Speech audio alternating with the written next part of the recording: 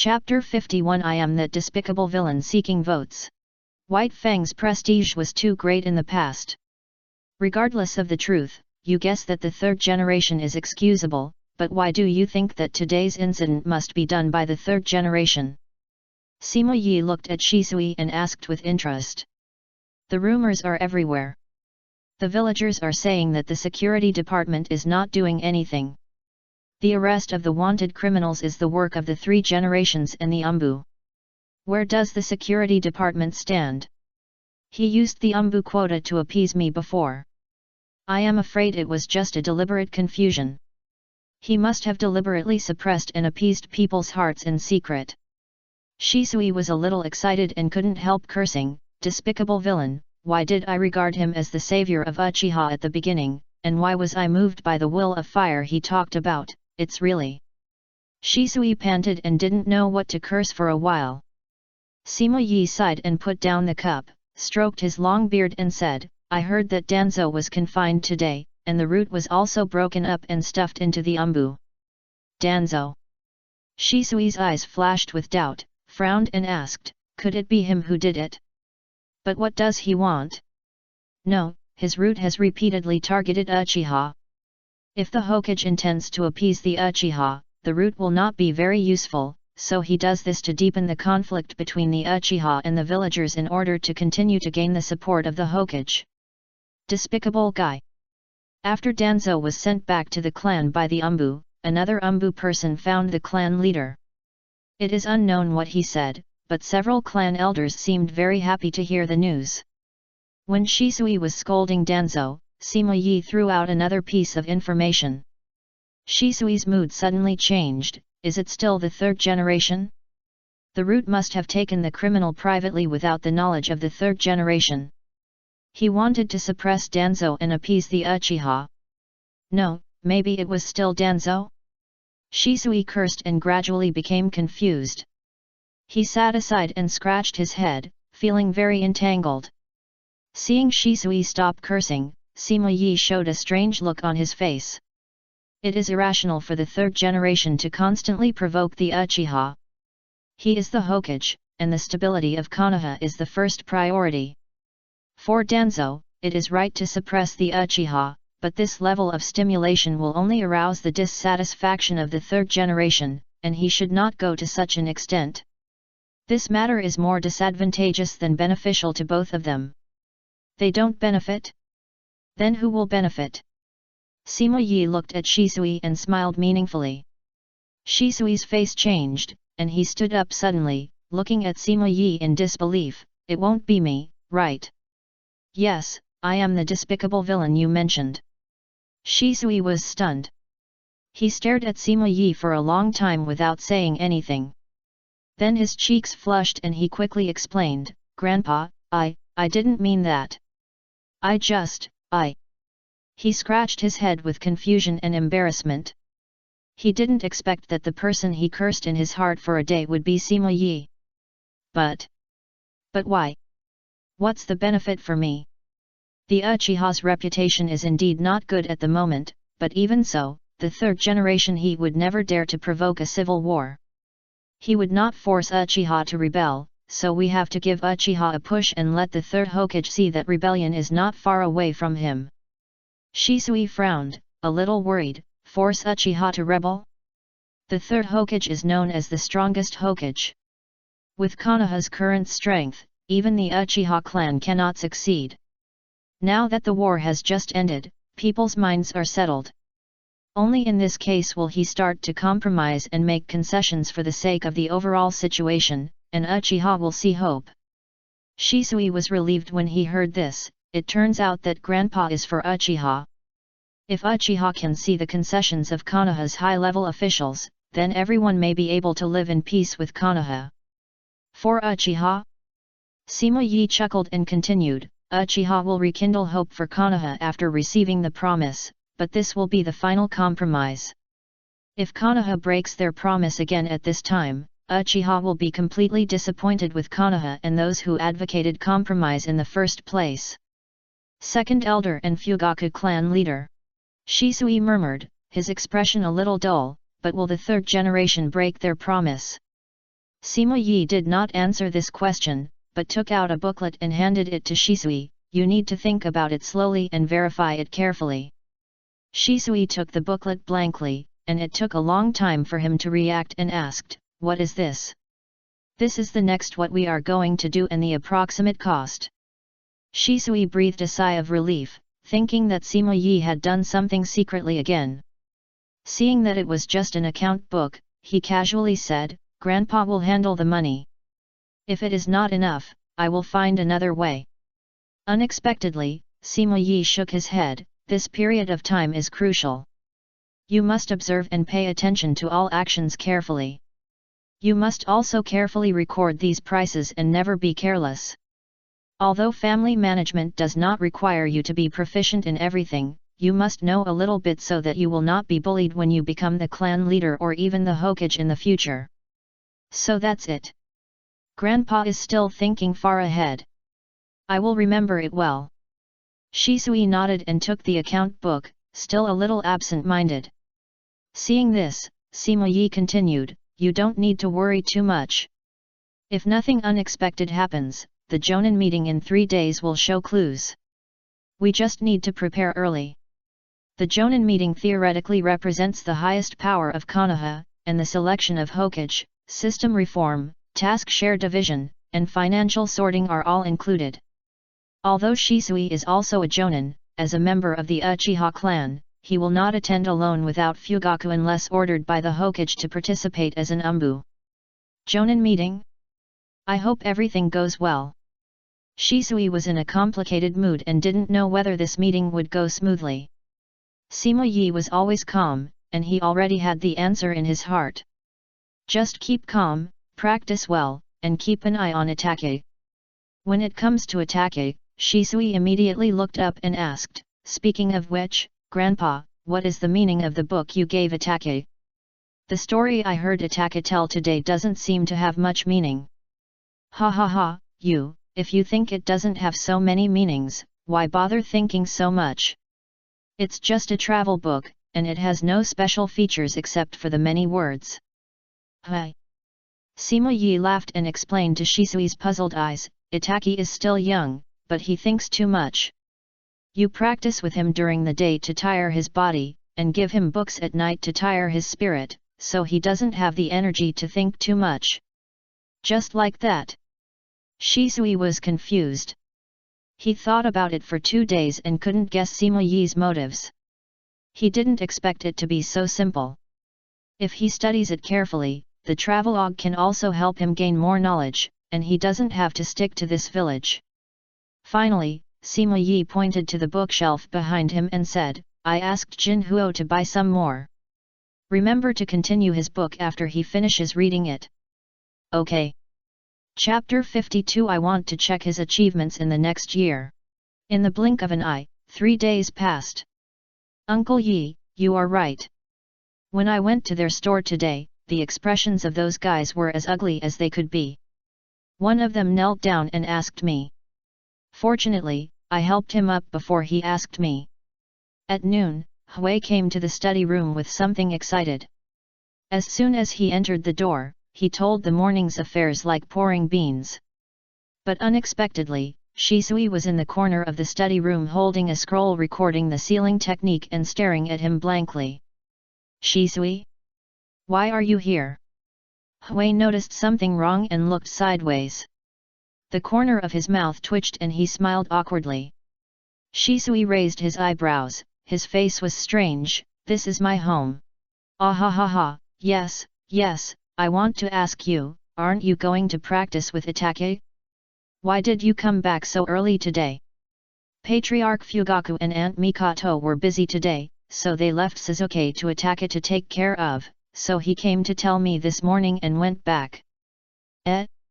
Itake is only 6 years old, is he already taking care of Suzuki? The children of the patriarch are really hard. That's right. Thinking of Itake holding the child, Hui's mouth twitched, and he couldn't help but sighed, and Shisui also sighed and nodded in agreement. "By the way, what was Brother Hui talking about just now? Who asked you to?" Seeing that he couldn't fool him, Hui had to smile and look at Sima Yi, who was drinking tea and reading a book as if he didn't notice. Haha, Konoha has been in turmoil recently, and the salt merchants in the village came to me for protection. They promised to give me 10% of the profits every month in the hope that I can protect their store from being affected. However, Kamimura Yazi is willing to give 30%, and he gave me 3 million taels as a gift. It seems that what he saw in the illusion last time moved him. The first half of the sentence was said to Shisui, and the second half was said to Sima Yi. Shisui was about to ask more but was interrupted by Sima Yi. Just tell me directly, no need to hide it, let Shisui understand it. Hui felt that this kind of thing was a bit of bullying and not glorious, but in Sima Yi's opinion, this kind of thing was nothing special. If Shisui couldn't even accept this kind of thing, it would be impossible for Uchiha to win. Okay. Hui scratched his head, moved in front of Shisui and told him everything about threatening the salt merchant. Shisui frowned when he heard it. He looked at Sima Yi but was not angry.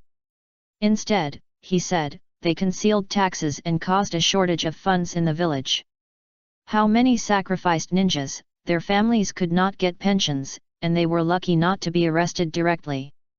Yangshu is in his yard. Such a family that sacrificed for Konoha can't get the due reward. The top management is wrong, and these people are also wrong. Ah! Shisui Yu. Hui was stunned for a moment. He didn't expect Shisui to react like this, so calmly. Shisui then asked, Grandpa, why do these businesses that have nothing to do with ninjas have so much profit? After all, ninjas are a minority. There are at least 300,000 ordinary people in Konoha. Daily food and salt are indispensable, and the profit is naturally considerable. Those businesses related to ninjas may have more considerable profits, but there are too many ninjas who are willing to help. We can't intervene, otherwise it will attract their attention. Uncle Yi is still amazing. In the future, these salt shops alone will provide us with 700,000 taels every month, which is almost half of the S-level task. Ahem. Seeing Hui talking too much, Shisui interrupted him, Brother Hui, you haven't eaten yet, I'll ask them to get you some food. I ate. I took everyone from the security department to have barbecue at noon, hehe. Seeing the two people's topic go off track, Sima Yi chuckled and said, it's okay to rely on that little money, but it's far from enough to do big things. But this is just the beginning, you don't have to care about these, pay more attention to tomorrow's meeting. Shisui immediately said seriously, Grandpa is right. In order to know the content of the meeting as soon as possible, I plan to go to the head of the Fugaku clan tonight and ask him to agree that I can go with him. Sima Yi nodded and added, let's go to the third generation first, and then go to the clan leader with his permission. Yes, Grandpa. What about me? Seeing the two talking to themselves, Hui couldn't help but feel anxious, and he pointed at himself and asked. After you finish dealing with the grain merchants, take the guards to eat more good food, and take this opportunity to get in touch with those captains. What kind of mission is this? Hui rolled his eyes. Isn't this looking down on him? Sima Yi looked at him seriously and said, winning people's hearts is the most important thing. Whether everything will go smoothly depends on your performance. How can you not take such a big task entrusted to you seriously? Hui widened his eyes, took a breath, and nodded quickly, I know, I will try my best to bring them all to us, and then we will build together. SHH. Shisui jumped up and covered Hui's mouth, shaking his head repeatedly, Brother Hui, if the king is not discreet, he will lose his ministers, if the ministers are not discreet, they will lose themselves, if things are not discreet, harm will be done, we only need to know this kind of words, and we must never say them. Hui frowned and looked at Shisui in disbelief, then he looked at Sima Yi, what is the harm of being discreet or not, Uncle Yi, why didn't you teach me this, are you secretly teaching Shisui again? Shisui's cheeks flushed, Grandpa is my teacher, teaching me can't be called secretly. Tisk. Hui pouted, but Sima Yi suddenly asked, for your new edition of clan history have you finished reading it? Hui looked up at the ceiling, then frowned in thought, then lowered his head and touched his chin. After a long time, he clapped his hands with a look of sudden enlightenment and said, "Oh, I remember, that Osaka Yuzuki is still in prison. I always feel like I forgot something." Then, he suddenly turned around, "No, I have to go and see. It's been several days. Don't let anything happen." After saying that, he opened the door of the study without looking back and was about to leave, but unexpectedly Sima Yi suddenly spoke and said lightly, "No, Osaka Yuzuki was released yesterday. Come to me after the new year. I want to check your homework." Damn! He didn't run away. He is in his 20s and still has to do homework? How did Uncle Yi know that the guy was released? Damn Osaka Yuzuki, I wouldn't have let you go yesterday.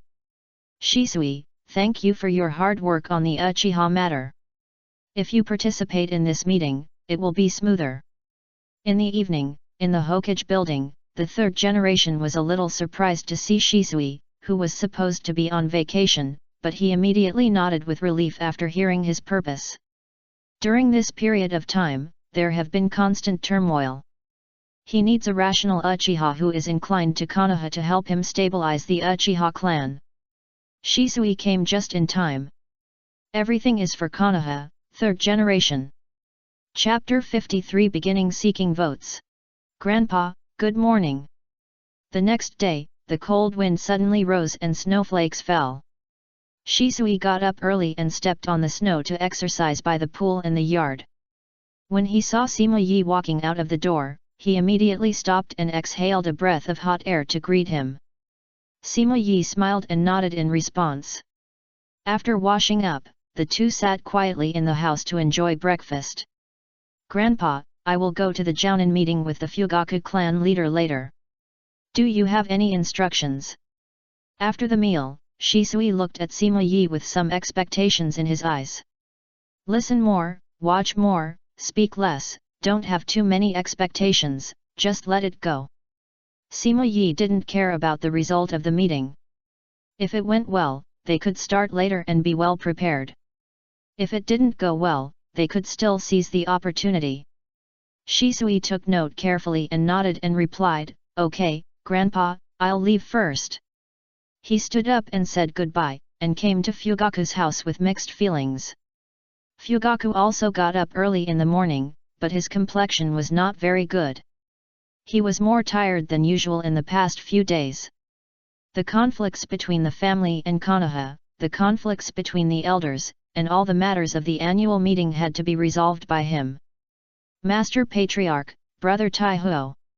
Shisui crossed the front yard and came to the corridor to salute. Taihuo had already sat beside him waiting. "Well, I should have let you have a good rest. You have worked hard on the affairs of the clan." Seeing Shisui coming, Fugaku nodded in response. He originally planned to bring Yasei and Taihuo to the meeting, but Shisui's request helped him a lot. Yashiro took the initiative to withdraw. Even if something happened at the meeting, it would not be immediately heard by the elders, and perhaps he could think calmly for a night. "Everything is for Uchiha." Shisui lowered his head and replied firmly.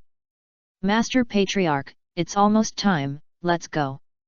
Taihuo also greeted him, and then reminded him on the side. Fugaku stood up, and the two followed closely behind him. Facing the wind and snow, they walked together towards the core area of Konoha, the Hokage building. From the outer Konoha to the core area, many people recognized them along the way. Some bowed, some dodged, and some ignored.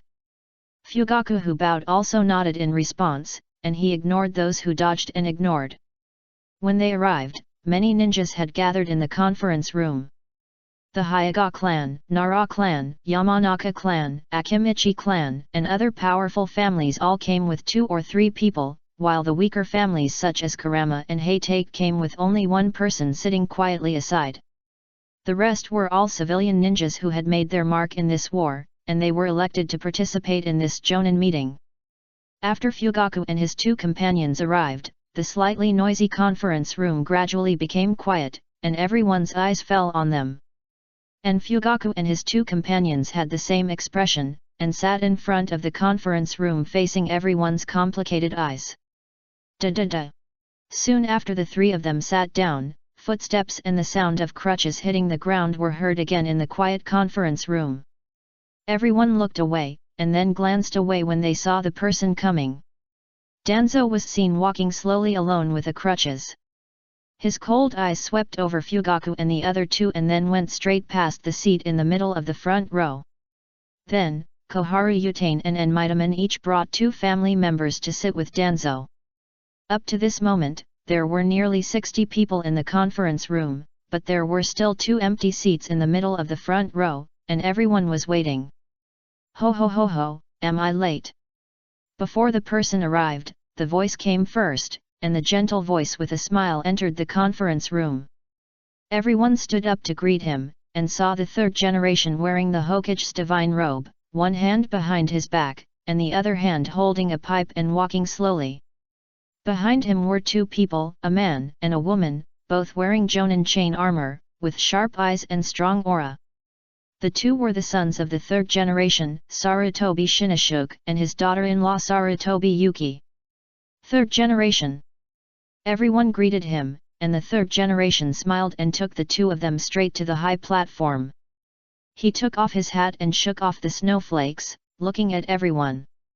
This is the first snow of the year, covering the entire village. It is colder than before. It is time for dead leaves like us to light a fire for Konoha to dispel the cold. The third generation seemed a little melancholy when he said this, but Danzo's eyes changed when he heard it. A lot has happened in Konoha this year, but fortunately, with everyone's concerted efforts, we finally won. We successfully protected Konoha and the partners in the village. However, we also lost many companions, but they will not disappear. They burned themselves to illuminate the village and brought light and heat to the new leaves. Everything is for the future of the new leaves, for Konoha. For Konoha. The whole audience was shocked. Whether they were moved or not, whether they agreed or not, everyone applauded. The applause lasted for a long time. The third generation nodded with satisfaction, but did not take the Hokage hat, but left it on the stage, and then took Sarutobi Shinichug to sit in the 2 middle seats in the front row. Only Sarutobi Yuki was left standing on the stage. As the current leader of the Jonin class, she needed to preside over the entire meeting. Sarutobi Yuki had short hair and looked very capable. Under the gaze of everyone, she took out a document, and the meeting started directly after a simple greeting.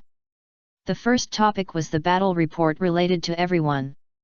Although it was called a topic, everyone only needed to listen to the results. Among them, Konoha's war with the land of water, the land of wind, and the land of earth. It's basically over. We only need to leave some ninjas on guard in the original site of the Whirlpool Country, the Grass Country, the River Country and other places. Only in the Lightning Country, although there is no large-scale war, there are still constant frictions, and it is necessary to keep some troops on guard in the Hot Spring Country. However, everyone knows that there will be no large-scale war with the Lightning Country, and now it is barely a peaceful period. The second topic is about the Ministry of Education.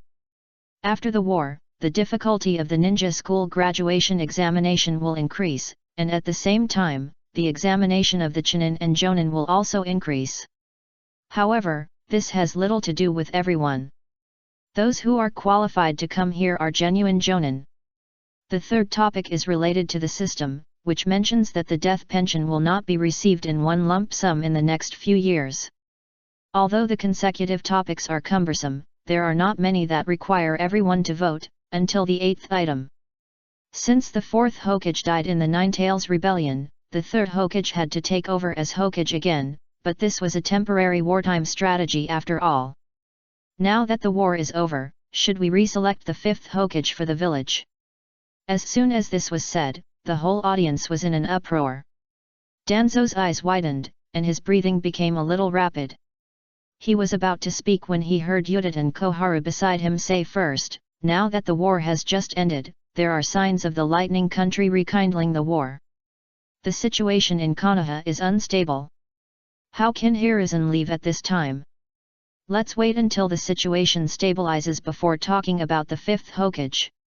As Udaten Koharu's voice fell, Mito Kato and also nodded in agreement. When everyone in the field saw this, even those who had some ideas immediately changed their minds and agreed. For a while, the whole audience was full of voices trying to keep him. Chapter 54, The End, Part 1. Fugaku looked calm and didn't say anything. He just glanced at Taihuo. Taihuo immediately understood and tried to persuade him to stay. Shisui, who was sitting on the side, felt quite strange. Is this a retreat to advance? Seeing that everyone still supported the 3rd generation, Danzo's old face darkened. Although he was unwilling, he had to shut up. Seeing this, Yuaki Sarutobi put down the documents, smiled, took the bamboo hat and walked to the stage to return it to the 3rd generation. The 3rd generation stood up and took it. He looked back at everyone with a heavy expression. A dead leaf like me should burn for Konoha until the situation stabilizes and the 5th generation is selected from you. At that time, I will entrust the heavy burden in my hands. His voice was low, and there was still some fatigue and expectation in his eyes. Everyone was moved. Who didn't have a dream of becoming a Hokage when they were young? Now, maybe they have a chance? Papa papa. Applause rang out. Danzo snorted coldly and simply closed his eyes. Shisui was bored. He thought the 3rd generation would at least decline twice, but he took it directly. The meeting continued, and the next thing was the division of finance and task shares, which was the most concerned by the ninja clans and senior officials. The daimyo's funding has been in place. Although it has been reduced compared to last year, it is still a huge sum of money. The next is the 9th item, the estimated financial funding for Konoha in 50 years, of which the pension for the ninjas who died in this war is the first. The financial issues also include tax adjustments. After the war, the tax on ordinary goods began to decrease, and the tax on ninja-related items began to increase. Some ninja clans were happy and some were worried. Of course, most of them were still worried. Then came the funding. Pensions ranked first, and everyone had no objection. The second was the war task funding, and the retention task funding was necessary, which would maintain the operation of the task program in the next year. It involves all aspects and is directly controlled by the Hokage. Then there are the Umbu, the medical department, the education department, the security department, the barrier department, and the interrogation department. Of course, the order only represents the degree of importance, not the amount of funding. Among the various grants, the largest amount is the mission grant, accounting for more than 30%. The next is 250 million taels for the Umbu, 220 million taels for the medical department, 200 million taels for the education department, 150 million taels for the pension, 130 million taels for the barrier department, 80 million taels for the security department, and at least 50 million taels for the interrogation department. A total of 1.6 billion daimyo grants were allocated to various departments, and the taxes of Konoha Hanmura were temporarily left in the hands of the Hokage for emergency use. Then there is the mission share. The Umbu retains most of the high-level missions, and everyone has no objection. After all, high returns and high risks. Low-level missions continue to be delegated, and except for the security department, the rest of the departments can basically only wait for the Umbu to select them, or simply snatch them in the mission hall. After listening to this, some of the ninjas frowned, some nodded with satisfaction, and some had no expression. Their tentacles are all over the departments outside the security department, and the financial tilt will affect their interests in the next year. Fugaku was slightly relieved. This amount of money was not much, because the guard department basically had no mission share, which was the big part, but this allocation had greatly recovered compared to last year. This was a matter of attitude. The above is the content of the financial agenda. If you have any objections, you can start speaking now. The audience gradually became noisy. Finance was related to their vital interests. No one would let this item pass. Isn't the pension of only 150 million taels too little? Can this amount of money make up for the previous gap? The one who stood up was just a civilian jonin. He didn't care about these departments. He just wanted to get the pension for those behind him. At the current price, the pension of a genin is, if you want to receive the pension all at once, you can get about 700,000 ryo. If you want to receive it in installments, you can get 3,500 ryo every month for 20 years. Shisui thought of Iki's situation. His father and brother all died in the war. One genin and one genin, theoretically, he should be able to receive 2 million ryo, but he only got 400,000 ryo. Shisui looked sideways and took note of the man's face. Sarutobi Ueki calmly opened the document on the third agenda and replied, Konoha is currently in financial difficulties, and the pension system has to be temporarily changed. You can no longer choose to receive the pension in one lump sum in the next few years. Only in this way can we pay the monthly pension on time and temporarily save some funds to continue rebuilding the damaged areas in the past, so the 150 million ryo allocation is sufficient for now. After the voice fell, Fugaku frowned slightly, feeling a little uneasy. Konoha was not beaten into the village. The damaged areas in the past naturally refer to the losses caused by the nine-tailed fox. Since the war has continued to this day, the top leaders have been unable to rebuild. Although Shisui looked calm, his eyes also fell from the civilian jonin to Sarutobi Ueki. Even if the three Uchiha didn't look back, they could clearly feel that a lot of eyes were looking at them after Sarutobi Ueki replied. If that's the case, then I have no problem. The man was silent for a moment, responded to the signal of the people around him and sat down. The atmosphere in the room gradually became a little depressing, and the third generation kept frowning and smoking. There have been many accidents in the ninja hospital recently. Many ninjas who returned from the difficult front line lost their lives because of the incompetence and lack of care of some medical ninjas. Although these medical ninjas are not affiliated with the medical department, their incompetence still caused great losses to the medical department and Konoha's partners. In just a few days, we have seen too many relatives' tears. Will this continue?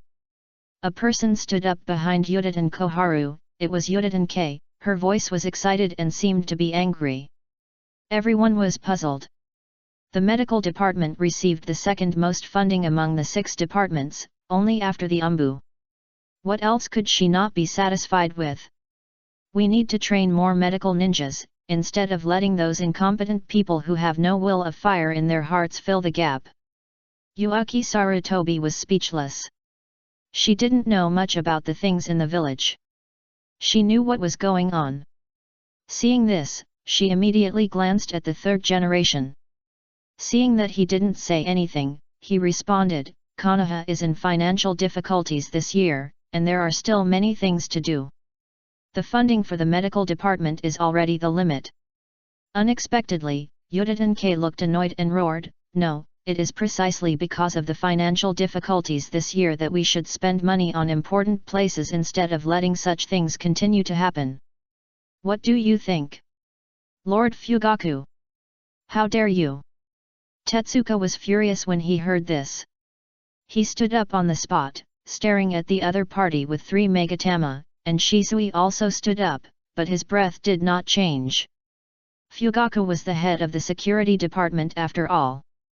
The other party's behavior was a complete rebellion, which was absolutely not allowed for ninjas. Everyone's face changed, thinking it was not good. Just as they were about to stand up, they saw Yutane Koharu speak sternly, shut up, who allowed you to question Minister Fugaku like this? Yutane K's face suddenly changed when she heard this. She clenched her fists, her body trembled slightly, and she bowed her head and said unwillingly, sorry, Lord Fugaku, I lost my temper. Fugaku turned his head to look at Yutane Koharu. His face was normal and his voice was calm. He nodded and said, yes. Then he looked at Tetsuka and said, sit down. Shisui sighed. While he was dissatisfied with Yutane, he also had to admire Fugaku's composure. However, although Xianghui Jonan was a little impulsive, her words are not without reason. I wanted to update later because something happened, but someone in the comments section said that I was eunuch, which scared me to update quickly. There will be another picture later, and an explanation of what happened in the chapter. Chapter 55 Hand, Part 2. Fugaku's expression moved slightly, but he heard Yuditen Koharu continue to say, so many ninjas lost their lives because of these people's incompetence and carelessness. Do these medical ninjas really regard them as partners of Konoha? Do these people still have the will of fire in their hearts? Yuditen Koharu's voice became louder and louder, with a hint of questioning. Taihuo was indignant and said immediately, Elder Koharu's words are too far-fetched. Those people were already seriously ill. How can their sacrifice be attributed to the medical ninjas? And since you know that these people are all seriously ill, why don't you use the ninjas from the medical department but hand them over to the kind-hearted people who come to support them? Are you deliberately targeting them? Faced with Taihuo's question, Yuditen Koharu continued calmly, the medical ninjas from Uchiha acted rashly and clashed with seriously injured patients many times. These people fought on the front line for Konoha, and finally returned to Konoha but didn't even get the proper care. Is this the attitude of Uchiha towards these heroes? Is this what you call targeting? How can we be blamed for the conflict? Taihuo's face changed and gradually turned red. Yuditen Koharu did not continue to argue with Taihuo, but the other person she brought followed closely and sneered, don't blame you? Do you blame those friends who were injured for Konoha? Such tolerance, is this what Uchiha is? Taihuo asked angrily, who do you think you are? How dare you doubt the tolerance of us Uchiha? We have never seen you when we were fighting on the front line.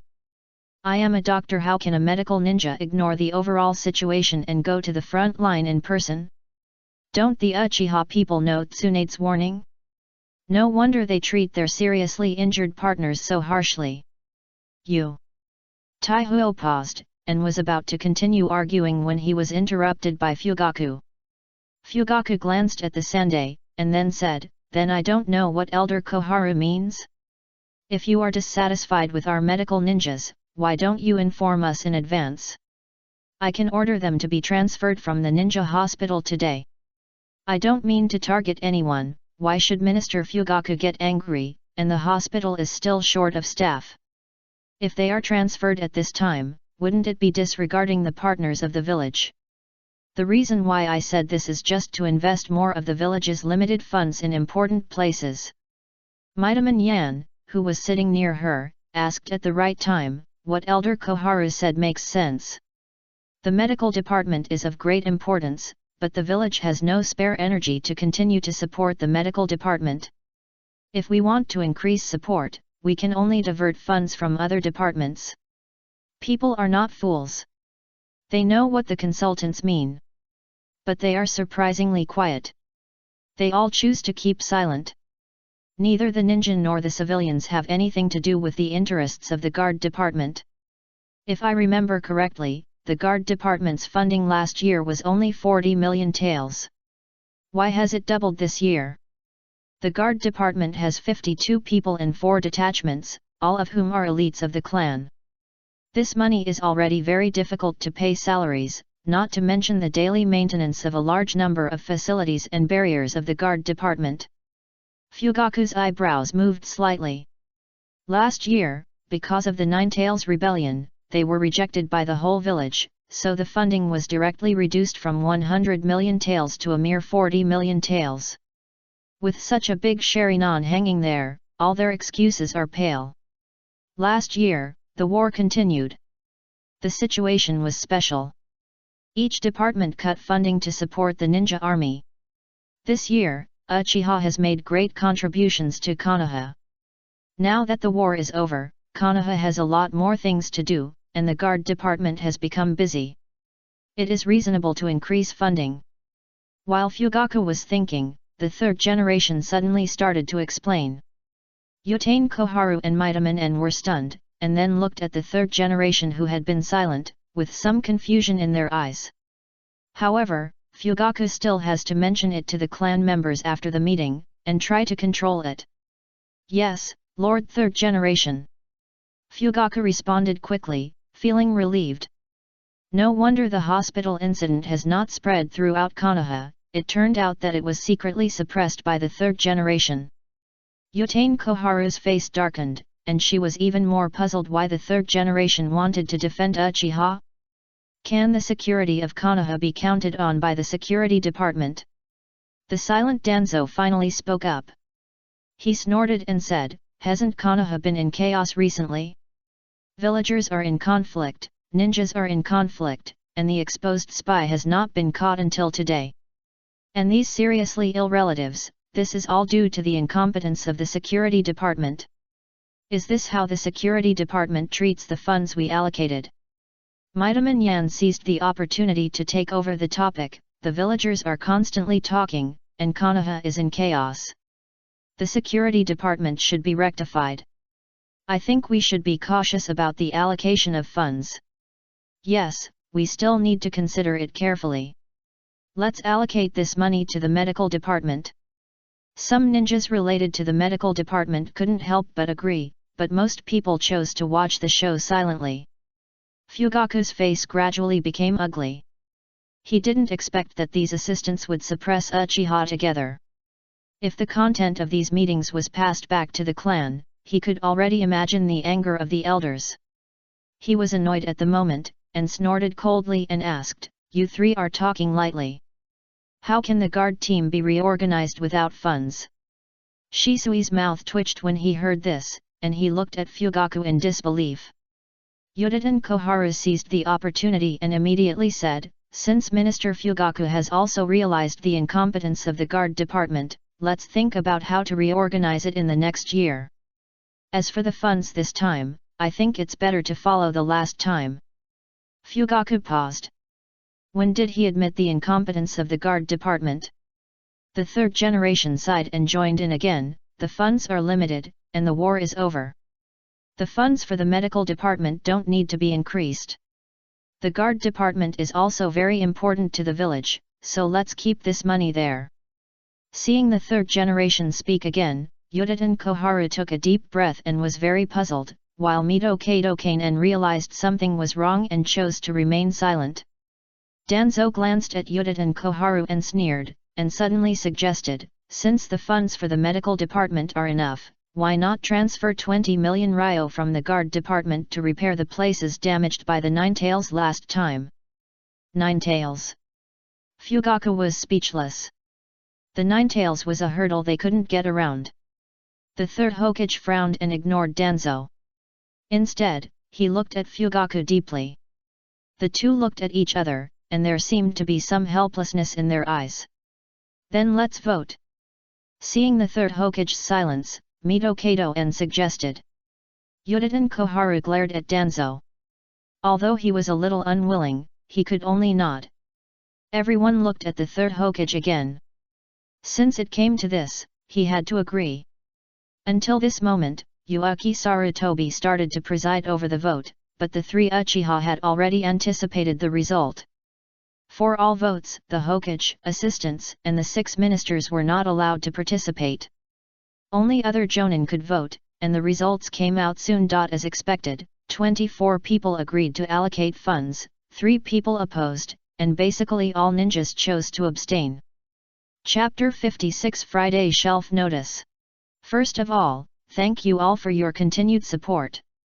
This book is my best so far, whether it is follow-up reading, monthly tickets, rewards, recommendation tickets or suggestions. My last book was 850,000 words, but the performance was very poor. I also saw someone asking me in the comment area if I have other books, but I have never responded specifically, because it is too bad. If you know me from that book, I guess you won't click on this one. And now it can't be found on Kidian. Some people even commented that I am a big shot. When I saw this, I suddenly felt swelled, but I am not. Both my performance and writing style are very average. Now if you read it from the beginning, many people should find that my words are sometimes monotonous, all about face, expression, and complexion. Many repeated things are used again and again, because there is really no accumulation, the number of words is only about 2 million, and it is still intermittent. But thank you all for your support and praise. Okay, let's talk about what happened. This book was tested last Sunday, which is a round of recommendation. I thought I would write slowly in rounds. I didn't expect that when I woke up today, my assistant notified me that it would be on the shelves at 8 o'clock tonight. Ah! My last book was on the shelves with 300,000 words. 300,000. I am still confused and don't know why. Is it too early to put 100,000 words on the shelves? I saw that the books on the new book list were not on the shelves with 150,000 or 60,000 words. Why did I suddenly put it on the shelves? I quickly asked the editor, and he helped me adjust it to 8 o'clock on Friday night. Ah, this. It seems to be different, but it seems to be no different. I asked those big guys again, can I not send VIP chapters after the shelves are on the shelves? I want to get more recommendations, because only 11 or 12 words are too few. Who doesn't want to make progress?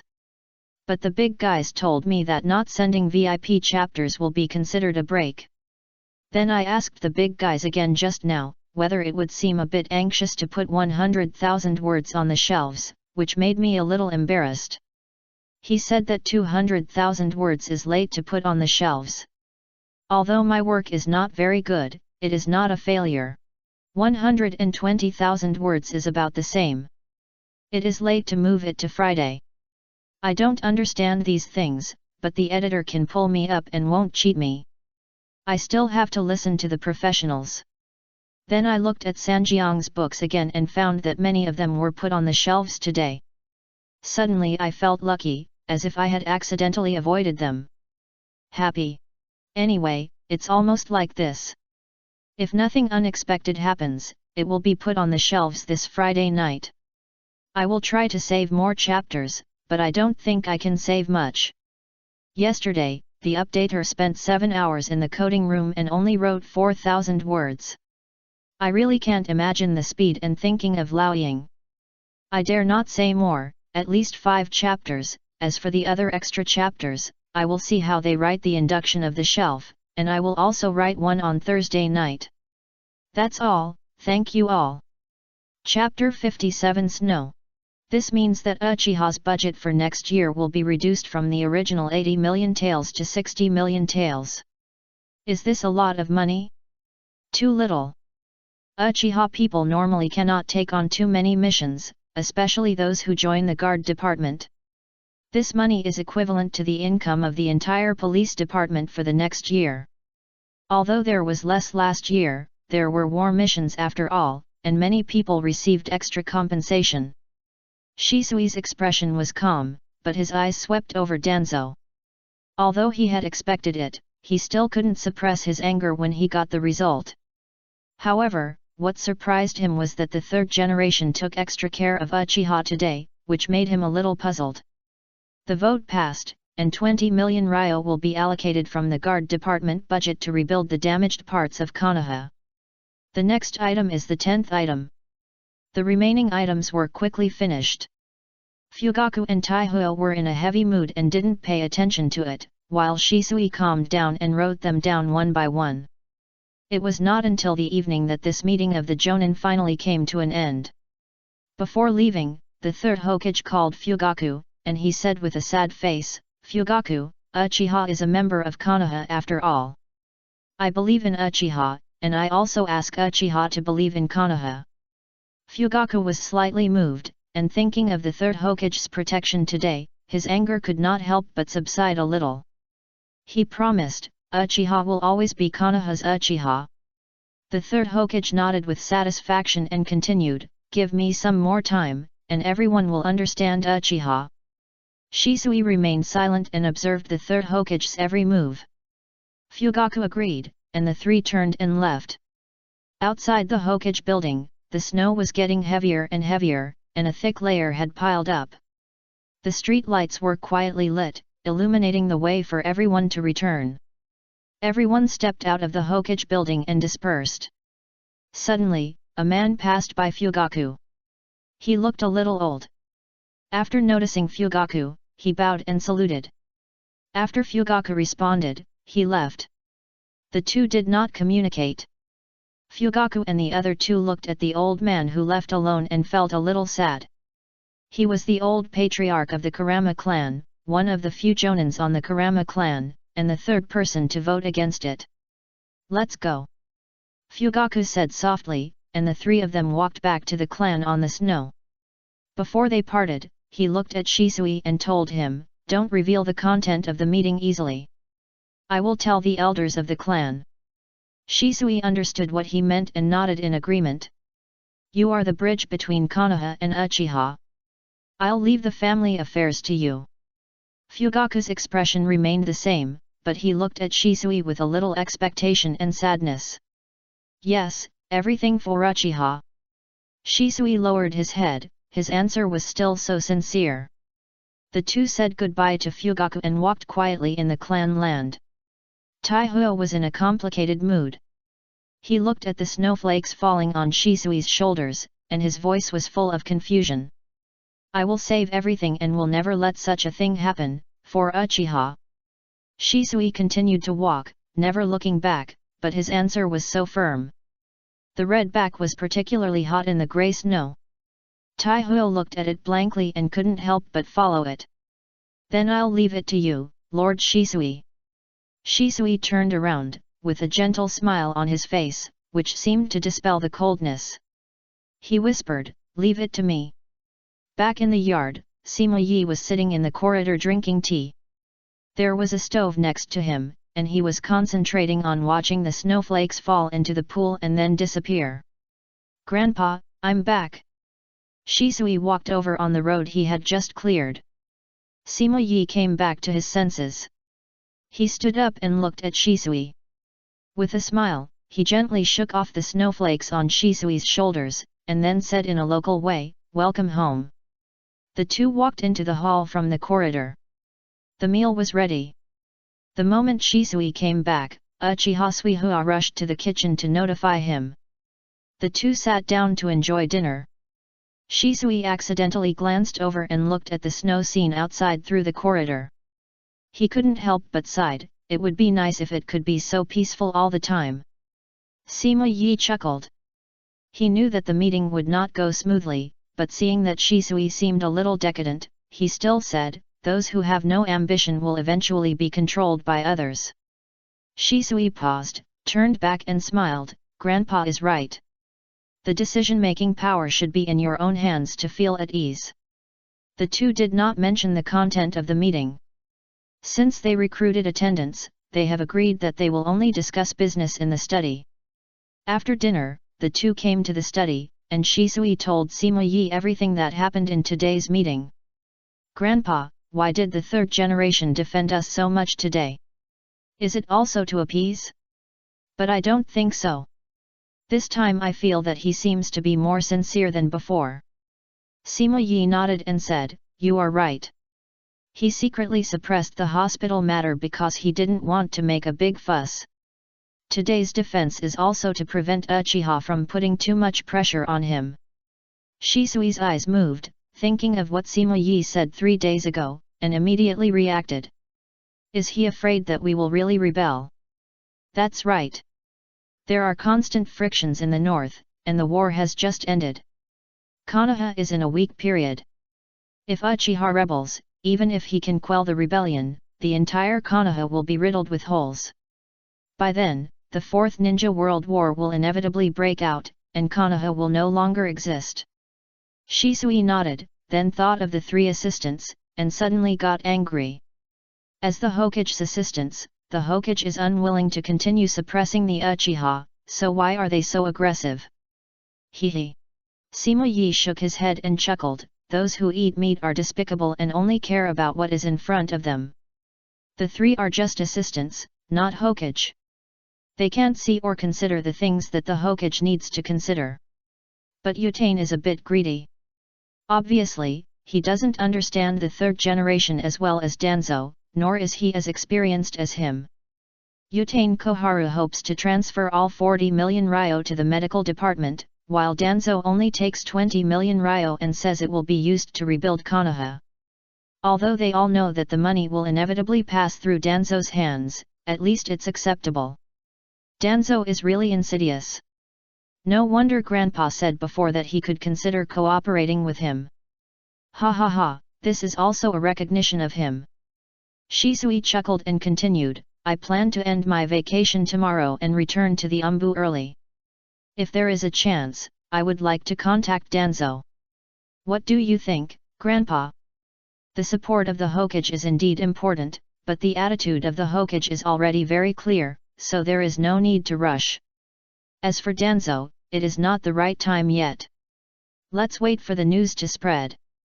You can continue to call Attack to understand the situation in the next few days. We can keep enough spies in the clan to keep abreast of the intelligence at all times, and there is no need to disrupt the situation because of this matter. In addition to Brother Hui, I also have some former subordinates in the clan. I can ask them for this matter. Shisui didn't insist and followed Sima Yi's suggestion.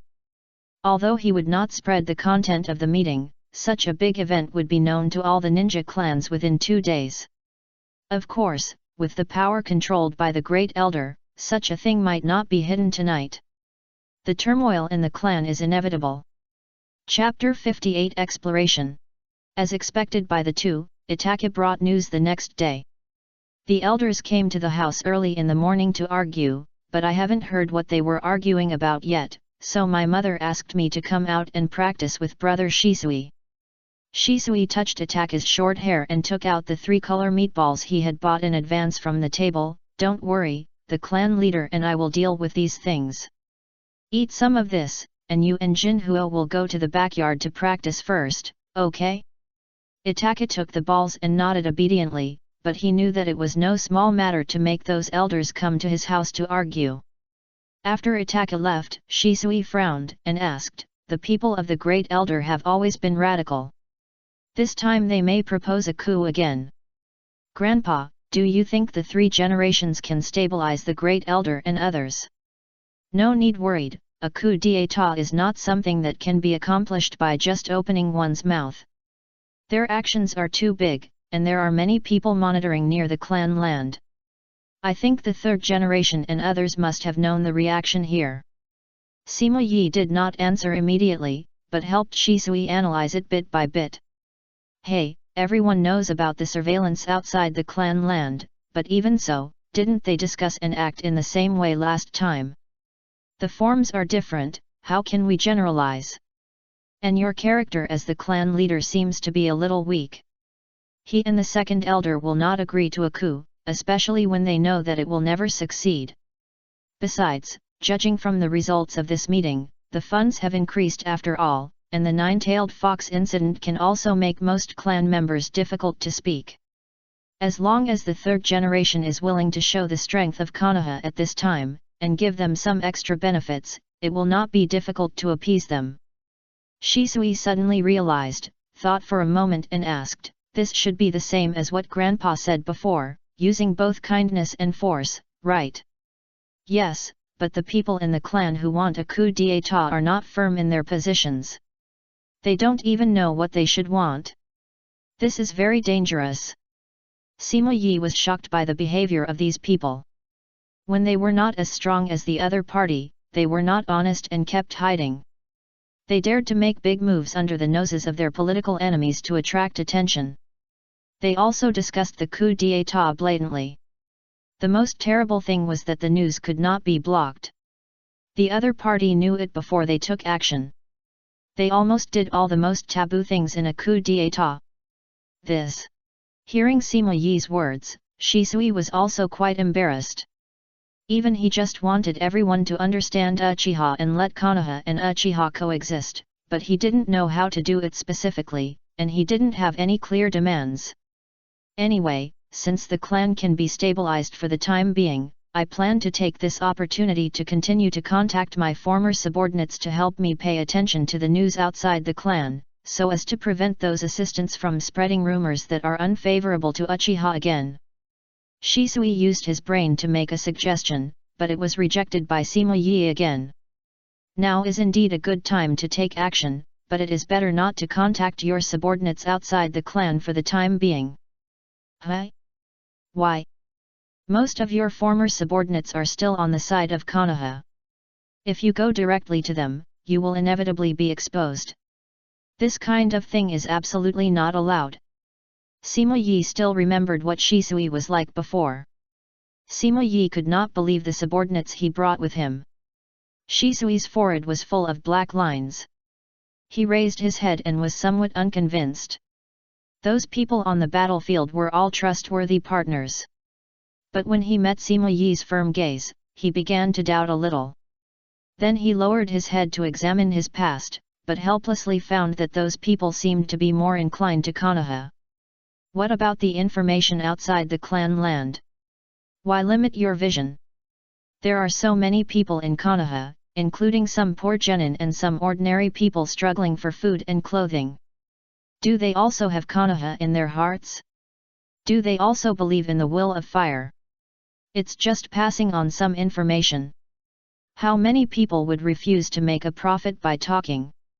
Shisui was shocked. Thinking of what happened last time, he looked at Sima Yi and asked uncertainly, "Is it you, Grandpa?" Sima Yi chuckled, "You still underestimated the power of Uchiha. With your help, the intelligence network is well prepared, although it is not comprehensive.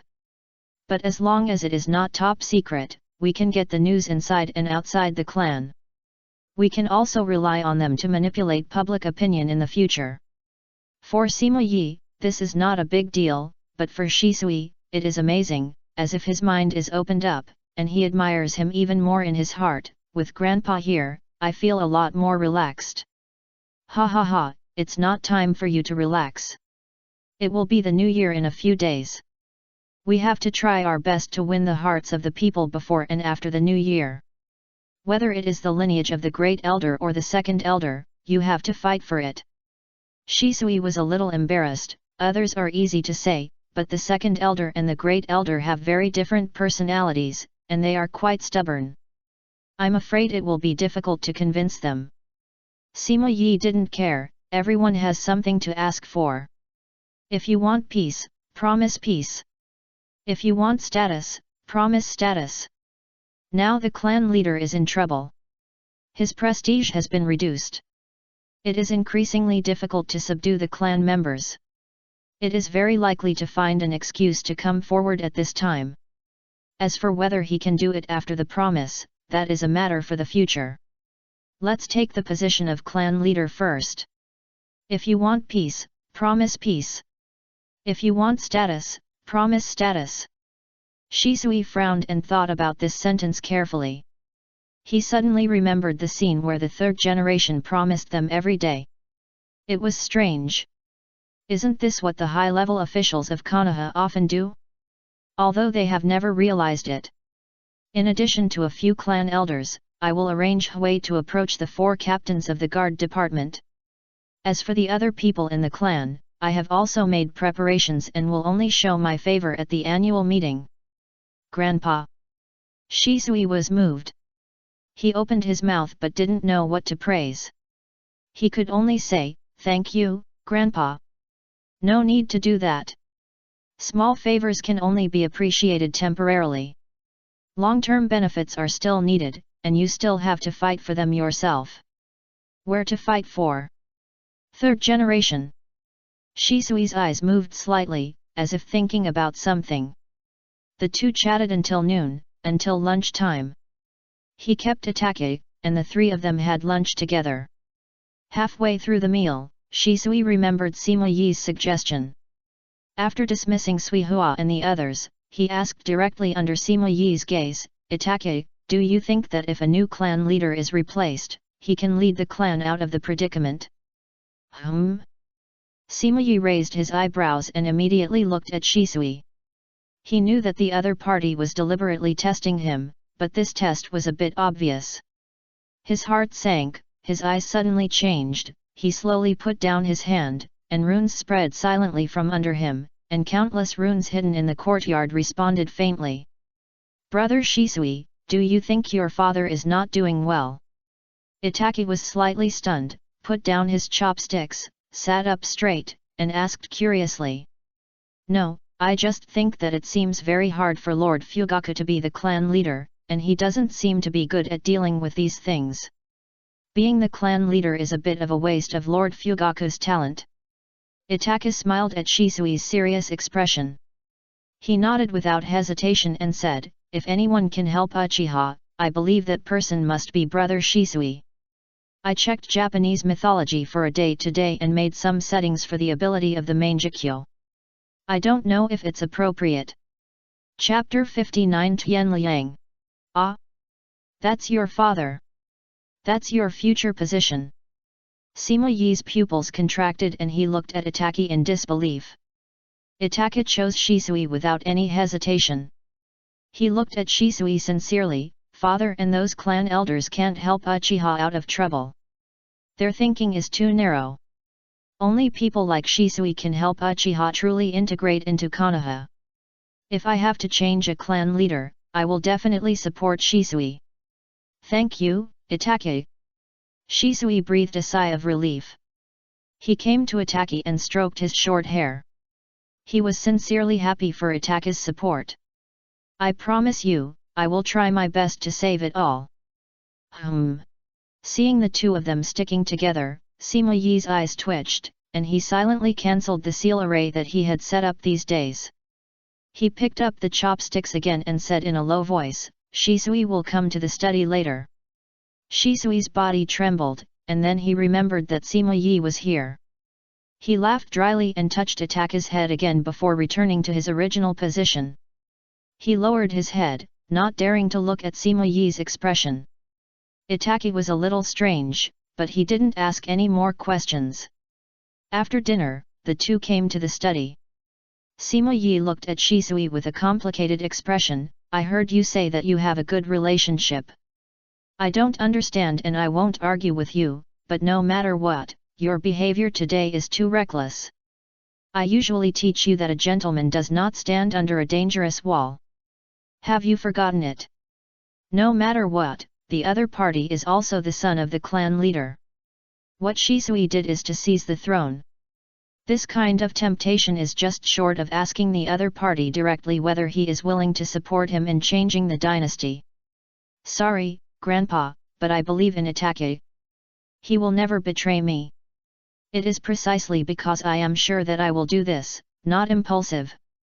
Shisui also remembered Sima Yi's previous teachings, but he was willing to believe in Itaki only when facing him. You. Sima Yi was speechless, sighed and said nothing more. After all, judging from the results, Shisui was right, and Itaki really didn't seem to care about these. You have your own judgment, and I am not in a position to say much. But you should be more cautious about this kind of thing, and you must not take it as a routine. Don't worry, Grandpa. Only Itaki is special. If it were someone else, I would never do this. Shisui nodded obediently. He didn't think he was the kind of person who would easily trust others. Sima Yi looked at Shisui deeply, but he had other plans in his mind. Well, since you have already tested the result, go and communicate with him more. After that, Sima Yi waved his hand to let Shisui leave.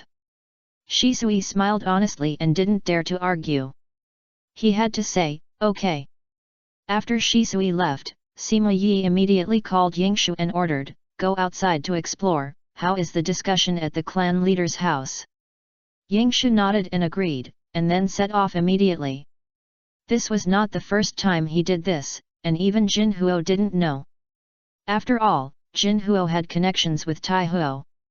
Sima Yi was not at ease to incorporate it into the intelligence network, so he avoided Jin Huo in these matters. Yingshu moved quickly and brought a piece of information in less than 10 minutes. The clan leader and the elders have finished arguing. The specific content of the argument is unknown. Someone from the Umbu came in the middle, and then the clan spread the news that the Hokage will select 2 teams from the clan to enter the Umbu. 2 teams. Sima Yi pondered for a moment and fell into thought. Entering the Umbu is not just as simple as being close to the Hokage. Many high-level tasks are not open to the lower levels. Except for a few powerful ninjas who may be exposed, more high-level tasks are only issued in the umbu. Even if they are ninjas with the same strength, as long as they can enter the umbu to work, the opportunities and rewards they get will far exceed others. There are many special tasks with high returns and low risks. The Hokage also gives priority to the umbu, which is why the umbu has so much funding. Uchiha wants to enter the umbu, not just for face. It's still a little short. Sima Yi looked at the information and stroked his long beard and commented. Yangshu was puzzled, but he was very sensible and didn't ask more. It's okay, you go down first, pay attention to the situation over there, and report back if there is any news. Yes. Wait. Yangshu was about to leave but was stopped by Sima Yi. He turned around and looked at Sima Yi in confusion. Sima Yi got up and found a scroll from under the table and handed it to Yangshu, saying, "This is the method of practicing the Phoenix Fire technique. It also contains Shisui's practice experience. Take it back and practice it well. If you don't understand something, you can find time to ask Shisui." Yangshu was delighted and took it quickly. "Thank you, Grandpa Yi." His father left the method of practicing the Phoenix Fire technique, but Shisui's practice experience is quite rare. After Yangshu left, Sima Yi didn't dwell on it too much and quietly studied the sealing technique. Shisui's behavior reminded him that the seal covering the entire yard was still too slow to react and not accurate enough. He also needed to set up sealing arrays in several frequently used rooms in advance in case of emergency. After studying, time passed quickly. It was dusk in a blink of an eye, and it was still white outside. "It's so cold, meow." The black cat was wearing a short and thin coat and spoke human language. It was Huey's ninja cat. It's called a cat, but its body is very broad, a bit like a dog. "Did Hui ask you to deliver the letter?" It was not the first time Sima Yi saw it, so he didn't feel strange. He stood up and closed the window, and asked naturally. "Don't talk about work right away, meow." The black cat was a little dissatisfied, and went directly to the stove, and then sat down decadently. "Hui is going to eat barbecue with others, but he asked me to deliver the letter to you in such a cold day. It's really too much, meow." Sima Yi smiled and didn't mind. Instead, he cleared the things on the table to make room for it. Then he casually took out a banknote worth 1,000 taels and handed it to the black cat, and stroked it with his other hand. "I still need you to help with the intelligence." The black cat smelled the smell of money, and his eyes lit up immediately, letting Sima Yi's hand wander over it. "You are still sensible, meow." The black cat took the money and immediately became energetic, shaking off the letter stuck between his clothes and fur. Sima Yi opened the letter and nodded with satisfaction. The letter told him that the Hokage had dispatched a large number of umbu this morning, and captured many spies in the village in just one morning, including the one who escaped last time. Then came the reaction of the clan. Although the voice of the coup was suppressed, the elders and others were still furious and directly recalled all the people who had been sent to the ninja hospital. "Ha ha ha, a godsend." Sima Yi was overjoyed, put down the letter and kept wandering around the black cat. "If you are not in a hurry, eat here tonight. I will ask someone to buy you a cup of Mu Tian Liao drink." "Really? Although you look bad, you are unexpectedly a good person, meow. But if one is not enough, can you give me a few more, meow?" Sima Yi laughed and sighed, "What a greedy little guy." Chapter 60 May_2nd degree. Is this cat killing? At night, Shisui and Itaka looked at the extra fat cat in the house and couldn't help but come over. Shisui raised his hand and stroked Moke's body, sighing, "Long time no see, it seems that Brother Hui has been having a good time recently. I feel like you are saying bad things about me, meow." Although Moke was dissatisfied, he did not reject Shisui's intimate actions. Itaka stared blankly, seeming very interested. "Little boy, what are you looking at?" "I am not someone who can be touched by anyone, meow." Moke glanced away from Itaka's gaze and pointed his butt at him. "Ha ha, Moke, this is Uchiha Itachi, the son of the chief of the Fugaku clan. Shisui smiled and introduced him. What? You are the son of Lord Fugaku? Meow. Moke's expression changed, and he quickly turned back, leaning forward and rubbing against Itachi's thigh. I see, no wonder I felt very close to you when I saw you, meow. Shisui's mouth twitched. Although it was not the first time he knew the faces of these ninja cats, it was still difficult to remain calm when he saw them again. Itachi just smiled when he saw this, and then he couldn't help but touch it. Moke closed his eyes obediently, and made gurgling sounds from time to time, as if he was enjoying it very much. If Itachi is interested, you can ask Moke to take you to the cat grandmother's shop when you have time. Although these ninja cats are not summoned beasts, they are also very powerful. They are the suppliers of a lot of information and weapons for our Uchiha clan. Itachi touched Moke and nodded obediently, but it was obvious that he didn't have the time and mood at the moment. After dinner, Itachi left Shisui's house. Although Moke was reluctant to leave, it was too cold outside and he didn't want to leave because he was used to staying in the house.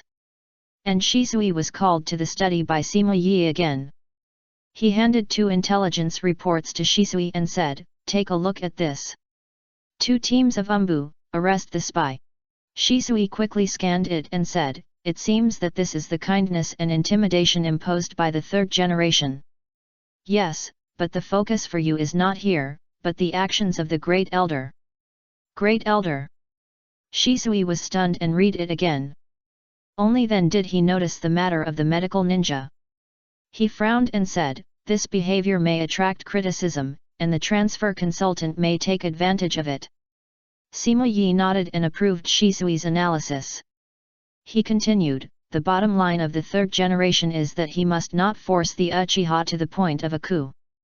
Now that he has just appeased the Uchiha, he will not allow anyone to provoke him again, but the villagers' discussion is inevitable. He stared at Shisui, so this is a good opportunity. You can take the initiative to help him solve the problem. Solve this problem. Shisui's expression moved slightly, and he did not respond immediately. Instead, he thought carefully. After a moment, he gradually reacted, Grandpa meant that I wanted to take this opportunity to contact the Great Elder. Ha ha ha, good. Sima Yi nodded with satisfaction and said bluntly, it seems that you still remember my instructions. The trust of the Hokage is the most important. Now that such a thing has happened, it is indeed a rare opportunity to persuade the Great Elder to talk about other things. I will ask the 3rd generation tomorrow. It is not difficult to persuade the 3rd generation, but how can you persuade the Great Elder? Shisui pondered. The persuasion mentioned by Sima Yi was not only about the position of the clan leader, but also about the matter of today's medical ninja. He was sure to persuade the other party to support him to become the clan leader, but the latter might be more troublesome than the former. Use the will of fire? At a certain moment, Shisui actually thought of the will of fire, and then he laughed. Sima Yi was delighted to see his expression change, and there was some expectation in his eyes. Shisui shook his head and explained, I just suddenly thought of the will of fire, but it should be difficult to convince a stubborn person like the elder with this reason, right? Shisui smiled awkwardly, but he saw a trace of shock in Sima Yi's eyes. No way. Come closer and listen to me carefully. You only need to do this after you meet the elder. 3rd generation, I heard that the elder privately recalled the medical ninjas for support. This behavior has brought shame to the Uchiha clan and seriously endangered Konoha's partners. I really can't stand by and watch. I beg the 3rd generation to order me to detain him immediately. The next day, in the Hokage's office, Shisui met the 3rd generation. He spoke sharply and stated the pros and cons, and there was even anger in his voice. The 3rd generation looked at Shisui, who was anxious, and felt strange but also very relieved. It was worth it that he had done so much for Uchiha in the past few days. He was still worried about the future of Konoha even at home. This is the person who truly possesses the will of fire. However, he still sighed and said, the misunderstanding between the village and Uchiha has been going on for a long time. It is understandable that he would do that. How can I punish him for such a thing? But Shisui looked up, his expression was excited and very unwilling. Shisui, the Uchiha people are also partners of the village. I can't force him in this way. The third generation said slowly and stood up and walked to the window. He turned his back to Shisui and continued, so for Konoha, I decided to discuss with him in person. I hope he can help everyone again for my old bones. Shisui looked at the hunched body of the third generation and his expression was moved. He gritted his teeth and stood up immediately and said, No, third generation, let me go. I will persuade the elder to agree, no matter what method. For Konoha, for the third generation, people, this sacrifice is nothing. The third generation frowned and hesitated. Seeing this, Shisui said again, Please, third generation, please give me a chance, give Uchiha a chance. Seeing Shisui's statement, the third generation seemed to sigh helplessly, nodded and said, Well, since you insist on doing so, then let you try it once. If you fail, I will find a way. Yes, thank you, third generation. Shisui lowered his head, feeling a little bored. He really wanted to see 3 refusal and 3 concessions, but he didn't expect that he just insisted a little and the other party agreed. If there is anything you need from me, just ask. Seeing the promise made by the third generation, Shisui thought about it, hesitated for a moment and said, If the great elder agrees to let the medical ninjas of the clan come back, can their tasks be a little easier? The third generation nodded. He had expected this request and said immediately, This is a mistake of the medical department. I will discuss it with the assistant who transferred the dormitories. There is another thing. The clan members are not good at communication and always conflict with the wounded. So I hope they can provide support as a team after they return. The third generation was stunned, thought for a moment and agreed. After all, Uchiha are not good at communication. If they stay together, they can remind each other to restrain themselves. Shisui was overjoyed and said quickly, Thank you, third generation. If this is the case, the great elder will definitely agree. Then I'll ask you to go, Shisui. Yes. Tomorrow I have to wait until 8 o'clock to update, please be informed. 8 o'clock in the evening. Chapter 61 Mew is Uchiha's Mew seeking the first post. It's almost New Year, why are things getting more and more expensive? Really, these people are really black-hearted. The rice at home is not enough, the damn profiteers have increased the price of rice again, it would be great if these profiteers were caught by the Uchiha people. When will the snow stop? It's so cold. After leaving the Hokage building, Shisui walked on the street and listened carefully to the conversations of passers-by. Almost all of them were trivial matters of life, and he didn't hear much about medical ninjas. Sure enough, it seems that it has been suppressed by the third generation. Grandpa's guess is correct. Please remember Taiwan Novel Network rightward arrow, website to watch the fastest chapter update. This time it is certain that the Hokage is on the side of Uchiha. Shisui breathed a sigh of relief and walked back to the clan land on the snow. The tribesmen who came and went they were also discussing the trivialities of life, and Shisui listened quietly. He walked all the way to the courtyard of the Great Elder, the courtyard door was open, and Uchiha Yashiro just came out from inside, looking at Shisui outside the door with some surprise. Shisui? Why are you here? Yashiro was a little confused, Shisui rarely visited the Great Elder at this time. Uncle Yashiro, I have something to discuss with the Great Elder. Is it about medical ninja? Shisui was a little surprised, nodded, and said, as expected of Uncle Yashiro, you guessed it right at once. It's probably not something else that can make you come, but I still advise you that the Great Elder is still angry now, and he probably won't listen to you. Yashiro did not stop him, but made way for Shisui to come in. Thank you, but even so, I still want to try. Whatever you want, I'll continue my patrol, but I still have to say that the people of Konoha don't deserve your kindness to them." Yashiro sighed and left. "This time it's not for the people of Konoha, but for Uchiha." Shisui replied silently in his heart as he watched Yashiro leave. After entering the yard, the attendant who was guarding the side quickly went to report. "The elder has a high status and is old, so he can't do without people to take care of him. There are also many guards in the yard. In the entire Uchiha clan, if you want to say where Konoha has the least spies, it's only here with the elder. Fugaku and other ninjas will accommodate those surveillance ninjas because of forbearance, but the elder will not.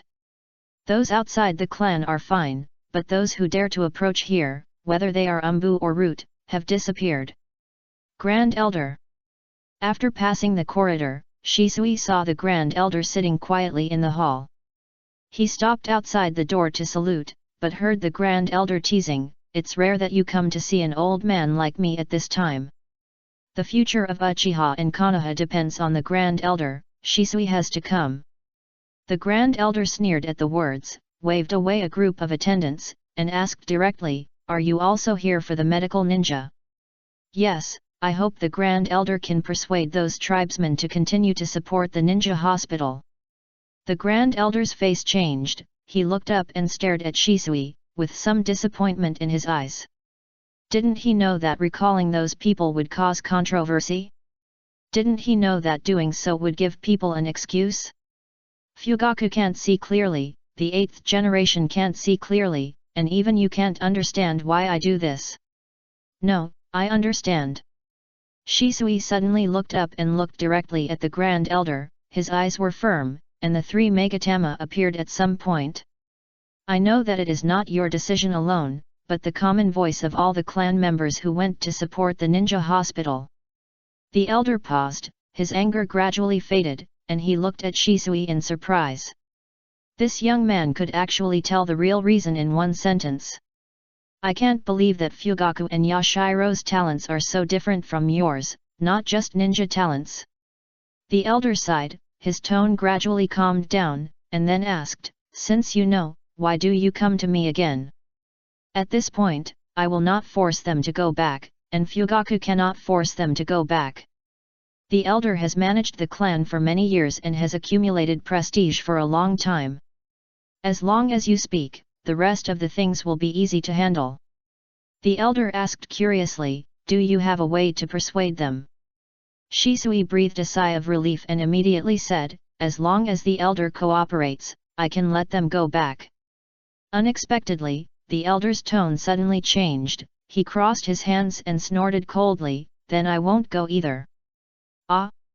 It's not that easy.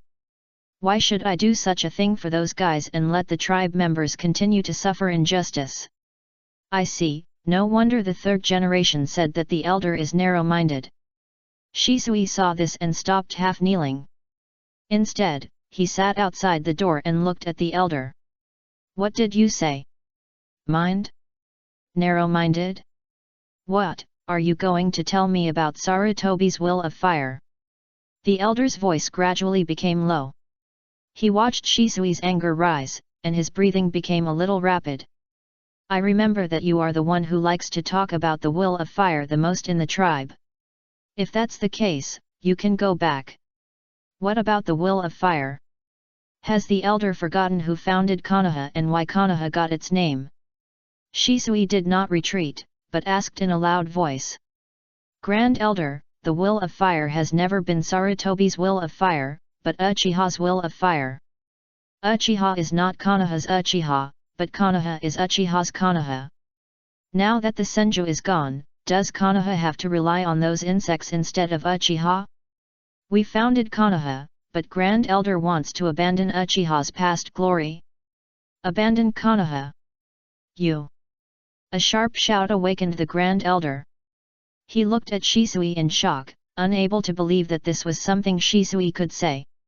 If he hadn't known the other party's strength, he would have even suspected that the other party was controlled by someone with an illusion. The difference in personality before and after is too big.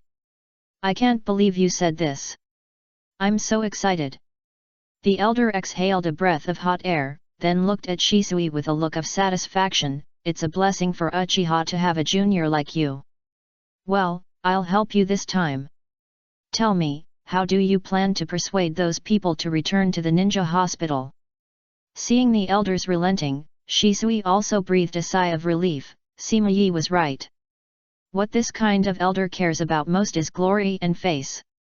As long as he can suppress him on these and make up for the interests of the family, the other party has no reason to refuse.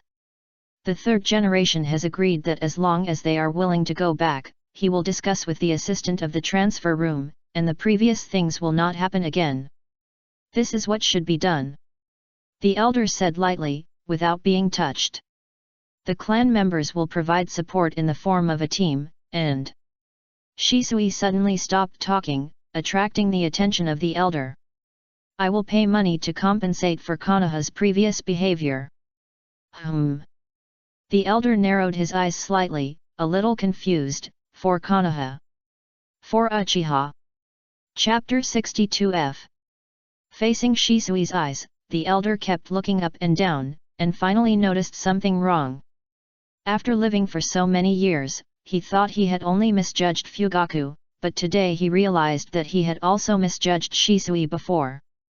You paid for Konoha's mistakes, and you actually went to this extent. What do you want to do? He looked at Shisui, not angry, but with yellow eyes filled with surprise, expectation, and even a hint of nervousness. No, I'm just for Uchiha. Shisui repeated his purpose again, and he adjusted his sitting position to look directly at the elder. I want to save Konoha, and even more so, I want to save Uchiha. I want to save everything. I want to control all the clan members in the clan, and I want to become the clan leader. Remember the domain name of this site, Taiwan Novel Network rightword@twgon.com. Ha. The elder's hands trembled, and the 3 megatama rotated in his eyes. He excitedly looked at Shisui's arrogant laughter regardless of his image. His hanging heart finally let go. His mood was extremely complicated, but he enjoyed this feeling very much. He saw the true meaning of Uchiha in Shisui. This is the second purpose of my coming today. I want to ask the elder to help me replace the chief of the Fugaku clan. I see, you have already realized this? But Fugaku is the chief we all supported at the beginning. Why should I abandon him and choose you? After a long time, the elder calmed down and asked in a brisk tone. Because I can, and only I can, I will lead the Uchiha clan to regain its former glory. I will let the people of Konoha know that only the Uchiha clan can be truly relied on. They are the people of the Uchiha clan. That is the wish of the ancestors, to create a Konoha where children can grow up safely. Shisui was always calm, his eyes were still firm, everything was so calm and confident. I recognize your awareness, but this alone is not enough. Fugaku's position does not only come from our support, but also from his strength on the battlefield. The leader of the Uchiha clan can only be a strong man. I have more than just awareness. Shisui did not retreat. He closed his eyes. When he opened them again, the 3 megatama in his eyes gradually turned into a shuriken. The elder looked at him, and the terrifying pupil power seemed to erode his brain, making his eyes dark, with only the eyes hanging high in the night sky. Kaleidoscope.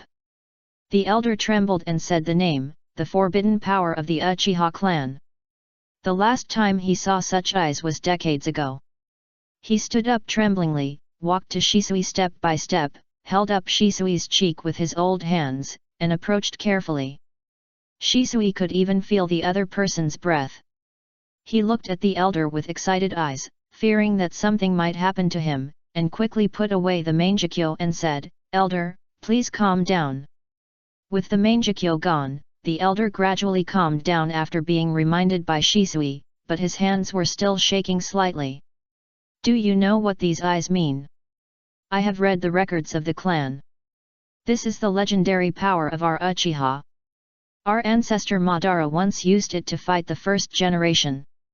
The elder shook his head, knowing that Shisui didn't know much, but he didn't explain it immediately, but asked, "Who else knows that you awakened these eyes?" Shisui replied calmly, you are the second person to know about this. Except me. The elder knows a lot. Although he is radical, he is not a fool. Shisui is too young. If the Konoha high-level officials know about this, the elder is really afraid that Shisui will be killed by those people.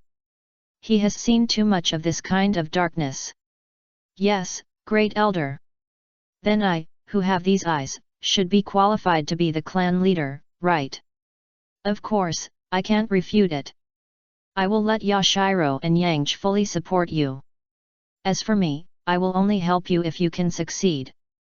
Uchiha, you must not split at this time. The great elder had experienced an internal split, and the brutality of that kind of fighting far exceeded the 3 ninja world wars. Until now, they have not recovered. That's enough, thank you, great elder. After saying that, Shisui stood up and prepared to leave, but saw the great elder also stood up and said, no hurry, follow me first. After saying that, he walked along the corridor to a bedroom. Although Shisui was puzzled, he followed closely. After the two came in, they saw the great elder casually patting a vase, and then saw a wooden frame flipped over to reveal a secret room. What is this? Shisui looked at the elder curiously, but the elder walked in without responding.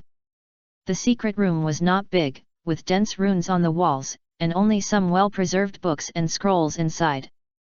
The elder took out a book and a scroll with ease, touched them lovingly, and then handed them to Shisui.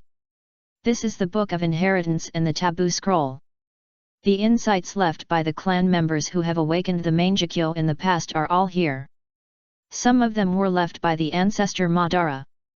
As for this scroll, it records some forbidden techniques of the clan. Currently, only Fugaku and I have seen it. Now that you have awakened these eyes, you are also qualified to experience it.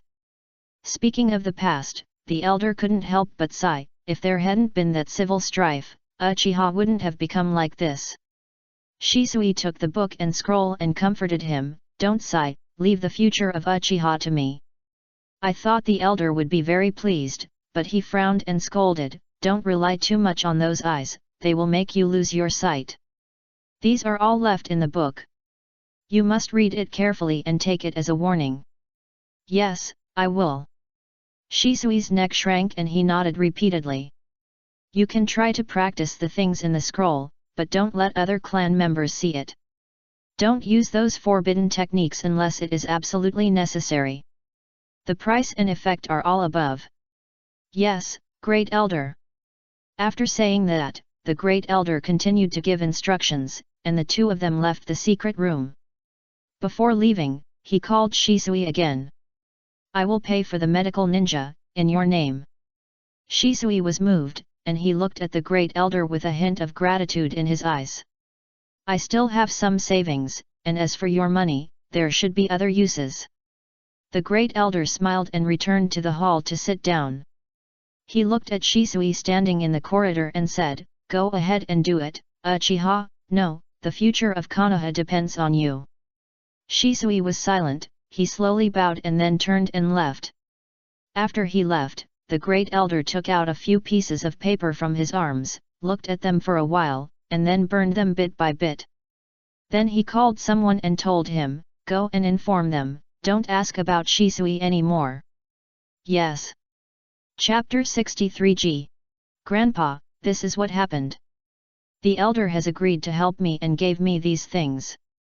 After leaving the elder's house, Shisui returned to his study and told Sima Yi what happened. Sima Yi took the book and scroll but didn't read them.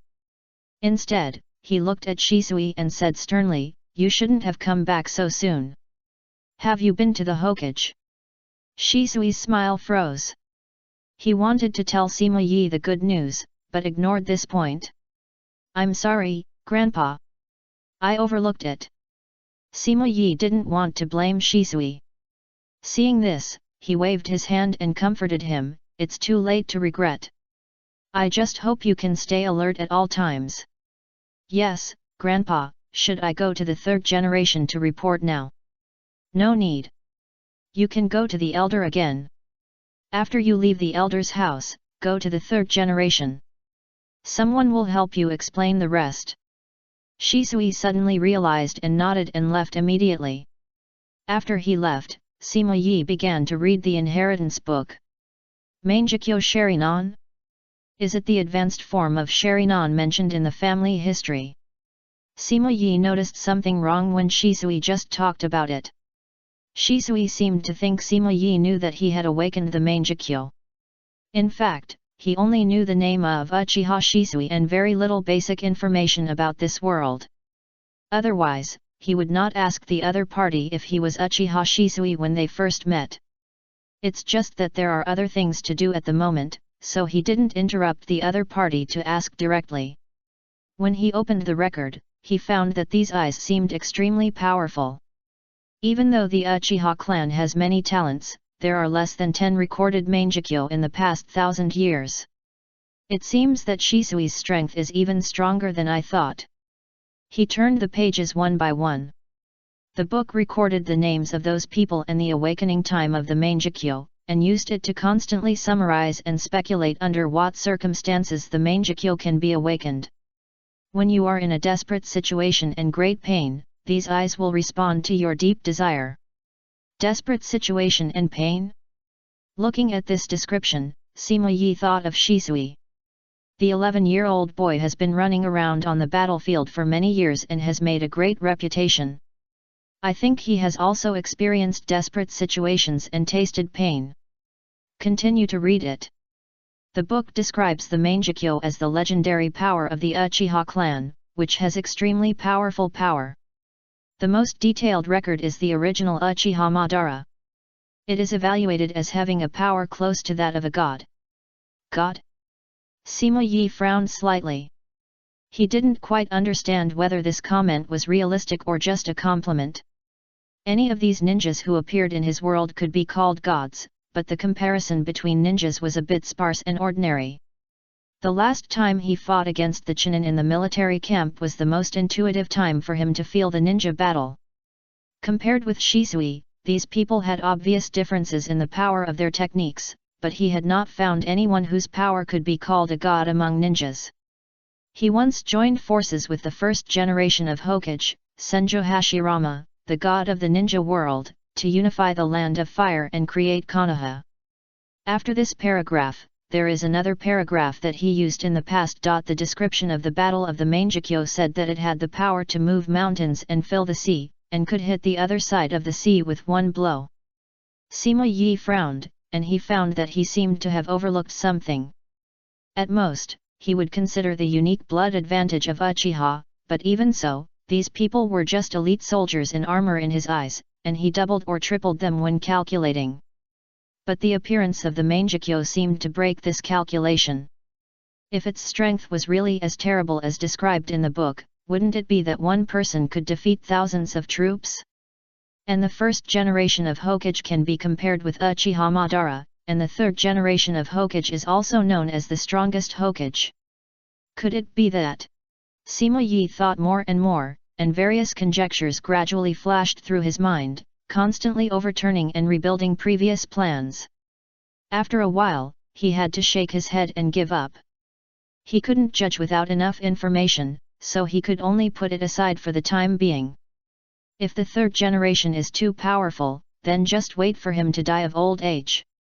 If you can't beat him, just wait him out. For Sima Yi, forbearance is already a common thing. Anyway, Shisui is still young. With this thought, he put the book aside and opened the scroll.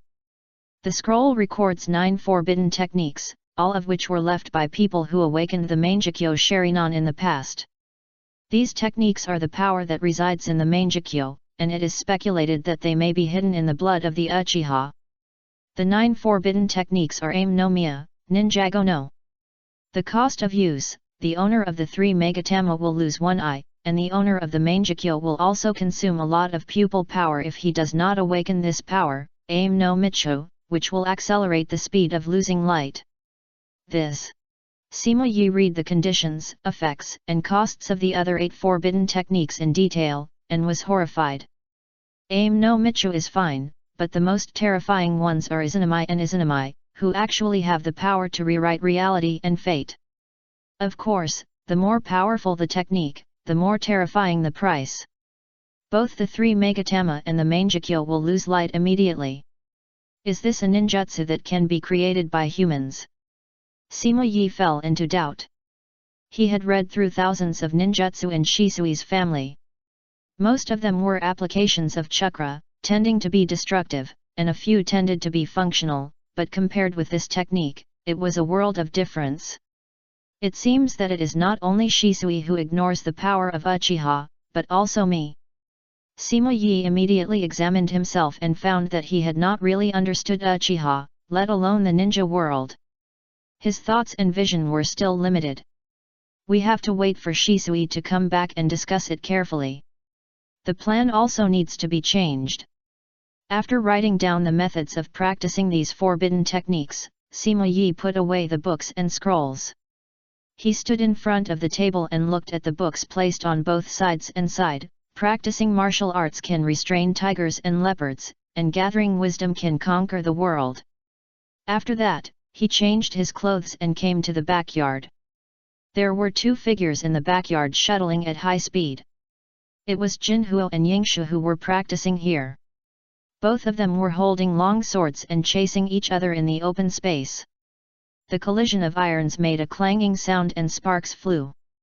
With the insight of the single Megatama Sharingan, Sima Yi easily captured the movements of the 2.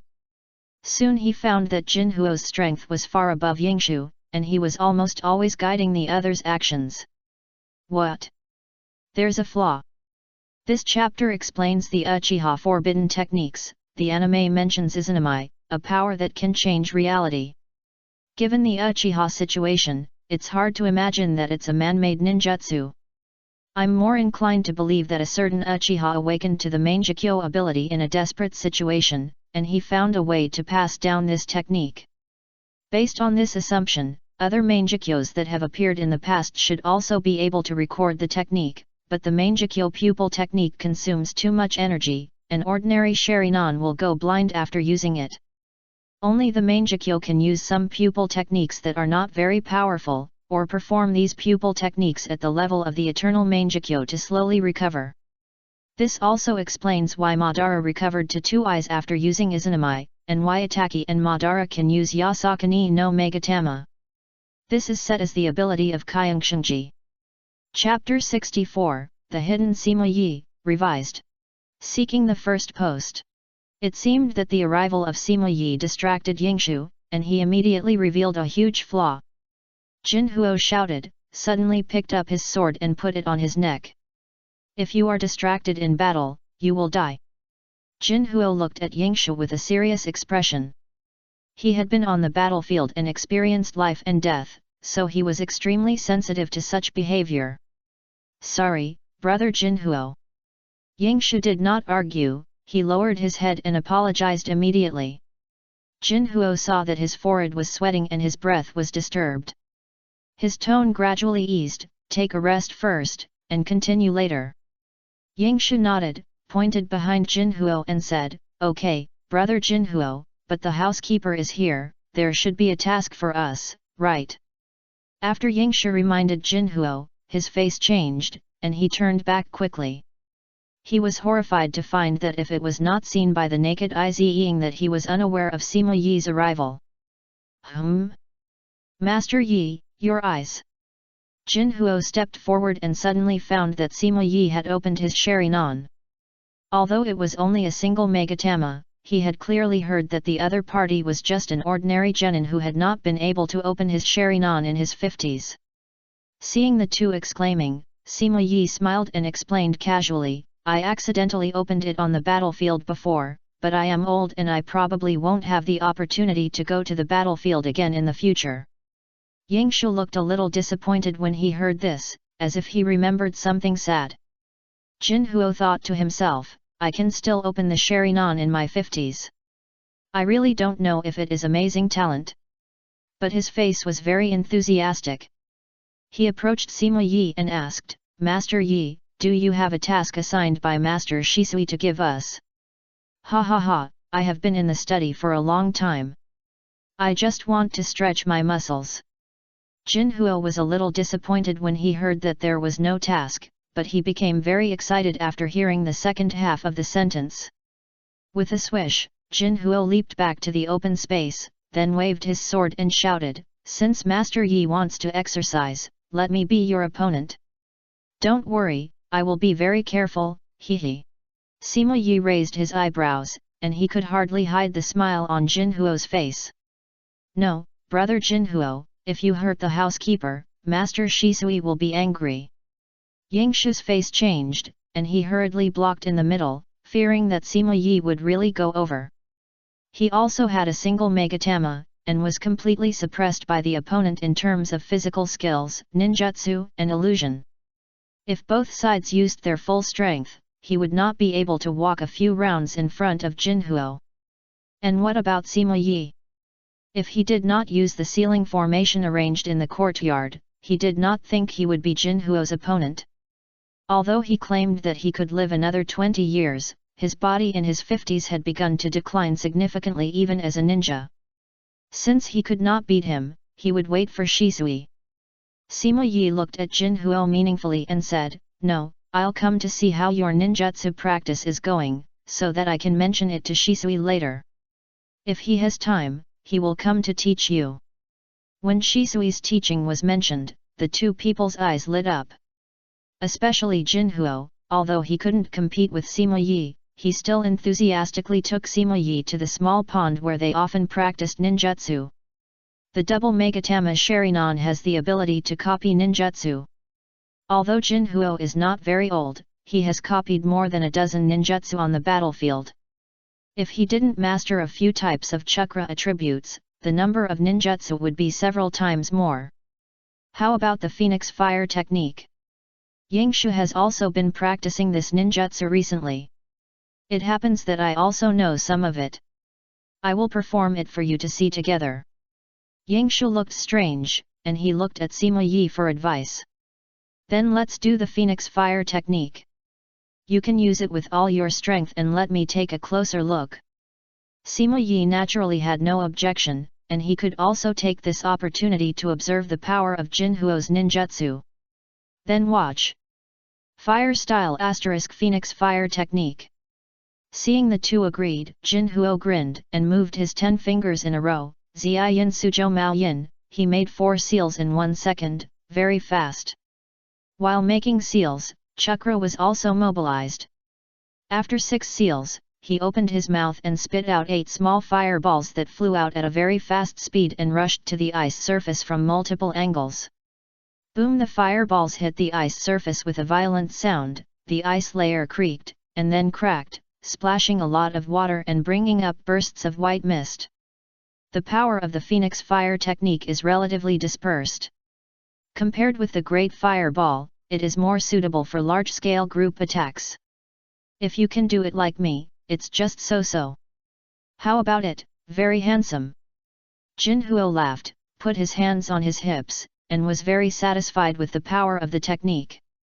Sima Yi frowned slightly and thought of Shisui and Hui's Great Dragon Fire technique, as well as Shisui's Great Fire extinguishing on the high platform. The exaggerated flames covered the entire place like a sea of fire, almost lighting up the entire sky. After comparing before and after, he found that Shisui was indeed a god in the eyes of these ordinary people. Well, not bad. How about Yangshu, how is your learning? However, Sima Yi did not attack the other party directly, nodded to show encouragement, and then looked at Yangshu. Yangshu immediately responded, I can use it initially, but the power and the number of fireballs are not enough, far less than brother Jinhuo. He also demonstrated as he spoke, his speed was even worse than Jinhuo, only a little more than 3 seals per second. Fire escape * Phoenix Fire technique. 4 fireballs flew out, hitting the broken ice and bringing up white mist and water splashes. Comparing the two, no matter the speed, power, or number of fireballs, they were not as good as Jinhuo. The difference was very obvious. Sima Yi used a single Megatama to quietly observe the difference in the flow of chakra when the two performed ninjutsu, and then began to recall the method of performing Feng Xianhuo. He had read thousands of ninjutsu and had his own insights. The power of ninjutsu depends not only on the amount of chakra, but also on the degree of control over chakra. Yingshu, remember the position I pointed to. When performing Feng Xianhuo, control the chakra from here. Don't use too much force, and then let go from here. Sima Yi raised a finger and slid it on Yingshu's body, and added, use the depth of my strength to confirm the strength of chakra. Focus on controlling chakra and don't concentrate too much on making seals. Yingshu was stunned, then reacted and nodded repeatedly, remembering every touch firmly. Jinhuo widened his eyes and looked at the two people, his eyes full of disbelief. Yingshu, you didn't cheat me with Master Yi, did you? Sima Yi shook his head and said, Yingshu's control of chakra is still a little poor. Then he looked at Jinhuo again, you remember my strength, then make 4 seals of Zi Sujo Yin, and pay attention to controlling chakra. How can you perform with only 4 seals? Jinhuo was surprised, but Sima Yi did not explain, but slid directly, and Jinhuo immediately shut up and carefully felt the acupuncture points and meridians corresponding to the strength and sliding direction. Zi Sujo Yin. Fire Escape * Phoenix Fire Technique. 8 fireballs flew out suddenly, but the power was slightly weaker than before. Simplified seal. It really works. Jinhuo stared at the water in a daze and exclaimed. Hand seals are just to help control chakra. As long as you have enough control, maybe no hand seals will work. Sima Yi had a better understanding of ninjutsu. After saying that, he stroked his beard and left, leaving behind a profound back. Damn, so handsome. Jinhuo showed an admiring look. Of course he had heard of simplified hand seals, but that only those who knew ninjutsu very well and could accurately control chakra were at least jonin. And Sima Yi barely let him perform it after just one teaching. Could it be? Could it be that Master Yi is actually hiding his true power? Chapter 65 You have the ability, how did you do it? Seeking the first answer. Shisuis came back a little later than Sima Yi thought, and there was no movement until the afternoon. Why did you come back now? Did something happen again? Sima Yi was curious. It was just a process. It shouldn't take so long. Shisuis smiled naively, with a somewhat excited expression. In order to let the 3rd generation know my difficulties, I went back after leaving the elder's house. If it is counted as the first time, this can be counted as the 3rd visit to the elder, right? Sima Yi was speechless, but looking at Shisui's expectant eyes, he could only nod and sigh, forget it, you did a good job. Hehe, the 3rd generation and assistant Midaman heard that I went there 3 times before getting the job done, and praised me in front of assistant Tatsune, and then persuaded assistant Tatsune to properly arrange the task of supporting the ninja. It seemed that he remembered the expression of Tatsune Koharu, and Shisuis was quite happy. It's okay as long as it can be handled well. Sima Yi nodded, then took out the inheritance book and the forbidden scroll and said, put that aside first, I have other things to ask you. Is there any problem with this thing? Seeing this, Shisuis took the book and scroll and asked curiously. Sima Yi did not keep him in suspense and asked directly, it has nothing to do with them. Tell me what the pupil technique in your kaleidoscope is. Grandpa doesn't know. Shisuis was stunned. He always thought that the other party knew it, but now it seems that he seems to have made a mistake. You didn't tell me, how could I know? Sima Yi raised his eyebrows and was speechless. The ancients said that those who know the enemy and know themselves will not be in danger in 100 battles, those who know themselves but not the enemy will win 1 and lose 1, and those who know neither the enemy nor themselves will be in danger in every battle. He is now in a state of not knowing himself and the enemy, which makes him feel very insecure. Shisuis smiled awkwardly, scratched his head and carefully recalled the night they met. He remembered that he turned on the kaleidoscope after hearing the mysterious voice. Pa! Oh, I remember, I turned off the kaleidoscope when I summoned it. I'm sorry, Grandpa, it's my negligence. Shisuis blushed and apologized quickly. Forget it, it's not too late now. Please tell me your pupil technique and strength in detail. This will affect our next action. Sima Yi waved his hand, too lazy to care.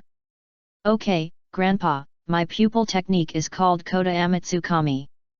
Shisuis said as he opened the kaleidoscope in front of Sima Yi. The mark that looked like a shuriken immediately attracted Sima Yi's attention. You can directly invade the other party's brain without being discovered by the other party and modify the other party's will, but... Wait. Before he finished speaking, Sima Yi's face changed. He looked at Shisui in shock, with a little disbelief in his eyes. What? What happened? Shisui was also confused, not knowing why the other party reacted so strongly. You said that your pupil technique can quietly invade other people's brains and forcibly change other people's will. You have this ability, why did Uchiha end up like that?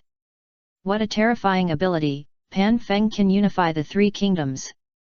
Shisui's face turned red, he was also curious, why would the Uchiha clan be exterminated in the future? Yes, if the clan really wants a coup, I should be able to stop this conflict with my ability. How could Itaka do that? Stop the conflict? Sima Yi looked at Shisui deeply, and immediately reacted. He asked, who are you going to stop? Of course. After Sima Yi's reminder, Shisui also reacted. He patted his head with annoyance. If it were the old me, I might use these eyes to ask the third generation to give Uchiha another chance. So, the third generation must have done something to me. Shisui clenched his fists. When he saw the future of Uchiha that night, he guessed something might have happened to me, and now I finally found the murderer. You have such ability, and you dare to tell others. It is unjust for you to die and Uchiha to perish. Sima Yi pointed out the stupidity of the other party directly, and Shisui lowered his head after listening. But he didn't tell others now. Shisui muttered in his heart but didn't dare to defend himself. Sima Yi finished speaking and thought of the contents in the book and scroll. This power is so strong, are there any side effects after you use it? The left eye is an instant, permanent Koda Amatsukami, but the cooling time is very long, and it takes about 10 years to recover after using it once. The right eye is continuous and needs to be used continuously. Once I stop using it, the effect of the illusion will disappear, but the cooling time is relatively short, and it can be recovered in about 3 days. Danzo has Hashirama cells. However, both of these techniques have a disadvantage. If the person who is hit by the technique is reminded by others and notices something unusual, it may be possible to get rid of this technique. After listening to Shisui's explanation, Sima Yi nodded continuously. This is a technique targeting the subconscious. In his opinion, the right eye may be cracked, but the left eye technique is almost impossible to be cracked as long as the instructions are in line with the character setting. You have such a powerful technique, it seems that our actions will be much easier in the future, but you must remember that your ability must never be known to a third person, no matter who it is. Including Itake. Knowing that Shisui and Itake have a good relationship, Sima Yi also added a sentence. Don't worry, Grandpa. How could I tell anyone my trump card? Shisui raised his head to assure, but met Sima Yi's suspicious eyes. I won't do that now anyway. Seeing that Sima Yi and the elder were in agreement, Shisui nodded solemnly. If it were you, how many Jonin could you fight against at the same time? After learning about the Mangekyo, Sima Yi asked about his strength again. The title of the strongest Hokage of the third generation made him a little daunted. Well, 5 or 6, after all, they are all the elites of the village. Sima Yi frowned, a little skeptical, are you being modest? Then 20 or 30 is not a problem. How many can you kill if you go all out? If they are all ordinary Jonin, relying on these eyes, as long as the pupil power is enough, hundreds of them are not a problem. Sima Yi's mouth twitched. How old is Shisui? But there are some powerful Jonin in the village, such as Kakashi, Orochimaru, the patriarchs of the Inoshikacho and Hyuga families, and several assistants. With them, maybe only a few dozen people are needed to stop me. Sima Yi nodded. He had investigated these people a little, but he was most concerned about the Hokage. The description in the book was too exaggerated, so he had to be cautious. If it's a one-on-one duel, who is better between you and the Hokage? Thanks for the support, I'm still coding, I really want to do it. Chapter 66. It's time seeking the first post. Shisui has never considered a one-on-one duel with the Hokage. I heard that the third Hokage pushed the Ninetales out of Konoha by himself during the Ninetales rebellion. The Ninetales is the strongest of all the tailed beasts. The third Hokage is undoubtedly powerful. If he fights him alone without the help of the other gods, it is hard to say who will win. How does his strength compare to the first Hokage? Shisui shook his head. I have never seen the first Hokage, but the Ninetales was subdued by the first Hokage, so it should be very powerful. The Great Elder may know the specific strength. I can find an opportunity to ask him when I have time. That's it, since your strength is strong enough in the clan, we can speed up our actions appropriately. Sima Yi heard this and stopped exploring. After all, the Hokage is the enemy in the future, and is still their backer for now. The elder is willing to help me. Are you going to persuade the second elder next? No, it's enough to persuade the elder.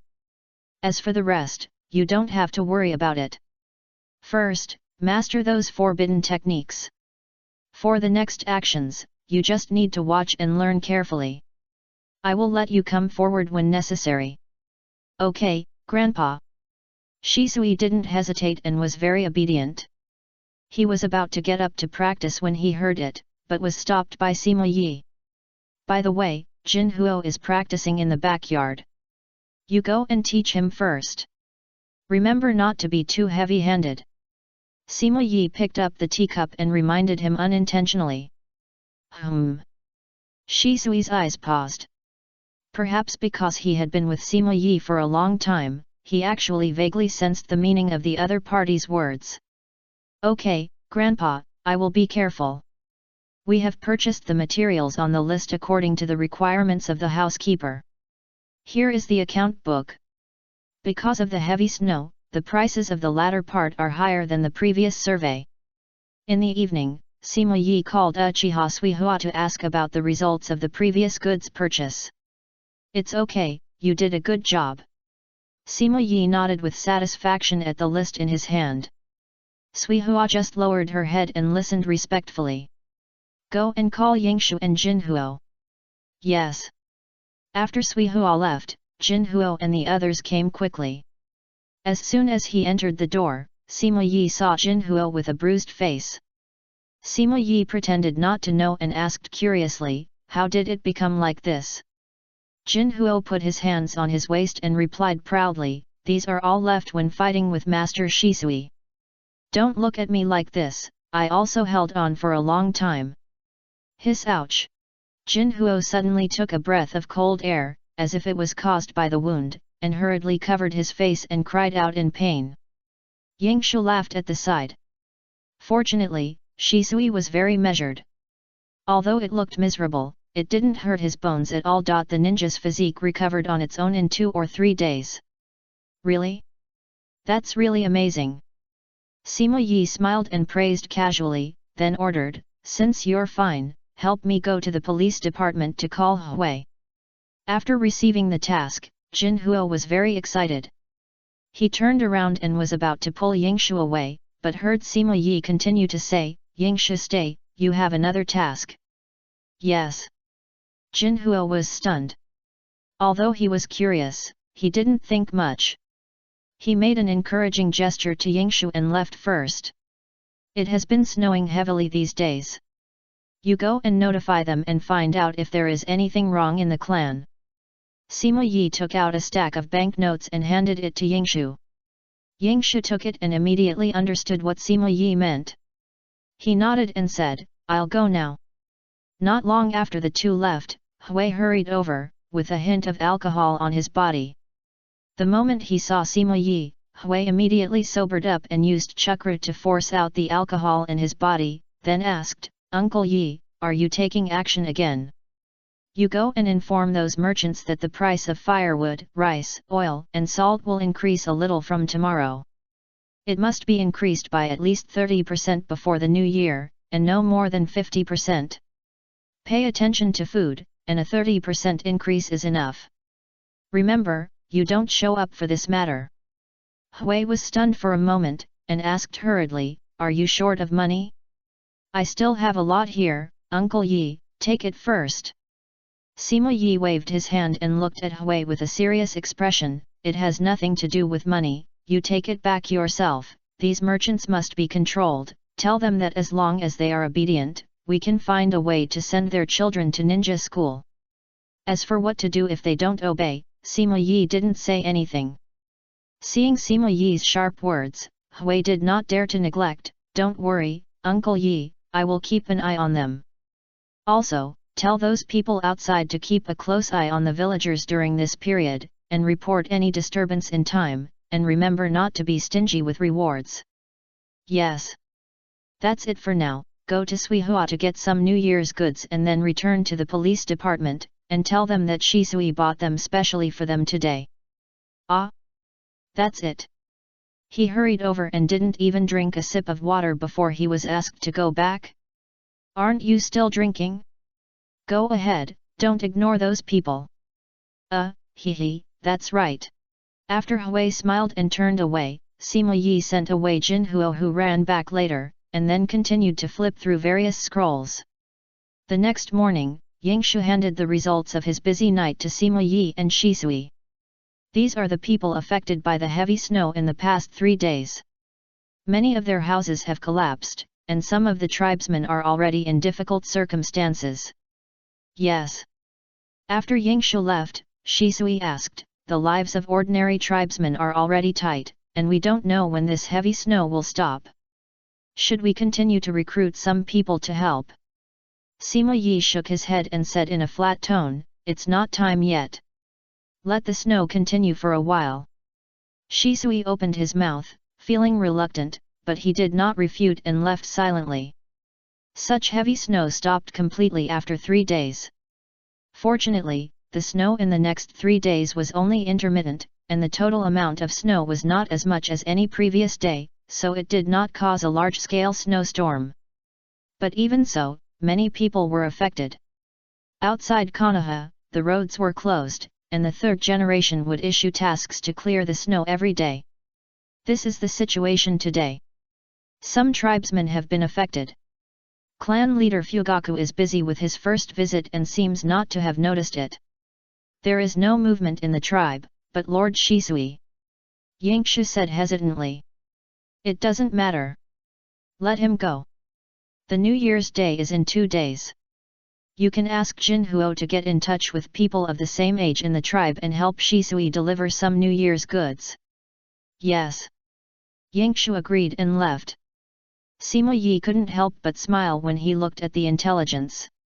Shisui couldn't ignore the suffering of the tribesmen after all, so he chose to help these people secretly. Although it went against his plan, the effect was actually the same, and he was not angry. It's time to start the next step. That's it, it's really gone, and there's more code. Chapter 67, Violent Life. My lords, 3 bowls of soup cost 270 taels in total. Inside Konoha village, today is the last day of Konoha's 49th year. Sima Yi, Shisui, and Hui have a rare chance to go shopping during the New Year shopping period. Although it was particularly cold on the day of melting snow, the streets were very lively. At Sima Yi's insistence, the 3 of them came to the place where they drank mutton soup. When Hui heard the price, he paused to pay. He looked at the woman and asked, "Wasn't it 80 taels per bowl last time? How long has it risen to 90 taels?" "This." The woman paused and said with an embarrassed look, "It snowed too much these days, and it's New Year, so the prices of things are rising, and we can't do anything about it." Hui opened his mouth to ask more, but was stopped by Sima Yi. "Okay, give her the money. We still need to go shopping somewhere else. I'm just asking. I'm not unwilling to pay." Hui muttered, then took out the money obediently. Shisui looked at the empty store and asked curiously, has the business in this store always been bad? It was better before, but I don't know why it has become so bad recently. The woman looked at the family emblems of the two people, and a trace of resentment flashed in her eyes. She seemed to be a little afraid and dared not say more. Oh, okay, thank you. Shisui smiled awkwardly, and the three of them left the store. Why is she so scared? We didn't do anything. Even the police department shouldn't have interfered with such a small shop, right? Shisui was a little puzzled. Such a small shop might never attract the attention of Uchiha in his life, let alone be troubled by Uchiha people. Sima Yi heard the words and explained in a calm tone, 3 people make a tiger. If you hear too much about the police department, you will naturally take it seriously. Don't pay attention to it. Uncle Yi, it seems that something is wrong. Many goods in the village are rising in price. Hui frowned and said in a low voice while looking at the prices of the small shops around. Sima Yi looked at the villagers passing by and smiled meaningfully. New Year is coming, and it's snowing heavily. It's normal to increase prices. Sima Yi didn't explain too much, and walked along the street after he finished speaking. Hui looked at his back and remembered the previous mission, while Shisui remembered Sima Yi's warning to him to learn more and watch more. After looking at each other, they followed silently. During the period, Sima Yi kept stopping to buy some small things to taste, and observed the people coming and going. Did you take a leave today just to go shopping? The 3 of them walked and stopped, and suddenly met Uchiha Taihuo who was on patrol near noon. There were 4 people around Taihuo, and 2 members of the police department were each escorting a villager. The 3 people in the police department had different expressions when they saw Hui. The 2 behind secretly greeted him, but Taihuo glanced at him expressionlessly, and only when he saw Shisui did he relax a little. Yeah, tomorrow is New Year's Day. We can't have to keep a straight face and be pointed at for the whole year. Taihuo paused, not bothering to pay attention to him. Shisui looked at the people behind him and asked, what happened to them? Just now I received a report that these 2 people were arguing fiercely at the rally. When we arrived, they had already started fighting. In order not to affect others, I had to take them back first. Seeing that the police department mentioned them, the 2 of them were suddenly agitated. One of the fat men shouted, I said he started it first. Why are you arresting me? The other thin man cursed when he heard it. Asshole, it was obviously you, a profiteer, who cheated me first. Last night I went to him to buy 3 caddies of mutton. It was agreed to be 190 taels per caddy. I paid the money. Today I came to get the meat but he asked me to pay another 60 taels, otherwise he would not sell it to me. Asshole, profiteer, why don't you die? Did he get to this point just for 60 taels? Shisui paused when he saw this, and couldn't help but sigh in his heart. Then he looked at the fat man and said, since you agreed with him yesterday, why did you go back on your word today? The fat man was not afraid when he saw that Shisui didn't have the uniform of the police department. I didn't say yesterday's price when I sold mutton yesterday. Shisui widened his eyes and said subconsciously, you obviously took the money. That's just a deposit. Anyway, he has to make up 60 taels for me. Shut up, be honest, and talk to us when you get back. Seeing that the 2 started to argue again, Taihuo frowned and glanced at the 2 coldly. The 2 feared and quieted down immediately. Don't pay attention to them. They will know who is right and who is wrong after sitting in for a while.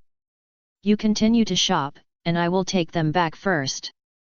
Taihuo has seen a lot of such things and has long been accustomed to them. He said hello and led the 4 people away. The common people in the market are very fussy, and many things don't make sense to them. This kind of thing is difficult to deal with fairly. From a moral point of view, the fat man should be punished, but from a legal point of view, the thin man had no written contract with him, but he took the initiative to affect the city appearance, so he should be punished. Sima Yi knew the trouble, but he didn't care. He just tried to dissuade Shisui from causing more trouble at this time. It's only 60 taels that is controversial. What should we do if it's more? Shisui thought seriously about how to deal with it, but then he remembered what happened at the previous Jonin meeting, and then shook his head repeatedly. This problem is still too complicated for him at the moment. Why think so much? We have been walking around for a whole morning and we have encountered no less than 5 quarrels. Tomorrow is New Year's Day. Why are they so angry? Fortunately, I asked for leave today, otherwise it would be another busy day. Hui said carelessly. He looked around and soon found a restaurant and pulled the 2 people over. Let's eat first. There are still a lot of things to do at home in the afternoon. Shisui smiled and joked, this is just an ordinary restaurant.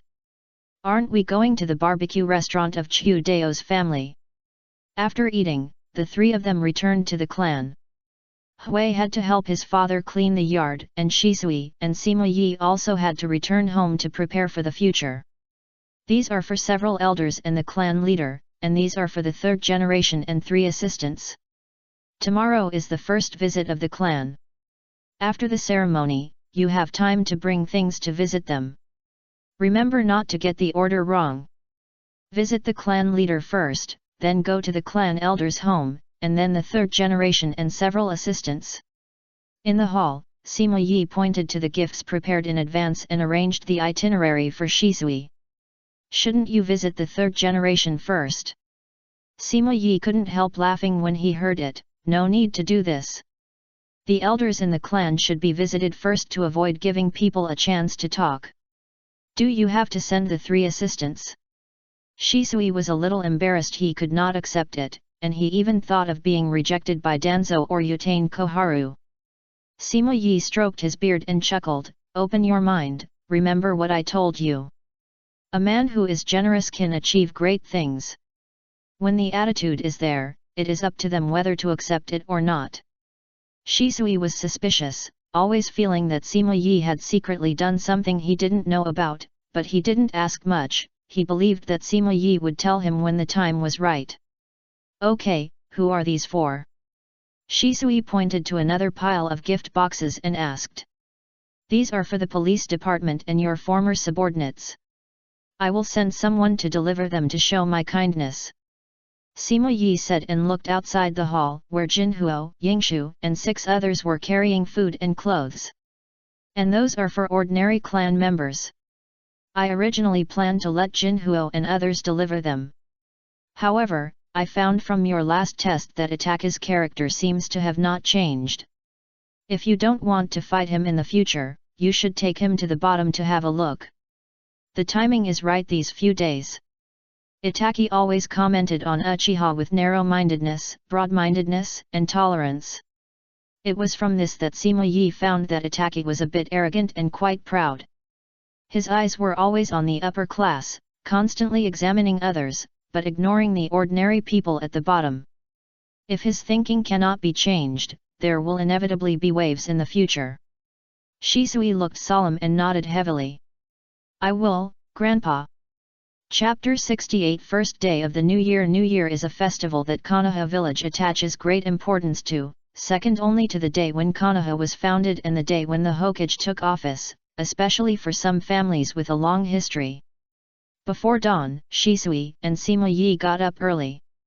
At Sima Yi's request, Shisui changed out of his usual ninja outfit and changed into a more complicated kimono. Grandpa, this is all I have this morning. Since the others were on holiday, there were only the 2 of them at home today, so Shisui had to cook breakfast for Sima Yi himself. It's okay, it's very good. Sima Yi enjoyed the fragrant rice porridge with the food he bought earlier. After dinner, since it was still early, Sima Yi was in the mood to dance with a sword in the yard. Grandpa, is this a new physical skill? The slow movement aroused Shisui's interest, and he asked curiously while sitting in the corridor. It's just to exercise my body. I sit at home for a long time. If I don't move, I will be lazy, and laziness will cause illness. You are a ninja who fights outside all year round. Now that you are young and strong, it is not harmful. But it is inevitable that your foundation will be damaged. It may not last long in the future. You should pay more attention to your body. Sima Yi explained while dancing with the sword. He had seen too many people die early, and he didn't want Shisui to die young. I will pay attention to this, Grandpa. Shisui was young and didn't have much sense about this. He just nodded obediently. Sima Yi didn't say much until half an hour later when the two of them packed up and walked out of the house. It was still dark at this moment, but people kept walking out of the alleys of the clan. People gathered in groups of 3 or 2 and chatted quietly, walking in the same direction. Master Shisui. Someone noticed that Shisui and the other were coming, bowed and signaled, and Shisui responded with a smile. The annual meeting is not solemn. As the crowd moved forward, Sima Yi noticed that this annual meeting was not solemn at all, but rather very simple and casual. Most of the clan members, men, women, old and young, who walked out of the alley were wearing home clothes, and some even wore ninja clothes. The annual meeting of the clan was very important during the Warring States period, but it has been simplified a lot since the ancestor Madara. I heard that he hated these troublesome things when he was the clan leader. Shisui knew a little about the annual meeting, and explained it to him. Sima Yi shook his head and sighed softly, Uchiha Madara? I have often heard of this person, but the major events of the country are only sacrifices and wars. For the family, this ceremony is still more solemn. Shisui was puzzled, but there were many people around, so he did not ask more, and continued to introduce some matters of the annual meeting to Sima Yi. The two chatted and soon came to the outside of Fugaku's house along the crowd. Everyone gathered together and hummed and gradually became a little messy. But they did not wait too long, and the Fugaku family came out soon. The gate of the courtyard was wide open, and Fugaku, wearing a complicated black kimono, walked out of the house slowly under the gaze of everyone, followed by Uchiha Mikoto in a tang suit. Even Itaki and Suzuki, who was still in the cradle, were carefully dressed up. After the Fugaku family went out, the crowd on the street immediately reacted. Many people bowed and signaled, and then made way for the 4 of them to walk out. Hurry up, clan leader, we can't wait any longer. The scene was very lively, and someone shouted to urge them. Fugaku was not angry, and nodded slightly to the people who saluted. Everyone made way for the road, and after the Fugaku family walked in front, they followed closely and walked out of the clan. Hundreds of people gathered from every corner of the clan, forming a long team. Fugaku walked in front and led everyone out of the clan and headed towards the direction of the Minamiga River. Although the Uchiha clan is famous for the Sharingan and fire escape, it is surprising that the god they worship is the river god of the Minamiga River. The Nanga shrine where Hibo is located downstream of this river, close to the original Uchiha clan land, so we need to go down the river and return to the inner area of Konoha. Strange? In previous years, although there were few people on the street during the New Year's Day, there was no one. What happened this year? Is it too cold? Just after leaving the clan and passing a street corner, Shisui looked at the empty street with some confusion. It is still winter now. Although it is not dawn, it is not too late. Hehe, maybe he is afraid of bumping into us. Sima Yi chuckled and did not find it strange at all. Shisui's expression moved slightly, and he looked at Sima Yi thoughtfully. Shisui noticed the abnormality, and Fugaku also noticed the abnormality. He calmly led everyone to the route specified earlier. In order to avoid affecting the villagers, the road they chose was already the most remote, and there was no way to optimize it. So there was no one at the main street corner, and it was even quieter here. Shisui looked around, and he could keenly perceive the vague scrutiny from the surrounding houses, and there were many hostile eyes. Fortunately, there was no conflict. After crossing several streets, the Uchiha team took 20 minutes to successfully reach the Nanga River. Then Fugaku led everyone to form a long dragon and go down the river, and came to the vicinity of their original clan land. That is the Nanga Shrine, where the Nanga River god is enshrined. Chief Fugaku and Aunt Mikoto will hold a cleansing ceremony for us later. Following Shisui's pointing, Sima Yi saw the shrine on the mountain, and at the same time the team in front slowly stopped. From here, two figures can be seen stepping onto the mountain steps and crossing the torii gate first. They are Fugaku and Mikoto. After a while, it seems that the upper part is ready, and the clan members below began to move. One after another, some people stepped onto the stone steps on the left. It seems to take a while. Brother Shisui, Grandpa Yi, good morning. Itaka suddenly came to the steps with Suzuki on his back. Everyone recognized Itaka's identity and left space for Itaka to come to the two of them. Good morning, Itaka, is it done yet? No, I haven't gone up yet. It's really hard, Itaka. Shisui looked at Suzuki on Itaka's back, who was staring around with big eyes, and couldn't help sighing. No, Mom and Dad are the ones who are really hard-working. That's right. Shisui agreed with that. There were thousands of tribesmen here, which meant that Fugaku and Mikoto would have to host the whole ceremony for 5 or 6 hours. Go up first. Seeing that the two started chatting again, Sima Yi had to remind them that the tribesmen around were watching them. Sorry. Shisui smiled awkwardly, and the four of them climbed the stairs. After passing the torii gate, there was another stone staircase. On the stone staircase, in front of the shrine, Mikoto stood under the wooden workshop with a smile on her face, holding a wooden ladle. She had a futon in front of her and a wooden barrel beside her. Every tribe member would kneel on the futon when passing by, allowing Mikoto to take some water drops and sprinkle them on their bodies to remove the dirt, evil spirits, and bad luck. Although it was just a simple action, she was facing thousands of tribe members. Fortunately, Mikoto was also a ninja and had a strong body. Mom! Aunt Mikoto! When it was the turn of the four people, Mikoto just looked at them gently, but did not say much. Although Sima Yi did not approve of the act of worshipping gods in his heart, he was very cooperative and accepted the water drop baptism with Shisui and others. Itaka, take good care of your brother. After the baptism, Mikoto had time to give a loving advice. Well, no problem, I will take good care of my brother. Itaka turned his head to look at Suzuki and responded seriously. Shisui, can I leave Itaka to you today? Don't worry, leave it to me, I will take good care of them. Shisui smiled and responded as well. Thank you.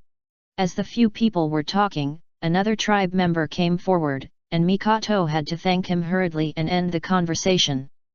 After leaving the wood shop, the main hall of the shrine was in front.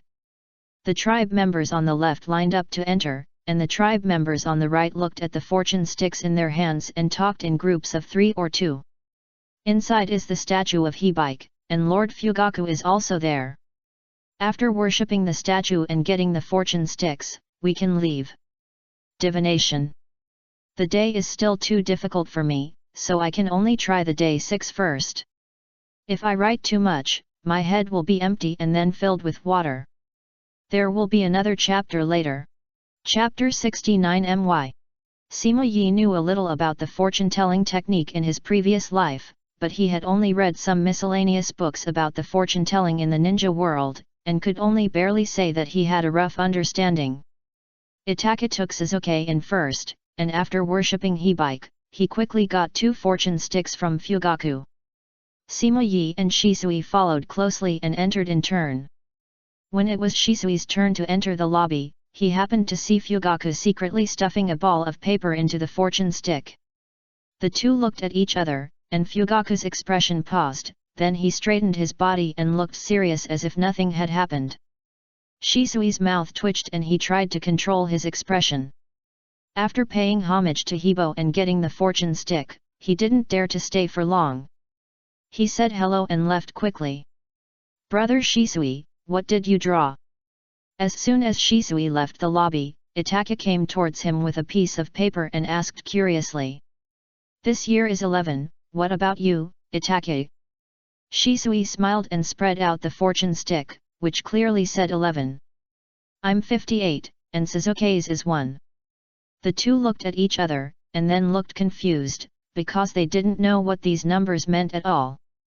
After all, the numbers drawn every year are different, and if they want to understand the meaning, they need to find a specialist to explain. What did Grandpa draw? Shisui looked at it for a long time but couldn't figure it out, so he quickly approached Sima Yi and asked. Sima Yi spread out the fortune stick in front of Shisui's eyes, and it said 47. What does this mean? Can't you just write it down? Shisui scratched his head and complained. 47 represents fortune and official luck, and there is also a saying that one will achieve great things late in life. Although it is not accurate, it is also related. Sima Yi suddenly explained, and Shisui's expression was strange and he couldn't help asking, Grandpa also knows this. Sima Yi stroked his beard and chuckled, ha ha ha, I know a little bit. That's amazing. What about mine and Itaka's? Shisui was a little excited and asked quickly.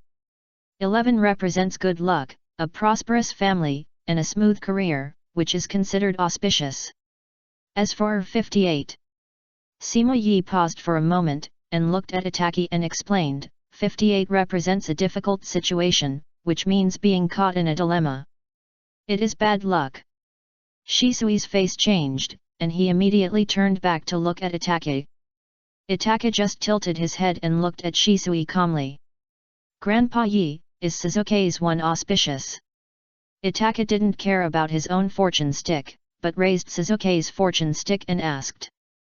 One means success and good luck. His life will be smooth. It is auspicious. Sima Yi nodded to confirm Itaki's guess. Itaki smiled and turned his head to Suzuki and said, That's great. Seeing Itaki's smiling face, Shisui breathed a sigh of relief and felt guilty at the same time. Dilemma? Mom and Dad may not be able to go back until noon today. Can Suzuki and I go to brother Shisui's house? While thinking, Itaki suddenly spoke to pull Shisui back to reality.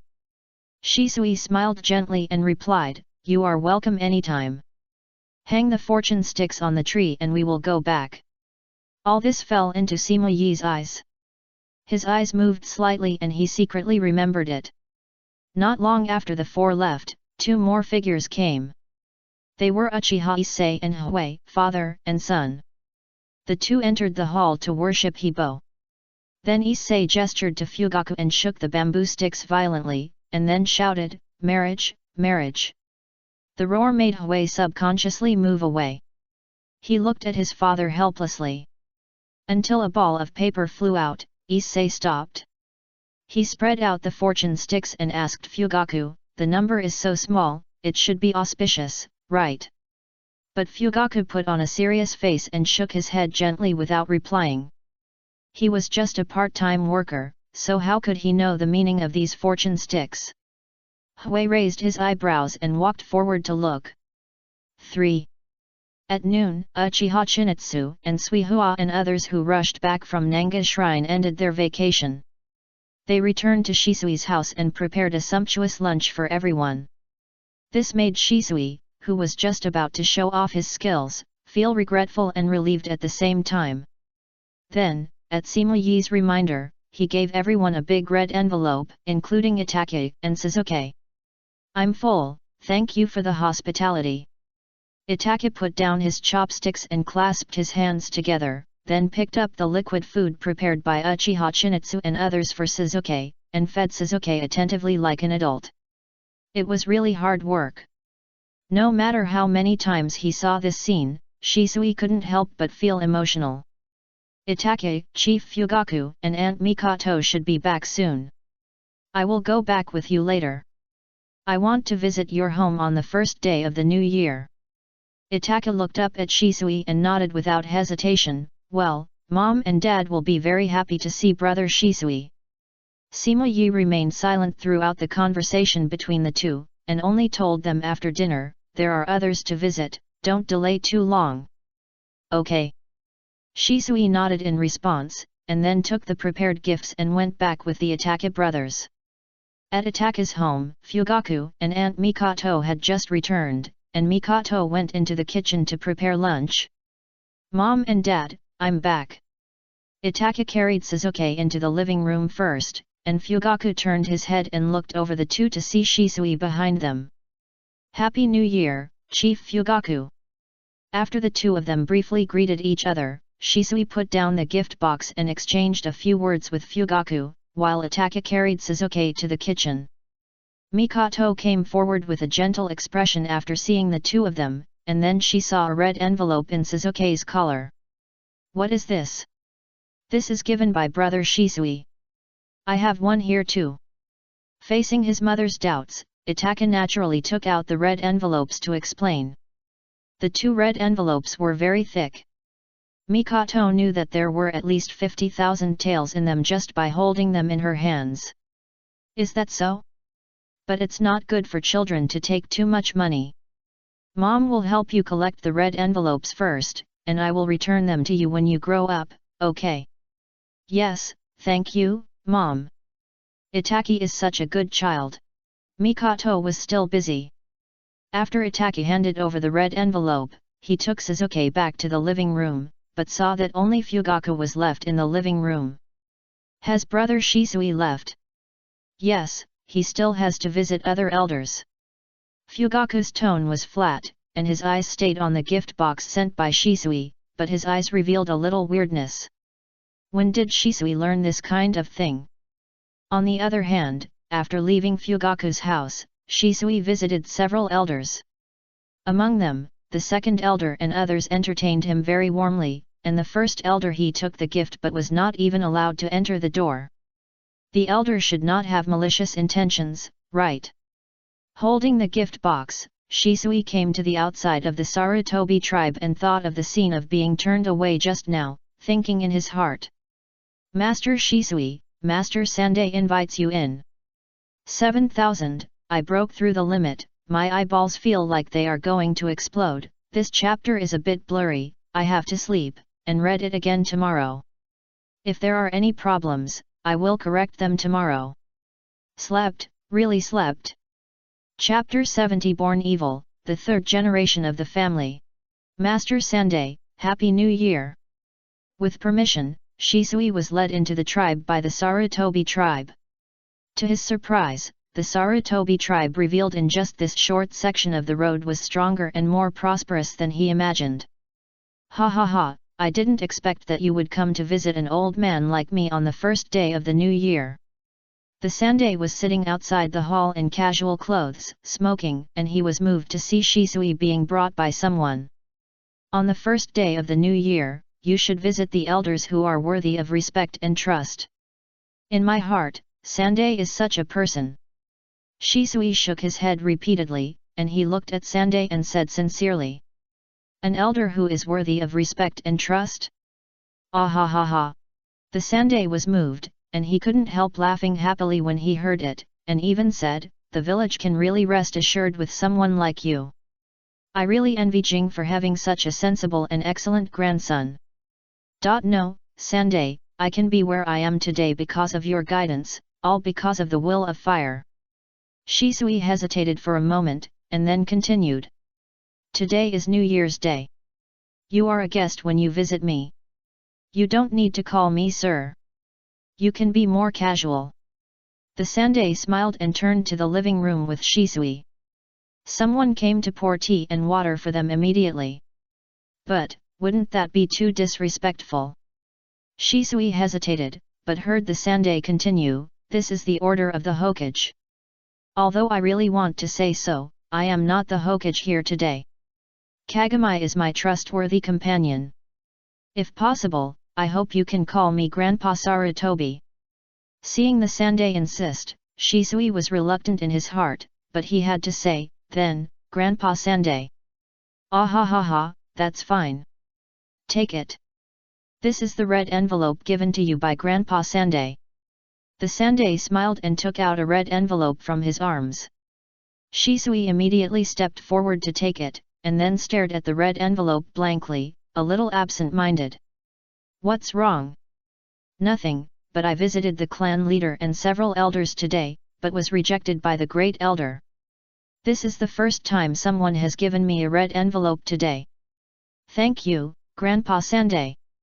Shisui's voice was a little choked, and there was some loss in his words. I see, you've worked hard on the Uchiha matter. It doesn't matter. It's Grandpa Sandai who's really worked hard. If it weren't for you, the conflicts between the assistants and the elders would probably become more and more intense. The misunderstandings between the family and the village would probably become deeper and deeper. All this is the credit of Grandpa Sandai. Thank you. Shisui bowed and spoke sincerely.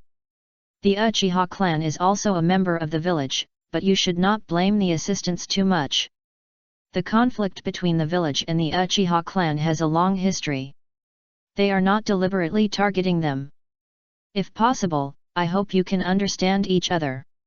The third generation patted Shisui's shoulder and continued to suggest, why not take this opportunity to visit them, maybe we can make things clear, and we can protect the village together in the future. Can I really do it? Shisui frowned, looking a little embarrassed. Since Grandpa third generation said so, I will go now. Shisui bowed and said goodbye, and left the Sarutobi clan under the gaze of the Sarutobi clan. After Shisui left, the third generation looked at the gift box beside him and couldn't help but smile, and whispered, it would be great if Shisui was the head of the Uchiha clan. On the other side, Shisui brought gifts and visited Danzo Shimura and Koharu Yudatan successively. And their response was, Danzo, the evil Uchiha brat? What is he doing here? I won't see him. Yudatan Koharu, what does the greedy Uchiha want from me? Get him out. As expected, Shisui was turned away by the two, and even his gift was not sent in. Only Midaman Yan had a better attitude, and Shisui's gift was brought into the clan, but after hearing that the other two had turned him away, he also persuaded him to leave. Although I had guessed this possibility a long time ago, Assistant Yudatan and Assistant Danzo really hate me. Assistant Midaman seems to be better, but he still turned me away. Why do these three assistants hate Uchiha so much? I wanted to take the opportunity to contact Danzo, but it's a pity. After returning home, Shisui told Sima Yi the results of today's visit one by one. Perhaps only Danzo really hates Uchiha, but I think people like him are motivated by some interests we don't know about. The assistant who transfers to another dormitory is motivated by practical interests such as the daimyo's funds, and the assistant Midaman is more of a judge of the situation. After listening to this, Sima Yi asked Shisui to analyze the motives of the three assistants. Shisui nodded, and he gradually understood these things. I guessed a few things, but I couldn't see it as clearly as Sima Yi. The elder probably didn't want to get too close to me, lest I be suspected by others. Yes. Sima Yi nodded, and then praised, your response today was decent, but if you had taken the initiative when the third generation first hinted, it might have been better. No way. To me, Grandpa is the only one. If he hadn't taken the initiative to ask, I wouldn't have wanted to call him the third generation Grandpa. Shisui immediately shook his head, his attitude was extremely firm. Oh. Sima Yi was surprised. It was just a grandpa, which was really not a big deal for him, but he didn't expect Shisui to be so resistant. Some emotions in this world really go beyond interests. I see, but the third generation did remind me a little. Seeing that Shisui was so determined, Sima Yi smiled and had to give up. Then he took out a red envelope from his arms, stroked Shisui's head, and whispered, Happy New Year. Shisui blushed, took the red envelope and nodded excitedly, well, Happy New Year, thank you Grandpa. There was no money or precious things in the red envelope, only an ordinary rope, which Sima Yi put on the spot. Shisui did not open it, he put it away very solemnly. Have a good rest, take care of your spirit tonight, there should be many people coming from tomorrow, and it will be very busy for a long time. Many people come? Who? Shisui was stunned and asked subconsciously. Although he has a high status in the clan, few people have taken the initiative to visit him in the past 2 or 3 years, perhaps because they have nothing in common. Sima Yi chuckled, today I have asked Jinhuo and the others to send the things out. If nothing unexpected happens, all the ninjas in the clan should come to visit from tomorrow, including those from the police department. You have to deal with them well. A New Year visit is undoubtedly a great opportunity to get closer, let them understand Shisui, and let Shisui win over the clan members. Shisui also understands this. Although he is not very good at this, he still said with a firm look, I understand, I will try my best. Chapter 71 The turmoil re-emerges. As Sima Yi expected, the next morning, Itaki was the first to visit with gifts. Before Shisui had time to say a few words to Itaki, Hui also hurried over, followed by Uchiha Yashiro, Uchiha Taihuo, Uchiha Yangche, and Uchiha Daihu. Just as they had agreed, everyone came one by one. The descendants of several clan elders, members of the police department, some of Shisui's former subordinates, and the medical ninjas who were sent to support the ninja hospital at the time also came to visit. Shisui never refused anyone who came, entertained guests every day, and talked about the future with different people.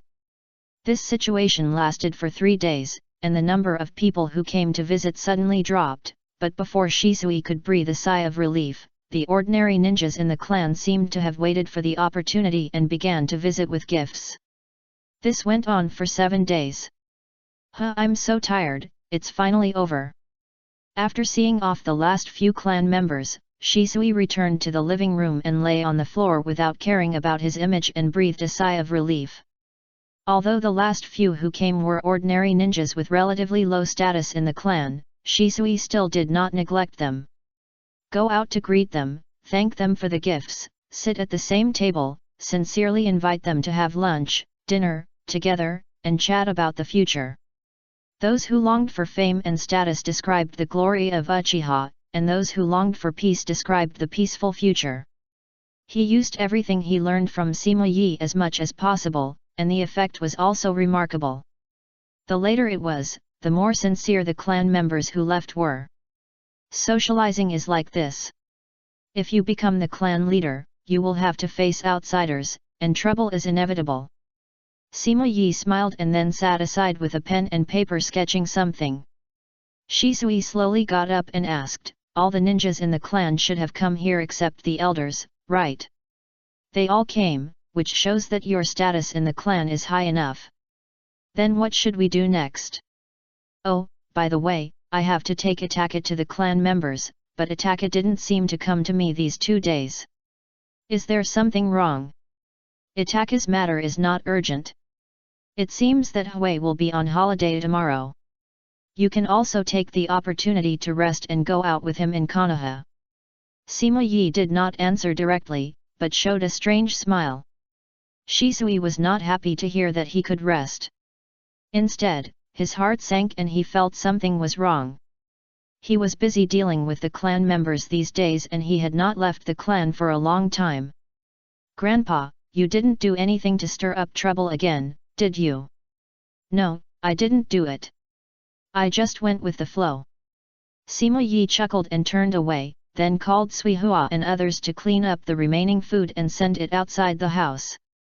Shisui frowned and thought carefully about the meaning of Sima Yi's words, but he was busy with the affairs of the clan these days and had not paid attention to the news from the outside world for a long time, so he had no way to guess. Until the next morning, he couldn't wait to run to Hui at dawn, but was told that Hui had just gone out not long ago, so Shisui had to go outside the clan alone. At this time, the shops and vendors on both sides of the street had already started business early. It's much busier than the day of the first meeting.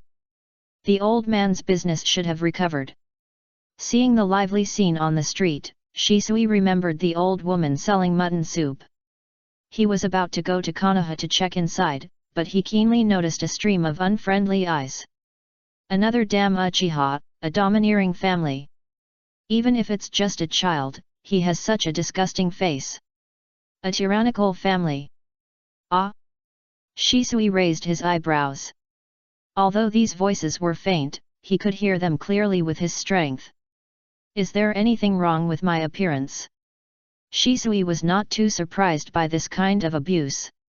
He became aware of it after hearing Sima Yi's reminder yesterday. It's just that the direction of these people's complaints seemed a little strange. Domineering? Tyrannical? And his appearance? What did the police do? Although Shisui was curious, he didn't care about these eyes and walked on his own. Uchiha people, go away, I won't sell you the things here. What? Why don't you sell it to me today? It's not like I didn't pay. As soon as he entered the inner street, a familiar voice attracted Shisui's attention. Brother Hui? The source of the voice was Uchiha Hui, who was standing in front of a breakfast shop in his casual clothes, pointing at a few steamed buns and arguing with the boss. Shisui. When he heard someone calling his name, Hui paused and looked back. When he saw Shisui, he was surprised. It's strange, why are you here, are you going to find the third generation?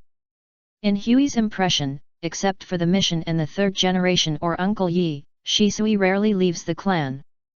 No, I came out for a walk, what's wrong with you? When the boss of the steamed bun shop saw another Uchiha kid coming, his whole face fell, and he waved his hand impatiently and said, Go, go, go, I said I won't sell steamed buns to you. Hi. Seeing that the other party was still acting like this, Hui's face sank, and his anger rose. You guy, are you looking down on us Uchiha? As Hui's voice fell, a cold murderous intent passed through his bones. The owner of the bun shop, who was originally impatient, suddenly sat on the ground with a face full of panic, trembling all over. Oops. Sorry, we'll go first. Shisui thought it was not good, and hurriedly stepped forward to pull Hui away, throwing 500 taels of paper money before leaving. Brother Hui, what's going on? Why doesn't he want to sell you things? And why are those people on the street starting to exclude this again? After the two walked to a secluded corner, Shisui asked hurriedly.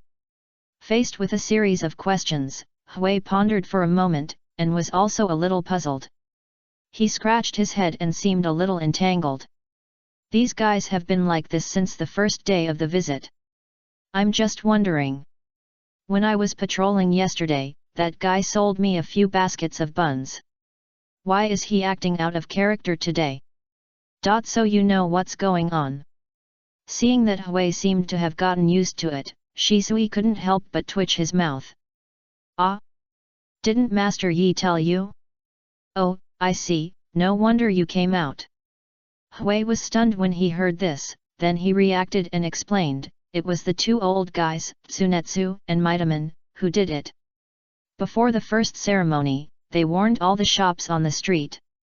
They also prohibited them from opening on that morning until our ceremony was over, so now the affected merchants in the village are very dissatisfied with us. At first, these people just cursed secretly, and then they saw that we didn't react and started to raise the price of the tribe's things. Now some people don't know who provoked them and are unwilling to do business with us. You have been busy with things over there these days and you probably don't know that there is a lot of resentment inside and outside the tribe now. Hui said this with a nonchalant expression, not angry at all, and seemed to be gloating in his words.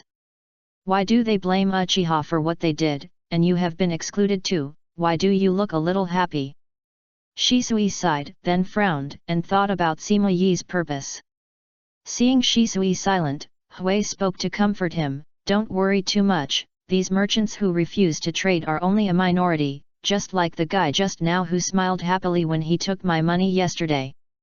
Wait, is it because I didn't wear the police uniform today? Hui's expression paused, and finally reacted. He clapped his hands and cursed directly, I wonder why I haven't been affected for so many days. These guys are really bullying the weak and afraid of the strong.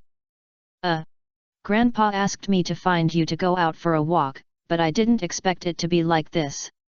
The clan leader and the elders are probably going to quarrel again. No wonder I haven't seen Ataka for a few days. Shisui can already imagine the scene at Fugaku's house. It's not just the clan leader. Come with me. They endured the cold violence around them, purchased daily necessities under strange eyes, and then quickly returned to the clan. These people. Hui snorted coldly, his eyes unfriendly. If Uncle Yi hadn't warned me in advance, I really wanted to teach these guys a lesson. Before, only the police department was abused, but this time even ordinary clan members were affected. The clan should be complaining about the two assistants, right? The two returned to the clan, but Hui did not take him home, but led him to a small pond. Several women in simple clothes were beating clothes by the pond, and the two stood in the distance to hide their figures. Why did the Hokage do this? I didn't do anything. That is to say, things on the street are getting more and more expensive. When I go out to buy things, I have to endure their looks. Why do they deliberately target us? The price of firewood, rice, oil, and salt has increased, and now even the price of washing powder has increased. What do those people want to do? When can the clan leader tell the third generation that if it weren't for Master Shisuis sending some leftovers to the family these days, my children wouldn't even have a piece of meat to eat? Why is that? It's obviously New Year's Day. Really, it's almost unbearable. The youngest woman among the few people couldn't help crying while talking. Although she was a woman, she looked only 17 or 18 years old, not even as old as Hui. Although the two stood far away, they could hear it clearly. Zishui looked at the backs of the few people and fell into silence. Don't blame yourself. This matter is not Uncle Yi's doing. Sorry, I will succeed and compensate everyone. Faced with Hui's comfort, Shisui shook his head and said softly while looking forward. He knew Sima Yi would definitely take some action, and he would not escape, but take it all openly. But why would they complain about the third generation? Shouldn't it be done by Tante and assistant Mitaman? This is all thanks to me. Chapter 72 Shisui, I gradually understand everything. Hui patted his chest and explained with a smug look, Uncle Yi has always asked me to pay attention to the villagers' reactions, so I knew the news before the first ceremony was over. When I visited your house the next day, Uncle Yi saw that you were busy and pulled me to the study. He asked me to go back to the police department to publicize while several captains were away, so I left so quickly that day. And I get along well with everyone on weekdays. Everyone basically believed it when I opened my mouth. After that, Uncle Yi asked people to spread the news in the clan. The news on both sides guaranteed each other and soon the whole clan knew it. So, Grandpa deliberately directed the resentment to the third generation. Shisui's eyes moved slightly, and he quickly reacted. He whispered to himself, Grandpa once asked me to fight for the interests of the tribe from the third generation. Judging from the reaction of the third generation during this period, once the tribe's resentment is too great, he should make some concessions. Is this Grandpa creating an opportunity? Please remember Taiwan Novel Network rightward@twgon.com website to watch the fastest chapter update. As Shisui said, his eyes gradually brightened, as if he understood everything. Is there? Hui scratched his head. He listened to Shisui's analysis and his mind gradually became blank. He tried to recall Sima Yi's arrangements during this period. It seemed that there was a vague connection but he could not capture it clearly. After a while, he had to give up and said, it's really worthy of Shisui. He. Shisui blushed. After the two looked at each other, he suddenly asked with a guilty conscience, why don't we go back to ask Grandpa? Then let's ask. Since they had seen what Sima Yi wanted him to know, Shisui and the others simply returned home. Strive for the interests of the clan members. In the study, after Sima Yi sorted out the news inside and outside the clan, he continued to study the sealing technique. Seeing the two people rushing to ask, his eyes revealed a little strange. He saw the expectation in Shisui's eyes. Although he would never spoil people's fun, this matter. The time is not right, why do you want to do such a thankless thing? Shisui paused, his expression puzzled, but didn't Grandpa ask me to fight for the interests of the clan members before? Now the clan members are quite resentful, and it may be successful to mention it to the third generation at this time. Hui also nodded. He had been thinking on the way here, and he felt that Shisui's words seemed to make sense. Acting with the will of the people is not to fight for interests, it is to force the palace. What you do now will only backfire. Seeing the two people's confusion, Sima Yi put down the scroll and patiently explained, "Now, you rely on the trust of both parties. Neither the clan members nor the third generation are your base. You don't need to fight for practical benefits for any party. You just need to promise to win them over, show some favors, and maintain trust. Only when you become the clan leader will the clan members be your foundation, and then you need to guarantee their interests." Shisui nodded a little disappointed. "I understand, at present, the trust of the third generation is still the main thing." The conversations of those women and the figures of those clan members fleeing back to the clan land in a panic made Shisui feel a little uncomfortable. Hui just nodded. Although these things made him feel a little aggrieved, he knew that this was all arranged by Sima Yi, and Uchiha would sooner or later usher in the dawn. Seeing this, Sima Yi comforted him softly, "Don't be disappointed, it won't take too long." Shisui smiled when he heard this, thinking that Sima Yi was comforting him. Just as he was about to speak, he saw the other party raise his hand to calculate, and muttered something. "Calculate the time, it's probably only half a month. It happens that both of you are free today, so take Jin Huo and the others to move the things in the warehouse out. Here is the list, which contains the situation of those people's homes. You go door to door according to the list. Remember to bring Itaki with you." "Great, thank you Grandpa, I'll go now." Shisui was delighted, and immediately understood what the other party meant. He quickly took the list and turned away excitedly. "Ah! Another hard job." Hui grinned a little dissatisfied, but his body turned around honestly. He was about to leave but was stopped by Sima Yi. Sima Yi's lips moved, and Hui's face changed and nodded repeatedly, and then he left the study. After the two left, Sima Yi shook his head and sighed, "Still not steady enough, can't bear the temper." No, after all, Guo Shisui is young, so it can be understood. He just needs to continue polishing. As for Hui, let him be. Ignoring the two of them, Sima Yi's eyes fell on the scroll again. On one side of the scroll, the word barrier was written. According to Sima Yi's study of sealing techniques during this period, he divided it into 4 types and 7 stages according to different difficulties and functions. They are warning, isolation, barrier, seal, dead objects, seal, chakra and alien chakra, seal, space, and seal, living things. Being able to use sealing techniques for warning means that you have entered the door. Isolation includes the 5 senses, use, and anti-warning. The role of the barrier is more diverse and complex, among which there are many uses and restrictions.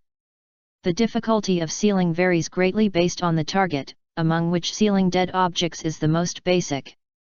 Of course, these are just divided according to the existing sealing techniques in the Uchiha clan. What surprised him most was that there were records of living things being sealed in the clan, but the words were not detailed, which made him quite regretful. In addition, he also regretted that there was no way to seal the soul alone in the clan. Only some relevant records were left, among which the Uzumaki clan, which was almost extinct, was mentioned. The barrier in the clan is too old and full of loopholes. People in Konoha's upper echelons can come and go almost freely, and there is no privacy in the clan. Fugaku compromised with several clan elders and allowed them to do so, but what Shisui will do next needs to be kept secret, and preparations must be made in advance. The training of the younger generation in the clan must also keep up. Sima Yi sorted and calculated while keeping various things in mind. While he was busy, Shisui and others also rushed to the warehouse. So many things. Uchiha Suihua led a few people to the warehouse. When the warehouse was opened, Shisui couldn't help but exclaimed. Several warehouses were temporarily built, filled with rice, flour, oil, salt, and cotton clothes. After Shisui checked, he sent a clone to call Itake, while the main body took Hui and Jin Huo to move the supplies. However, Sima Yi prepared at least half a month's worth of supplies for 600 people. Even if 8 of them were ninjas, it would be difficult to take out too much at once. Helplessly, he had to give up and took out a part first, then loaded it in a car. After Itaki arrived, they pushed the cart and prepared to set off. Everyone, 2 people, divide the alleys and act separately. Itaki will come with me. Itaki didn't know what this was going to do, but he still nodded obediently. What about me? Hui was stunned. He looked around. There were a total of 9 ninjas here. The 6 attendants had already been divided into teams, and he was the only one who was alone. Hee, let's go with Brother Hui. Shisui smiled awkwardly. He was so busy with Itaki that he forgot Hui. If you don't want to, don't force yourself. Hui rolled his eyes and said unhappily. However, although he said so, Hui thought about Sima Yi's instructions and followed him with the cart. The 3 of them pushed the cart to the edge of the clan land, which was a relatively remote alley that Shisui deliberately chose. Brother Shisui, are we going to sell things? The 3 of them pushed the cart and attracted the attention of many clan members along the way. They really looked like vendors. Itaki couldn't help but ask curiously. No, some clan members are having difficulties in life now. I want to send some things to help them. Is Itaki willing to go with us? Faced with Itaki's doubts, Shisui explained very gently. Yes, I will go. Since Suzuki was born, Itaki realized that the meaning of life might lie in protection. He agreed with Shisui's intention to protect his clan members. However, the people in the tribe are so arrogant, will they accept Brother Shisui's kindness? In Itaki's opinion, this behavior is help to put it mildly, and charity to put it bluntly. He doesn't think those people in the tribe will accept a few bags of rice. Chapter 73. After all, it's just a child. When these words came out, Shisui's mouth twitched, Hui's eyes moved slightly, and the 2 looked at each other in shock. You will know whether they will accept it later. Hui couldn't help but said before Shisui spoke. Itaki was stunned, looked at Hui and didn't speak again, just followed quietly. After a while, the 3 came to the alley. It was still morning, many tribesmen went out to work, and there were several small shops at the alley. Some people noticed Shisui and Itaki, and bowed to greet them from a distance. Shisui responded with a smile one by one, and then took Itaki to knock on a door. After a few breaths, the door opened a body, and an old lady squinted her eyes and stuck her head out to look at Shisui's face. Who are you? Itaki stood behind Shisui, looking at him curiously. He could clearly sense that the other party was just an ordinary person who posed no threat at all. Good morning, sorry to bother you. I am Uchiha Shisui, and this is Uchiha Itaki. I'm sorry that the recent events in the clan have affected you. These are some gifts. Although not much, they represent my thoughts. I hope you can accept them. Shisui's voice was gentle. After a brief introduction, he put the supplies at the door and took a step back. Shisui. The old lady was stunned for a moment, and then reacted after a moment. She stared at him, opened the door quickly, and repeated excitedly, Are you Lord Shisui? She looked excited, as if she couldn't believe it. She didn't know what Shisui looked like, but his name had been engraved in their hearts. Yes, I am Uchiha Shisui. Shisui's tone was always gentle, and he moved slowly, fearing to hurt the old lady. So, it's really Shisui. Come in and sit down, I'll go get you some water. After getting a positive answer, she ignored the gifts and immediately invited Shisui to enter the house. Shisui didn't refuse and was very obedient. One of the purposes of this trip was to let Itaki understand the living conditions of ordinary tribesmen. Itaki picked up the things and followed closely behind. Hui left a clone to guard the cart and followed in. After the 3 of them entered, they found that the room was fully equipped with washing machines, microwave ovens, and even TVs. But almost all the appliances were covered with dust, as if they had not been used for a long time. There were also some yellowed rotten vegetable leaves piled at the foot of the table. Sorry, these are all we have at home. The old lady brought boiled water to the group, and then took out some odds and ends that had been stored for a long time from the cabinet. It's okay. Shisui waved his hand and was about to refuse when he heard a creaking sound. The wooden door of a room slowly opened. Everyone looked over and saw a little girl quietly poking her head out and looking at everyone curiously. Grandma, who are they? Sorry, this is my granddaughter, Tomomi. The old lady stood up and brought the girl to the three people and said, Tomomi, this is Shisui-sama, they are. This is Itake, the son of the clan leader Fugaku, and this is elder brother Hui. Hearing that Itake was the son of the clan leader, the old lady paused, and her smile gradually became a little forced, but she still ordered Tomomi, this is Itake-sama, this is Hui-sama, they are all ninjas in the clan, hurry up and say hello to them. Tomomi is only 3 years old, but she is not afraid of strangers at all. After hearing her grandmother's order, she said crisply, Shisui. Lord. After greeting with her head tilted, Tomomi held her fingers and looked at the table unconsciously. Shisui smiled, reached out and stroked the little girl's head, and then handed over the odds and ends on the table. Eat. Shisui said softly, but Tomomi looked at her grandmother and waited for her to nod before she started. Where are Mom and Dad? Itake, who had been quiet all this time, suddenly asked, not knowing what he was thinking of. Shisui and Hui's faces changed when they heard this. The information of this family was all on the roster, and they had already looked through it before coming, so they didn't ask much, but they forgot about Itake. They went to a very far place. It seemed that she was concerned about Tomomi, and although the old lady was in a bad mood, she still replied softly. I'm sorry. Itake was already familiar with death, and he understood what the other party meant. He wanted to make amends and continued, I heard from my father that the third generation will pay the pension on time, and the clan will also compensate. If you need it, I can help you. Itake. Shisui interrupted quickly, then stood up and bowed to the old lady to apologize, I'm sorry, we will definitely solve the clan's affairs as soon as possible.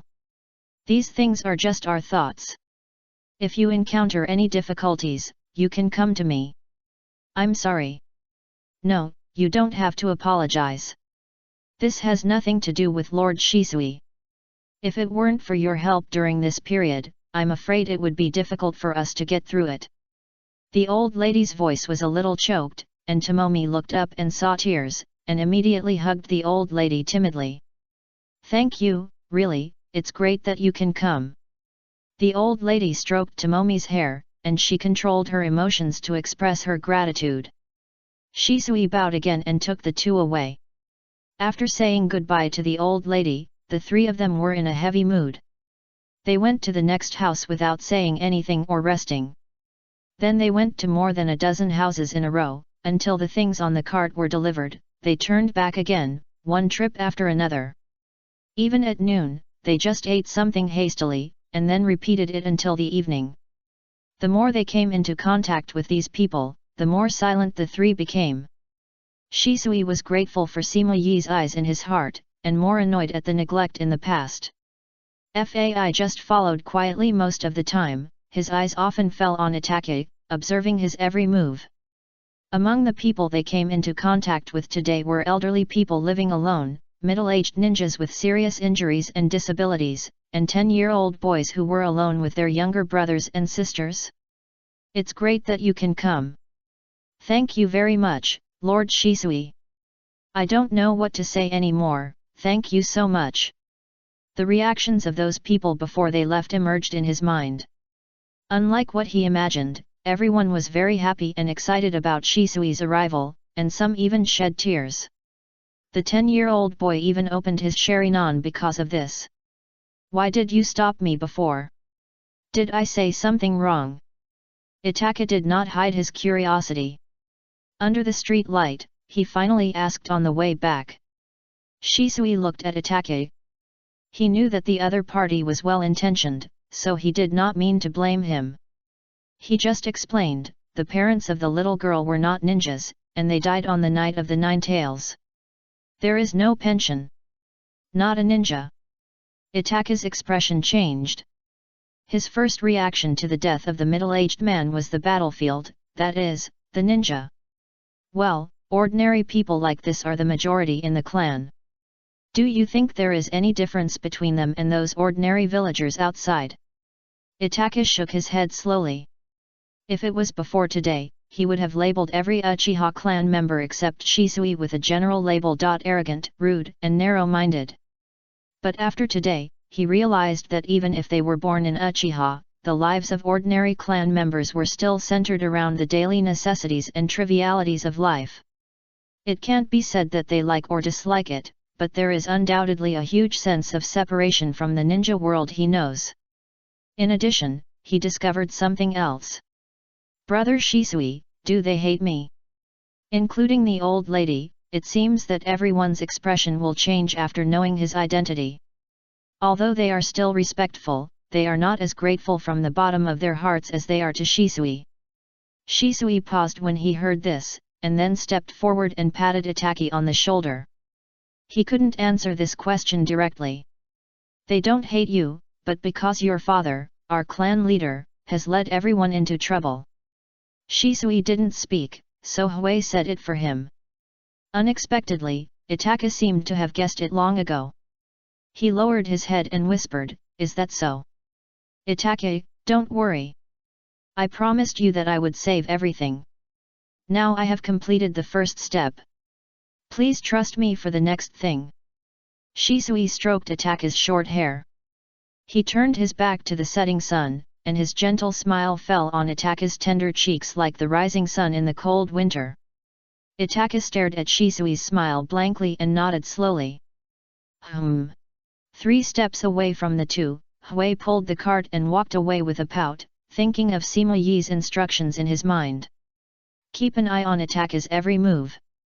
If today's incident can't touch him, then we have to consider getting rid of him. He's just a kid, so serious that I've been nervous all day. Looking back at the 2 dazzling people, Hui sighed and pushed the cart away first, shouting, "Go back quickly, I'm starving." Chapter 74. If only Shisui-sama could become a mature man. That's good. It seems I'm worrying too much. Thank you for your hard work. You don't have to go with them tomorrow, just go to work with peace of mind.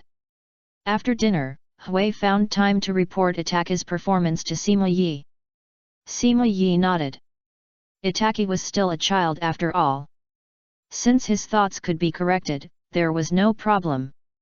He didn't need to take the risk of letting Shisui lose control and disrupt the plan to kill him. Why do I have to go to work? I really don't want to go. Hui's mouth twitched.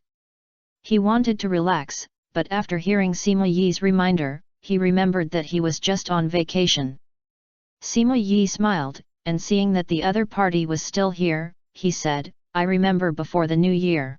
"That's right, Uncle Yi is worthy of it. The work of the police department is indeed important. I have to go back and rest quickly, so that I can have the energy to protect everyone in Konoha tomorrow. That's it, help me say cheer up to Shisui, good night." Before Sima Yi finished speaking, Hui suddenly clapped his hands as if he had just remembered, and hurriedly interrupted the conversation and talked to himself, and then ran away. Before leaving, he helped Sima Yi close the door. "This kid." Sima Yi chuckled, shook his head and didn't care. "Thank you for today's matter, Grandpa." Shortly after Hui left, Shisui also came to the study. He stood in front of the desk and thanked him solemnly. Sima Yi asked calmly, "Because of Itaka?" Shisui nodded first, then was silent for a moment and then shook his head slowly, "Because of Itaka, but not entirely because of Itaka. You made me realize how shallow I was before, thank you very much." "You still don't realize it." Sima Yi sighed, he really wanted to tell Shisui this. Why did he put these people at the end? Because he didn't care about these ordinary people at all, because these people should be the least valuable to them. But Shisui saw his so-called shallowness in these people. At this point, how could Sima Yi not know the difference in their ideas, but he has never been a rigid person. Since the other party is difficult to change, and he can't change people, it doesn't matter if he obeys a little. As long as it doesn't affect the overall situation. Reflect on yourself and summarize your mistakes. You have grown a lot by realizing this. All thanks to Grandpa. Take them and distribute the supplies as soon as possible. You can also take care of the tribe members who are in particularly difficult situations. Well, I understand, Grandpa. Seeing that Sima Yi allowed him to do it, Shisui was immediately delighted and thanked him repeatedly. By the way, have you not fallen behind in your homework recently? Homework refers to the history of the tribe and the sealing technique. Shisui had learned the sealing technique before, but it was just a preliminary study. He did not quite understand why Sima Yi attached so much importance to the sealing technique, but he rarely missed the other party's suggestions. He chose to accept it humbly and take time to practice it. That's good. Don't fall behind in the progress of the sealing technique anyway. As for the rest, you can arrange it yourself. Yes. Shisui agreed, and then they were busy. In the next few days, Shisui took Itaka to continue to distribute supplies to various places in the tribe. In order to let people from all over the tribe see them, Sima Yi suggested that they change their positions every day and not continue from the previous day. Although this would add a lot of trouble, with the list in hand, if you are a little more careful, you won't make mistakes. Itaka followed Shisui closely, and when he witnessed the misery of his tribe again and again, he was always accompanied by guilt and self-blame. In his gratitude and tears, his mood was extremely complicated, as if something in his chest was about to burst out. So, one evening a few days later. Thank you, Lord Shisui, I'm glad to have you, I'm really grateful. Listening to the woman's sincere thanks, Shisui and Itaki waved goodbye with a smile. After the two left, the woman looked at the supplies delivered and Shisui's back, wiped away her tears and thought, it would be great if Lord Shisui was the clan leader. The two walked towards the sunset on the path in the clan. Shisui pushed the cart, and Itaka followed behind. Is this the last family? Shisui looked back and smiled and replied, well, Itaki is tired. It doesn't matter, you don't have to continue from tomorrow. What will they do next? Itaka shook his head. He was not stupid enough to think that the things were enough for people to live for a lifetime. Is Itaki worried about them? Shisui looked at Itaka's expression and felt relieved. Well, this is the family's fault. I want to compensate them for my father. Itaka recalled the elders who had frequently come to his house to argue with his father in recent days, and he couldn't help feeling disgusted and guilty. Those things are enough for them for the next half-month, and half a month is enough for us to solve all this. So don't worry, just work hard with me. The clear direction and clear purpose, as well as Shisui's confidence, made Itaka not confused and relaxed. He nodded gently and followed Shisui closely. At night, after separating from Shisui, he returned home. There were many people guarding inside and outside the yard, including Taihuo. When they saw Itaka, they all gestured. Itaka responded politely one by one, and then he crossed the corridor and skillfully came behind a wall door. The Konoha high-level officials are not doing anything and are bullying us. We might as well launch a coup and take back everything that belongs to the Uchiha. The high-level officials have already given in. They just want to make our ceremony easier. We can't do this. Maybe we can just have a good discussion with them. That's obviously intentional. How did we become the overbearing Uchiha? Damn it! The quarrels became more and more frequent from morning to night. Itaka sat aside and listened quietly. After a while, he got up and left for the first time feeling a little impatient. Since there is no consensus, let's hold a clan meeting to decide. In the hall, the great elder who had always been silent suddenly suggested. Everyone stopped arguing after hearing this. Several elders with different opinions fell silent. They looked at each other and nodded. Seeing that everyone agreed to hold a clan meeting, Fugaku had a headache but had no choice but to agree.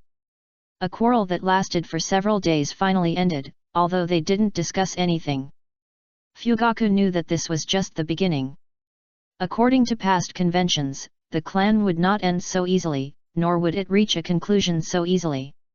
As long as there was a dispute, he would have time to continue thinking about how to resolve this conflict peacefully. After the elders left, Taihuo also came from outside. Go to the police department to make arrangements. We will hold a clan meeting tomorrow afternoon.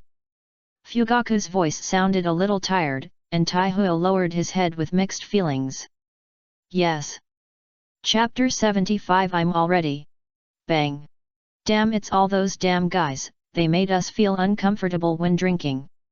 You're right, why do those people always do annoying things, damn it. Inside Konoha village, at a remote barbecue stall, 7 or 8 people in police uniforms crowded together, drinking and cursing. It was already night, the cold wind was howling, and the streets were gradually sparse.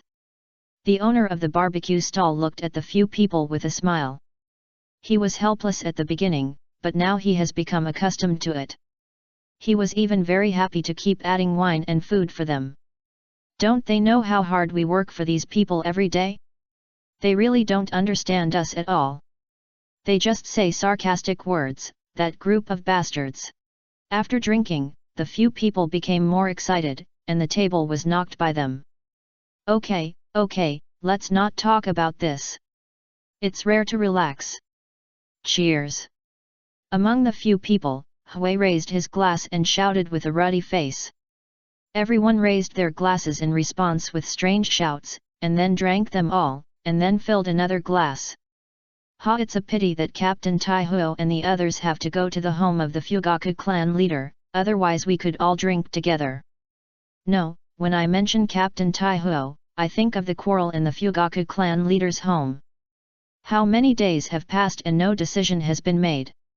It's really like their style, not decisive at all, fussy. Those people are elders and clan leaders, how can you say that about them? Wolusai, what elders and clan leaders, they can't solve these problems, they are really incompetent. That's right, incompetent. The voices of several people are getting louder and louder, and they are drunk. As the wine became more and more, Hui chatted with them and suddenly said, I heard that Shisui has been helping the tribe members because of this. Yes, I saw it too. He is really Shisui.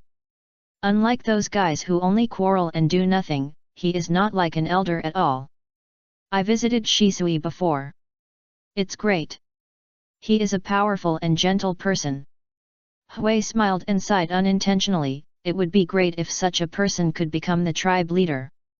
When these words came out, several people were stunned, and then someone laughed and echoed, that's right, Shisui is powerful, and he is very kind to me. They are also very gentle, and they act decisively and have been helping the tribe members these days, unlike those guys. Yeah, maybe it's really possible, ha ha ha. I heard that Shisui and the Hokage have a good relationship. If he becomes the tribe leader, maybe the police department won't have so many troubles in the future. Everyone talked with a smile, without avoiding this topic, and even began to imagine the days after Shisui became the tribe leader. Ha! You guys are really drinking here secretly, it's too much. While chatting, there was a sudden exclamation behind them. Several people looked back and found that it was Taihuo and others who were transferred to the tribe leader's house to stand by. Taihuo stood on one side with a gloomy expression, and the people around him seemed to be unaware and came to the barbecue stall and shouted. Got it. Hui warmly invited everyone to sit down. Until this moment he realized that Taihuo's expression was a little wrong. Ah? Captain, why are you looking like this, what happened? Everyone was curious and looked back. Taihuo sighed and shook his head slowly, explaining, there will be a clan meeting tomorrow afternoon. We have notified the other people in the police department. You are the only ones left. Don't drink too much and forget it. It turned out to be just a clan meeting. I thought it was a big deal. Who cares? Come and have a drink. Taihuo saw this and did not refuse the invitation. He sat down and drank with everyone until late at night. Fortunately, everyone in the police department is a ninja. They can stay awake at any time if they want, but most people are immersed in a half-drunk and half-awake state and don't want to recover. After paying the money, everyone returned to the clan and dispersed. Taihuo looked at Hui's back saying goodbye to everyone with a complicated mood. Let Shisui become the clan leader? This conversation lasted almost the entire drinking party.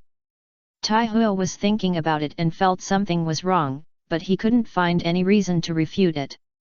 After saying goodbye to the rest of the people, he walked on the way home. The street lights in the alley flickered, and there were faint cries of children and scoldings of parents.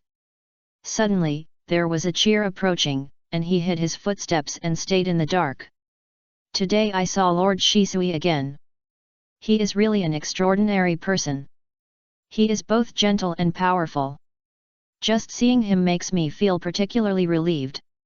It would be great if such a person could become the clan leader. A familiar conversation again. Tetsuho secretly watched several ninjas from the clan walk by him with a strong smell of alcohol. The familiar words made his heart sink. He hesitated for a moment and immediately changed direction to Fugaku's house. Fugaku was exhausted for a long time and had already rested at this moment. But even so, Fugaku still opened his eyes the moment Taihuo came to the yard. What happened? A low voice came, and Taihuo half knelt in the corridor across the door and wall and responded, "Some bad rumors have appeared in the clan." Mikoto had also woken up. She gently put on Fugaku's coat, with a little worry in her eyes. Fugaku patted her hand, got up and came to the yard to sit in front of Taihuo, listening to the other party's story and speculation. "Shisui. Do you want to call him to ask? Or? No, don't worry, I will handle it." "Yes." After Taihuo left, Fugaku just sat quietly in the yard. After a while, he heard the sound of footsteps behind him. Fugaku's eyes moved slightly, and he got up and went back to the bedroom to continue resting. "Grandpa, I heard that the clan meeting will be held this afternoon. This is a good opportunity. Should we do it? Although I am a little anxious, I am ready. I will call Itaki and Brother Hui later. Grandpa will help me keep Itaki. Brother Hui and I will be enough for the clan meeting." The next morning, the notice of the clan meeting arrived at Shisui.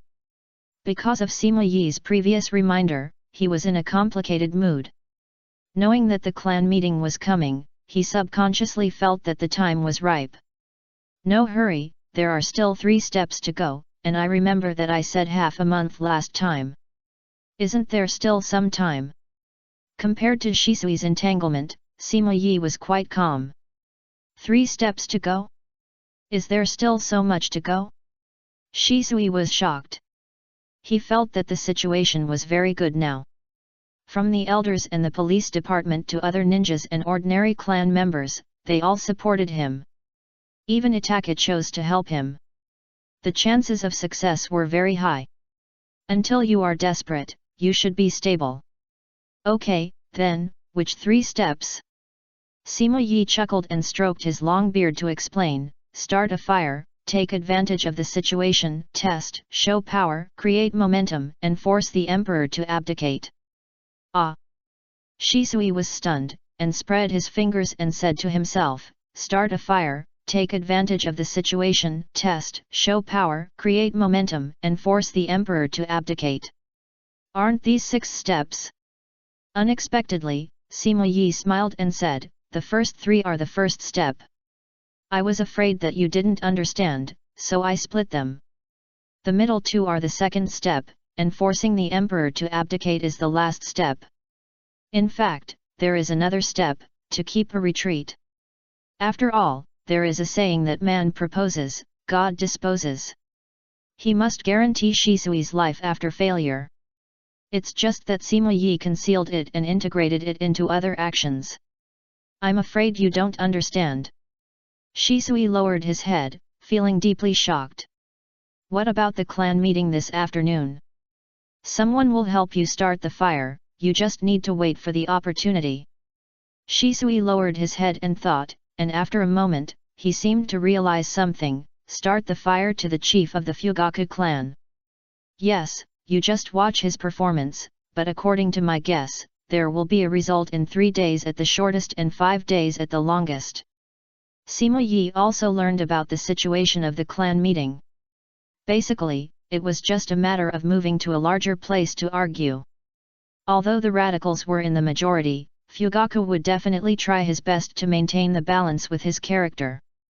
With him, the clan leader, secretly taking sides, there would be no result in a short time anyway. As long as Fugaku compromises, it's time for us to take action. I sorted out the outline again. The first volume is almost over here. I am still a little excited when I think about it, but my mood is very complicated. If I write too much, I am afraid that I will be criticized for being watery, and if I write too fast, I am afraid that I will be anticlimactic. Chapter 76 Political Affairs. It's Lord Shisui, good afternoon. That afternoon, Nanga Shrine. As soon as Shisui and Hui came to the foot of the mountain, several people noticed that they took the initiative to gather together. Good afternoon, everyone. Shisui smiled and responded to everyone. Why must this kind of clan meeting come here? Don't they think it's conspicuous? Hui sighed as he looked at the clan members rushing around. Although he learned far less from Sima Yi than Shisui, there was one sentence that he remembered firmly. Things are made by secrecy and fail by leaks. That's true. Shisui nodded in agreement. Although Nanga Shrine is relatively remote, it is really far from their current clan land. And those who can come to participate in the meeting are the elite of the clan who have opened the 3 Megatama. The strength of these people can be called elite ninjas in the entire ninja world. Now nearly 100 such strong men have gathered in the same place at the same time. As long as the Konoha high level pays attention, they will know what they are going to do. After all, it is a tradition of the clan, and I heard that several clan elders attach great importance to this matter. It is unreasonable not to hold the clan meeting here. Hearing Shisui and the other two sighing, several people around began to explain. Tradition. Shisui could only smile helplessly. The tradition of Uchiha made him feel more and more absurd.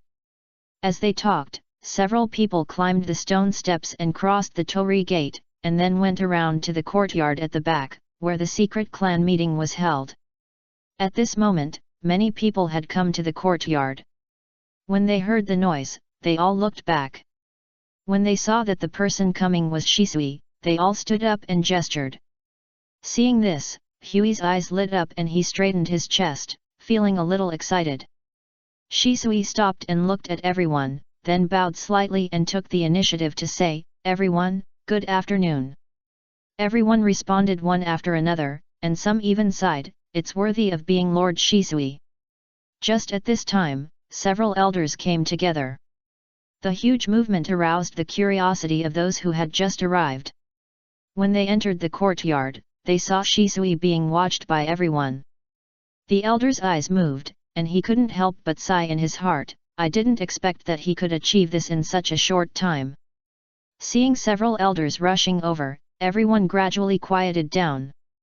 Almost immediately after, Fugaku also rushed over from the other side of the courtyard. He came to the corridor and sat down after several elders and Shisui came up. On Fugaku's left sat the great elder and others, and on his right sat the second elder and others. Although Shisui was not an elder, he was of high status and qualified to sit here, and he was the grandson of Uchiha Kagami, so it was natural for him to sit at the end of the right hand. At this point, the clan meeting began. As always, the great elders began to tell the tragedy of the clan members, then named Konoha, and then rose to the family honor. This time, it was only done by Utane Koharu and Midaman N. It has nothing to do with the 3rd generation. We can't make a big deal about it. It's better to discuss it with the 3rd generation. There are also people in the 2nd elders faction who understand the reason. They try to calm everyone down by avoiding the current situation of the tribe members. The two sides keep arguing back and forth, but the current situation of the tribe members is there. The radical faction has a large audience. They only need to keep telling the facts to force the conservative faction to retreat. The conservative faction had to bring out the argument that the war is over, peace is the most important, and they should tolerate it for the sake of Konoha and the overall situation. Fugaku and Shisui remained silent and let the elders continue to argue. Soon the argument between the two sides became more and more intense, and the tribe members below also joined in. As expected, the clan meeting lasted for 3 hours without any results. Until the evening, both sides gradually became angry, and the radicals had changed from asking for explanations to a coup to regain the glory of Uchiha. And the conservatives changed from being tolerant and peaceful negotiations to handing over Yudatan Koharu and Mito Kato and to let Konoha compromise. Seeing the sunset, Shisui felt both ridiculous and sad to see the noisy people, and even thought that it would be better to go back to learn the sealing technique. Since everyone has their own opinions, why not vote? The elder sighed and proposed again. He was old and gradually felt powerless after a few hours. In fact, during the whole meeting, more than once someone proposed a vote, but they were all rejected by the second elder and others. The second elder was not a fool. Of course, he knew that the other party had more people, but he did not approve of the other party's radical approach from the bottom of his heart. He just wanted to delay it until he and Fugaku discussed countermeasures to solve the problem. By then, the tribesmen would naturally be able to stabilize. Then let's vote. Suddenly, a low voice sounded, and in an instant, the whole audience was silent, and everyone looked at the owner of the voice. That person was Uchiha Fugaku. The elder was puzzled, the second elder was shocked, and Shisui also woke up from his confusion. Come here. Clan leader. The second elder shouted in disbelief, but Fugaku looked at everyone with a serious expression and repeated, let's vote. The first elder and the clan leader both agreed to vote, so the second elder was naturally powerless to refute. He looked at everyone blankly and even glanced at Shisui. Shisui was more confused than him. In this case, if he agreed to vote, wouldn't the result be obvious? As expected, the call for launching a coup was almost overwhelmingly passed. The clan members in the courtyard also looked at each other, and for a while they were a little uncomfortable. They just wanted an explanation. How did it turn into launching a coup? Tetsuka, Yashiro, Inahiro, Yangch, Hui's eyes were full of shock and uneasiness. The first elder calmed down first, and his eyes fell on Fugaku. What are you going to do? Fugaku slowly stood up, his eyes swept over Taihuo, and he caught a glimpse of Shisui, and then he closed his eyes. At this moment, he no longer hesitated. When he opened his eyes again, his pupils had turned into 3 megatama. The result is set. I have decided to launch a coup and take back the glory of Uchiha. He spoke in a high voice, as if he had made up his mind. Why did they choose him as the clan leader? The elder sighed, with disappointment in his eyes. If Fugaku forced the clan members to deny this vote, he would look up to him. At least it shows that he has been doing this for the stability of the Uchiha clan. After Fugaku's voice fell, everyone reacted after a few breaths. Taihuo's face was very ugly. He looked at Fugaku and then at Shisui, feeling very uneasy. Coup. Take back the glory of Uchiha. Let those old guys see how powerful Uchiha is. Some people were excited, and their Sharingan opened involuntarily. They cheered and raised their fists. Until this moment, the clan elders were the quietest. No. Chapter 77 10 Days. The crisp and childish voice seemed a little out of place in this courtyard full of bloodlust and passion. But this familiar voice made everyone subconsciously quiet down. Fugaku's eyes moved slightly, and the elder looked up, only to see that Shisui had stood up at some point. He looked serious, and after everyone quieted down, he slowly came down and half knelt in front of Fugaku. No? Shisui, do you know what you are talking about? The whole place was silent, only Fugaku's expression was serious, and the three Megatamas stared coldly at Shisui below, and the low questioning voice echoed in the courtyard.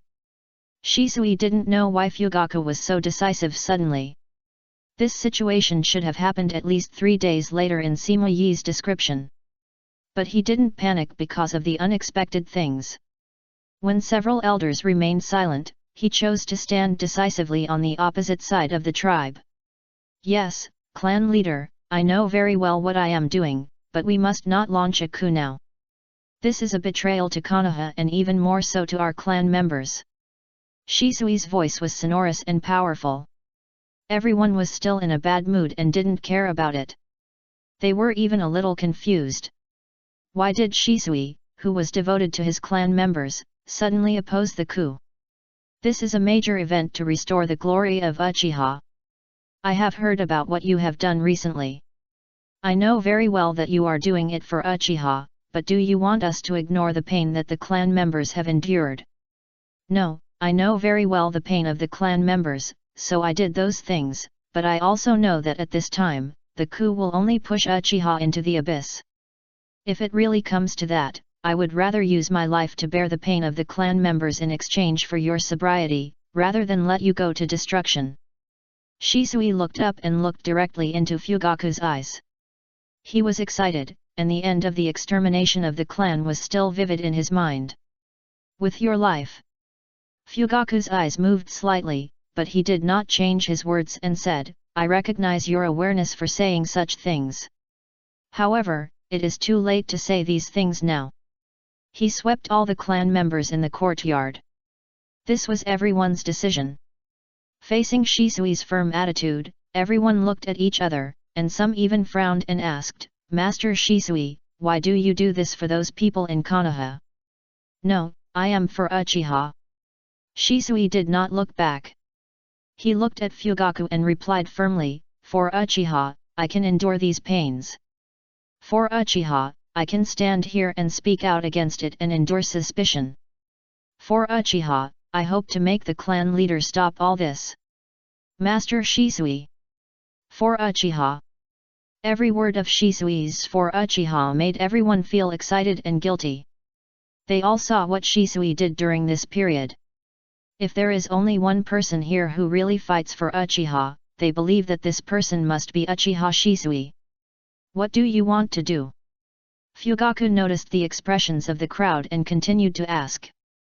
Shisui lowered his head and pleaded sincerely. You know, even the clan leader cannot oppose the result of the clan meeting. Fugaku did not refuse directly, but looked at everyone and said. Shisui's eyes moved slightly, he looked up at Fugaku and understood. He slowly stood up and then he bowed and begged everyone, please believe me once. No extra words, just a request. This. Everyone was shocked. Seeing Shisui bowing, they didn't expect him to do this. If it's Shisui-sama. Yes, if it's Shisui. Everyone was silent for a moment, and then some discussions gradually sounded. After all, it's Shisui-sama. If it's him, it's okay to believe him once, right? That's right. Shisui-sama has been busy for everyone recently. I believe he will not let us down. Until this moment, Hui in the crowd finally reacted. He raised his hand and shouted, Give Shisui-sama a chance. Give Shisui-sama a chance. With him leading the way, the voices gradually became louder, and soon drowned out other discussions, and then tended to be unified. Seeing this, the second elder finally breathed a sigh of relief and sighed in his heart, You are worthy of being the grandson of Jing. The result is determined, but since everyone is willing to give you a chance, I can also believe you once, but... Fugaku said, his voice suddenly raised, Uchiha will not endure this forever. 10 days. Shisui turned around and replied with a firm look, I will give an explanation to the clan members within 10 days. Then 10 days, if the situation still cannot be changed after 10 days, then Uchiha will use force to seize everything. Both Shisui and Fugaku had surprisingly firm eyes. The elder looked at the two, relieved and puzzled, but relief was still the majority.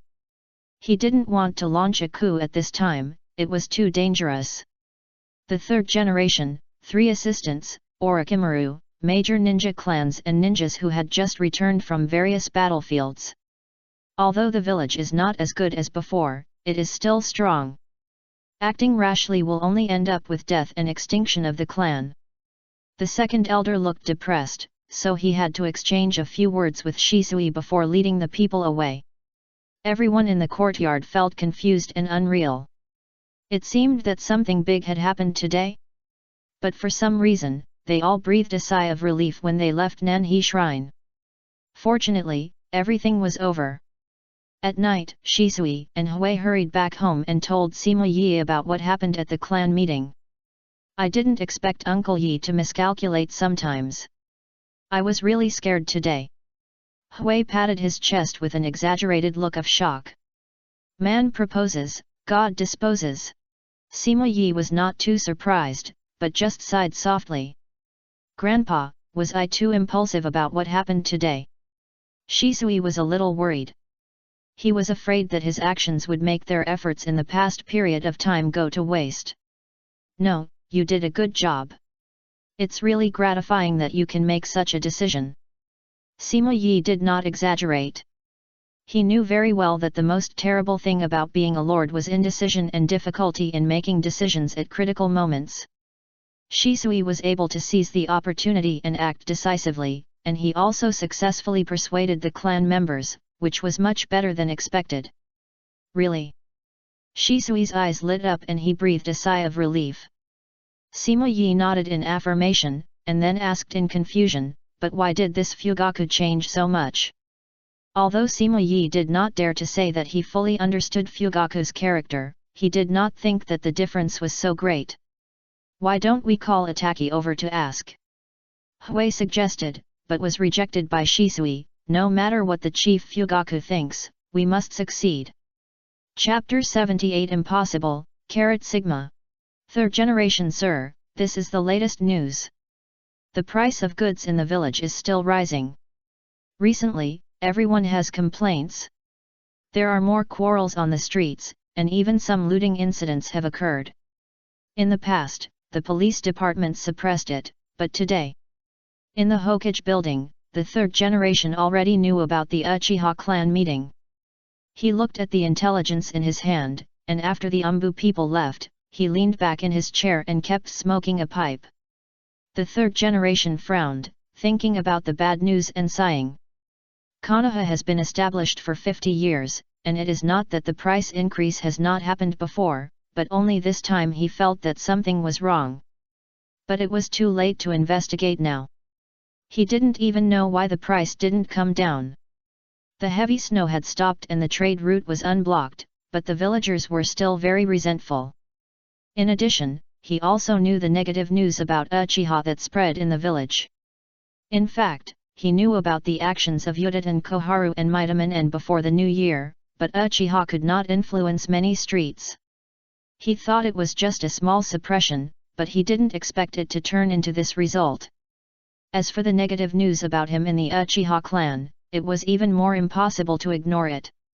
Damn it, although he indulged himself a little, what does this have to do with him? Someone must be doing something in secret. Who could it be? Hiruzen, you know everything about the Uchiha, right? These guys went to the clan meeting in a rage, they must be discussing a coup. I've said long ago that these evil Uchiha can't be trusted. While thinking, the door of the office was pushed open, and Danzo rushed in aggressively. Is it the Uchiha clan that called us here so urgently? Did the meeting discuss something important again? After Danzo, it was Uchiha Koharu and Mito Kato who followed in. It shouldn't be. According to their personalities, they will quarrel for at least a few more days. After the three of them entered the office and discussed among themselves, the third generation immediately came back to his senses. He glanced at the three of them and asked, "You all know about the rumors in the village and the things in the Uchiha clan, right?" Uchiha Koharu and Mito Kato naturally knew what the third generation was referring to. They both remained calm, as if they didn't notice. Danzo glanced at the two of them, feeling a bit gloating in his heart, and said directly, "These guys are the same. It's just a few rumors, but they made such a big fuss. They are not satisfied with quarreling in the clan land, and they have to go there to hold a clan meeting. In my opinion, holding a clan meeting is just a cover. Maybe they just want to launch a coup. Why don't we mobilize people to deal with those people during the clan meeting tomorrow, and the rest of the people will naturally be honest. These are the fighting forces of the village. Danzo, your idea is too extreme." Midaman Yan frowned when he heard this, and immediately refuted. Yudatan Koharu also nodded. Although they wanted to suppress Uchiha, it was definitely unrealistic to destroy the other party based on speculation. Faced with the accusation, Danzo snorted coldly and ignored it. The third generation glanced at Danzo, not paying attention to the other party's speculation and suggestions. In fact, although several people knew where the Uchiha people were meeting, they really didn't dare to send people to find out the content of the meeting. If there were no other ninjas to cover them, even if the four of them broke in, they would never come back. The village is still the village, and the Uchiha is still the Uchiha. Everyone lives in peace, and no one can do without him. So now he wants to know who is secretly ruining his reputation. Don't pay attention to the Uchiha clan meeting, let's talk about the merchants outside their clan. I have told them several times not to provoke the Uchiha. The third generation gritted his teeth. He was really going to be pissed off by these guys. The Third Ninja World War hadn't ended yet.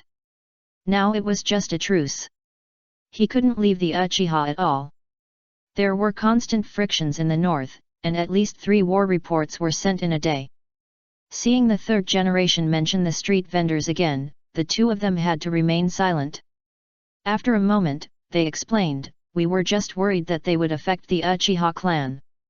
We didn't expect it to develop to this point." Of course, the third generation didn't believe it, but he didn't pursue the issue further. Instead, he asked, "What about the rumors in the Uchiha clan?" Speaking of this, Koharu Yudatan and Enmito Kato looked at each other and looked at Danzo, who was watching the show on the side in tacit understanding. Seeing that the three of them were looking at him, Danzo's face changed immediately. "Why are you looking at me? It's not me who did it." The Sandaime narrowed his eyes, looked at Yuta and Koharu, then looked at Danzo, and finally his eyes fell on Danzo. "I reiterate again, you should do your own things during this period. I will handle the Uchiha affairs, don't cause any more trouble." After saying that, the Sandaime didn't listen to the explanations of several people, and he ordered the 3 people to return to the clan land. Danzo was furious, snorted coldly and slammed the door.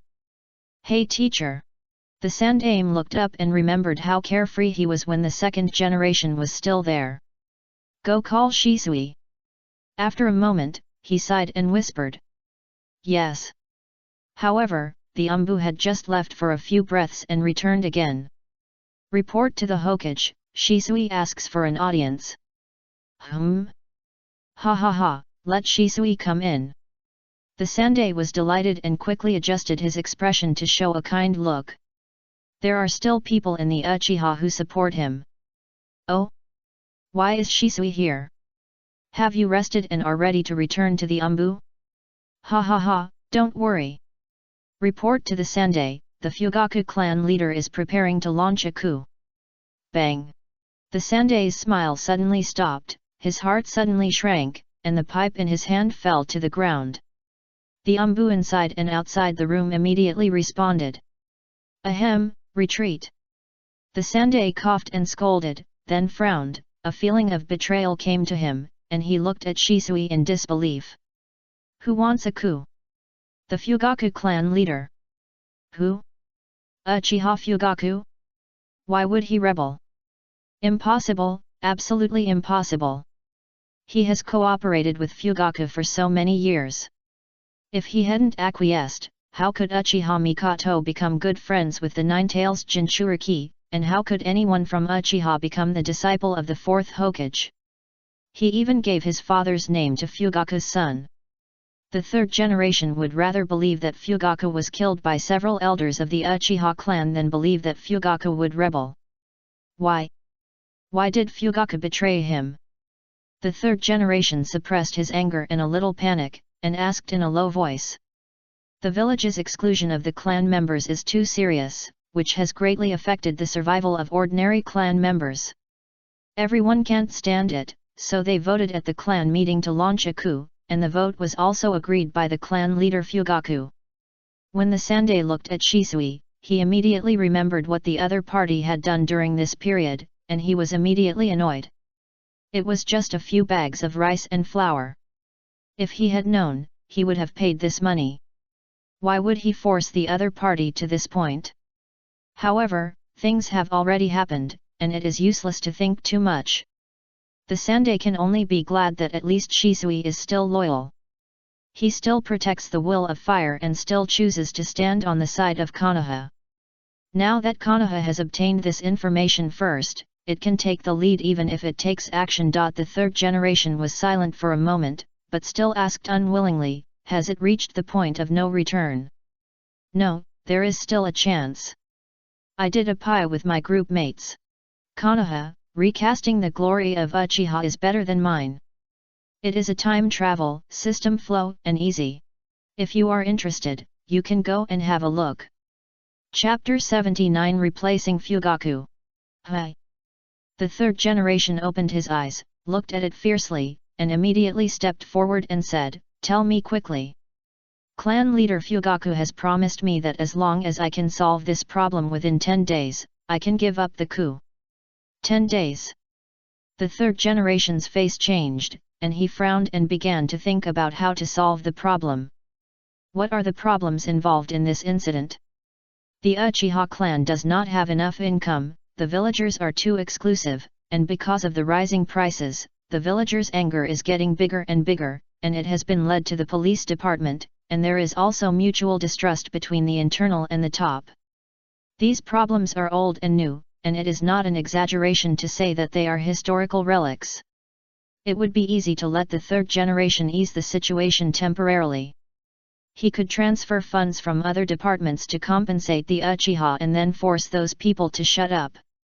In this way, there might be some effect within 10 days, but it would not be able to ease the conflict for a long time. A fierce rebound might occur within half a month. Thinking of this, the third generation's face became more and more ugly. He looked at Shisui and said, "It may be difficult to solve the problem within 10 days. Can you discuss with Fugaku and ask him to give the village more time?" The attitude of the chief Fugaku is very firm. I begged the tribe members for these 10 days. Shisui looked sad and shook his head slowly, seeming to be a little desperate. Yes, the Uchiha clan has never made a decision so quickly in previous meetings. Since Fugaku is so decisive, he must have made up his mind. The situation is clear. He now has only two choices. Either satisfy the appetite of the Uchiha within 10 days, or make sufficient preparations to quell the rebellion within 10 days, and then take the initiative to kill the high-level officials of the Uchiha. We can only try our best to meet their demands in 10 days, but if we can't avoid it when that day comes, the village will probably be destroyed by civil strife. Thinking of the situation in the village in the north, the third generation had a headache. Once the Uchiha clan broke out in civil strife at this time, the land of lightning would inevitably invade in a big way. Not to mention the land of water, the two poor people of the land of earth and the land of wind would definitely not miss this opportunity, even if they were on crutches. Listening to the almost depressed words of the third generation, Shisui lowered his head with a tangled expression and spoke in a low voice. The third generation seemed to have grasped the last straw and couldn't help asking, "If what?" "If I can replace Chief Fugaku as the new chief, and the village compensates the clan members, maybe I can prevent the coup from happening." "Replace Fugaku?" The third generation widened his eyes, he looked at Shisui in surprise, his brain spinning wildly. It's not that he doesn't want to support Shisui, it's just too difficult, and this is Uchiha's internal affairs. If he intervenes, more than one Uchiha will stand up. But if he doesn't do this, Konoha will be finished. Are you sure? Without much hesitation, the third generation asked softly. If I can get the help of the third generation, for the sake of Konoha, I am willing to try my best. Shisui can make Fugaku postpone the coup, maybe there is really hope to replace him. The third generation was moved. He took a deep breath, patted Shisui's shoulder and said in a deep voice, I will fully support you, but I can't be exposed, otherwise there will be greater unrest in the village. I understand, thank you, third generation. The third generation helped Shisui up, his expression sincere, this is what the village owes you. He knew very well that if this kind of thing was discovered, Shisui would die. No, everything is for Konoha and for Uchiha. Shisui looked serious, as if he had already realized that he was going to die. The third generation sighed and promised, please, Shisui, as long as we buy some more time, the village will treat the Uchiha clan well in the future. After getting the promise, the two discussed the details again.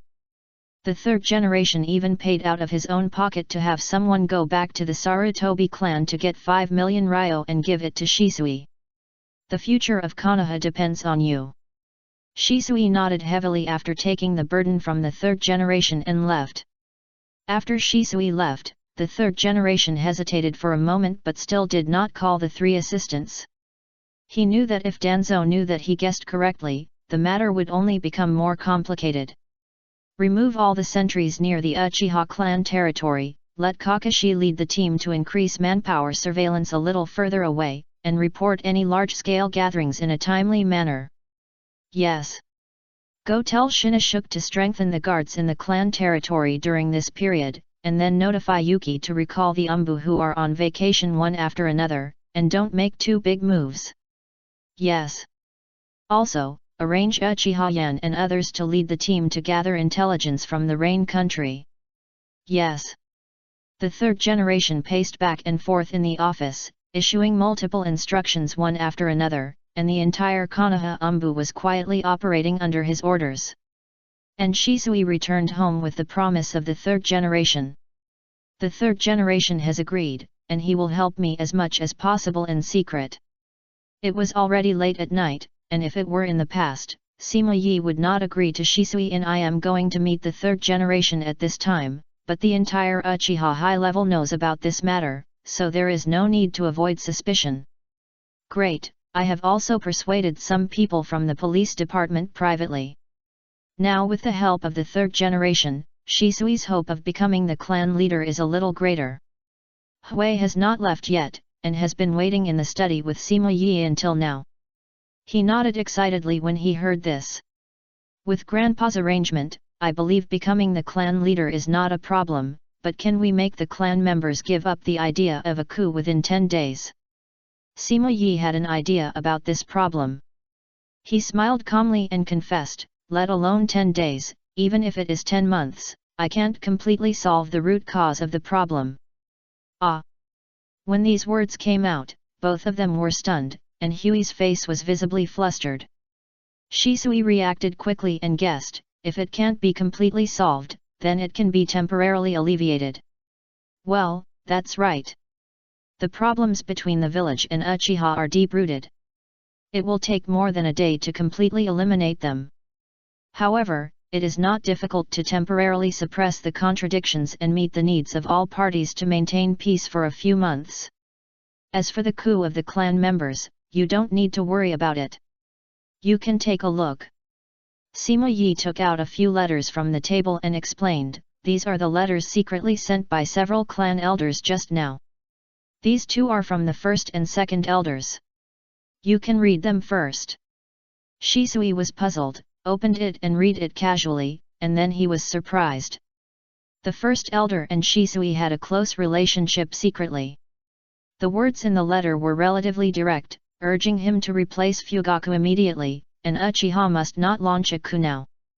The second elder was a little more tactful, just stating his consistent position, stating the pros and cons and expressing that he would strongly support him in resolving the conflict between the family and the village.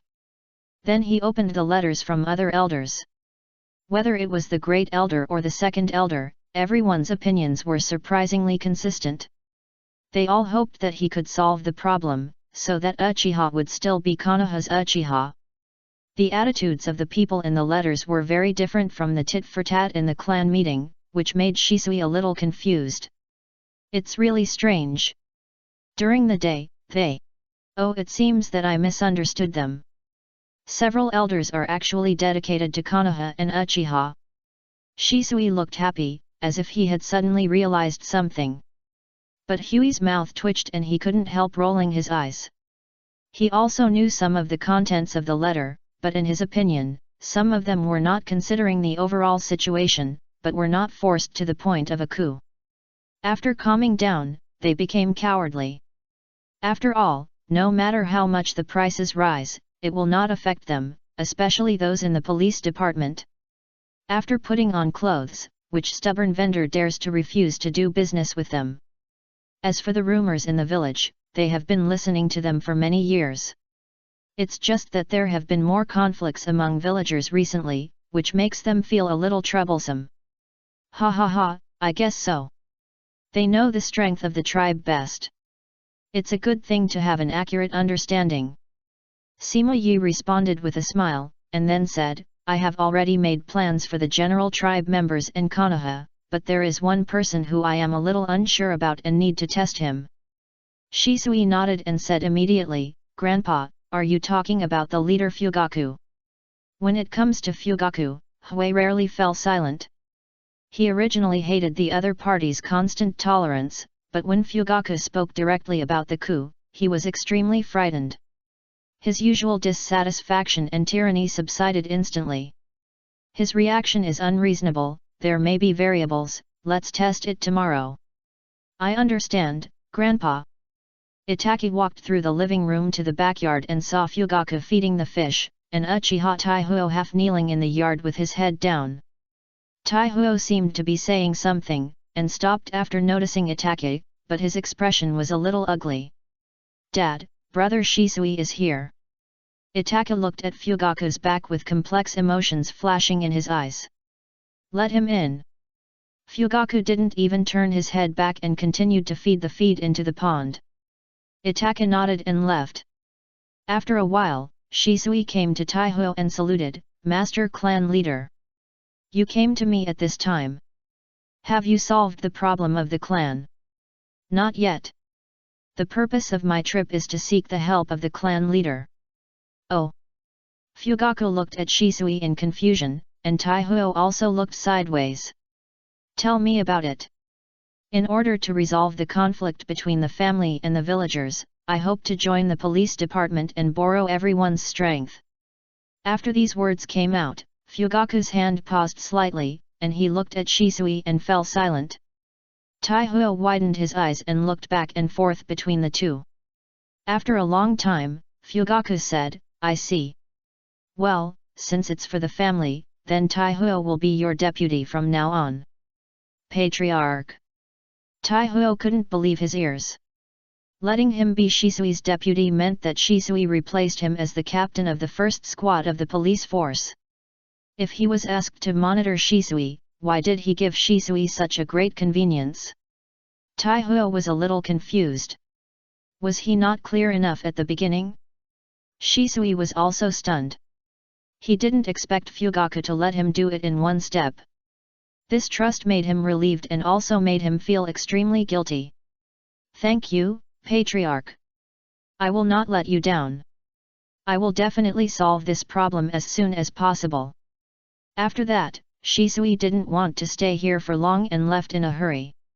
Seeing Shisui leave, Taihuo couldn't hold back his doubts anymore and immediately reminded him, I hope Shisui will become the Patriarch's legacy. The rumor has spread to every corner of the clan.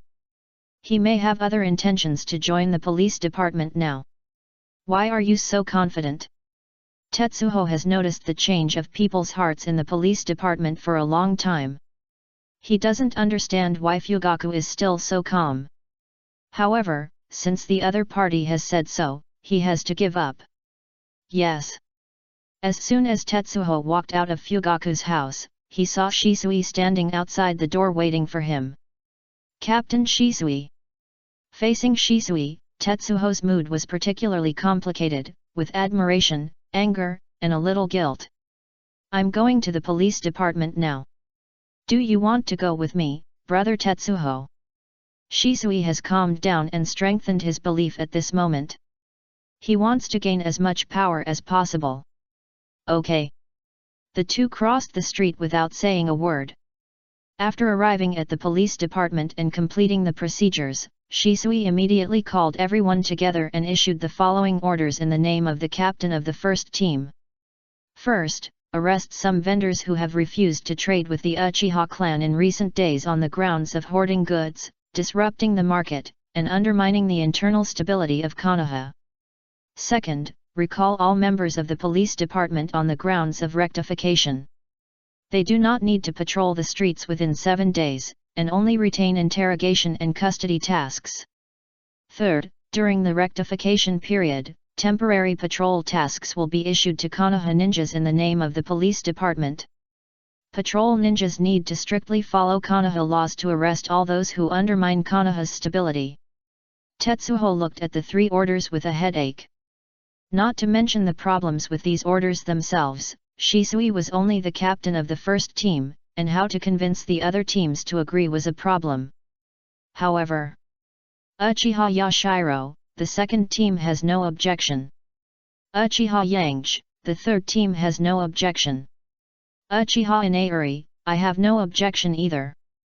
Tetsuho looked at the few people in surprise.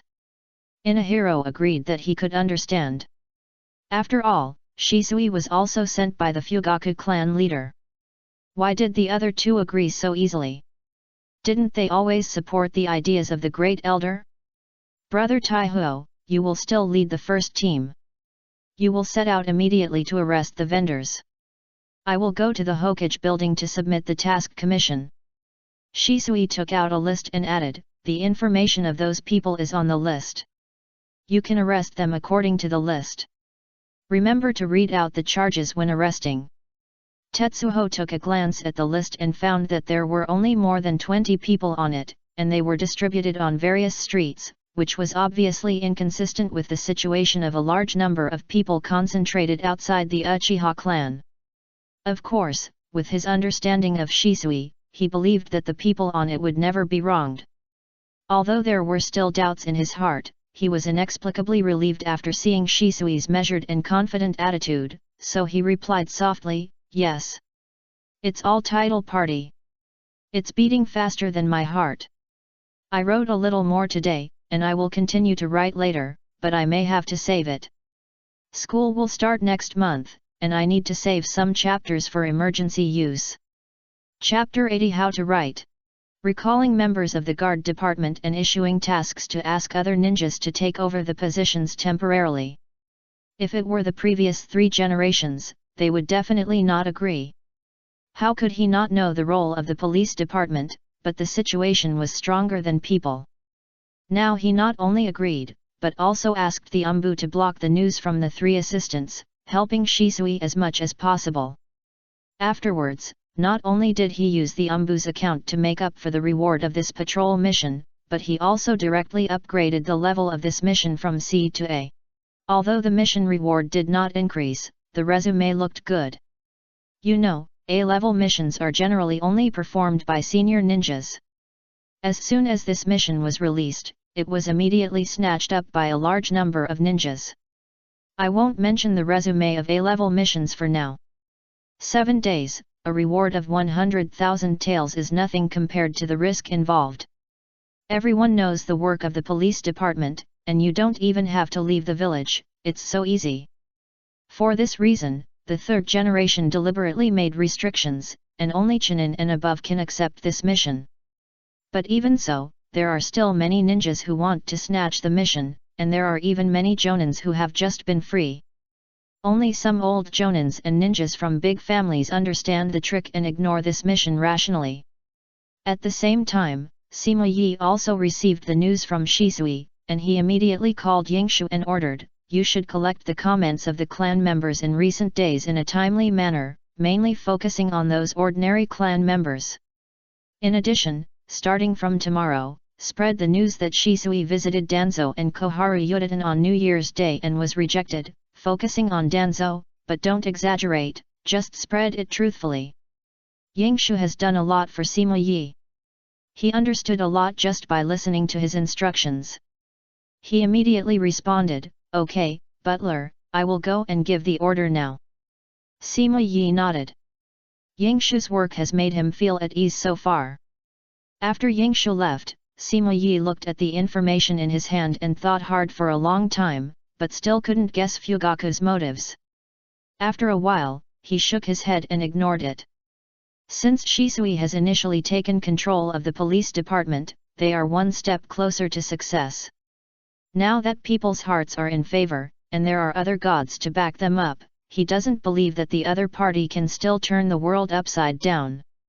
After thinking for a while, he picked up the scroll on the table and prepared to keep one last trick in case of emergency.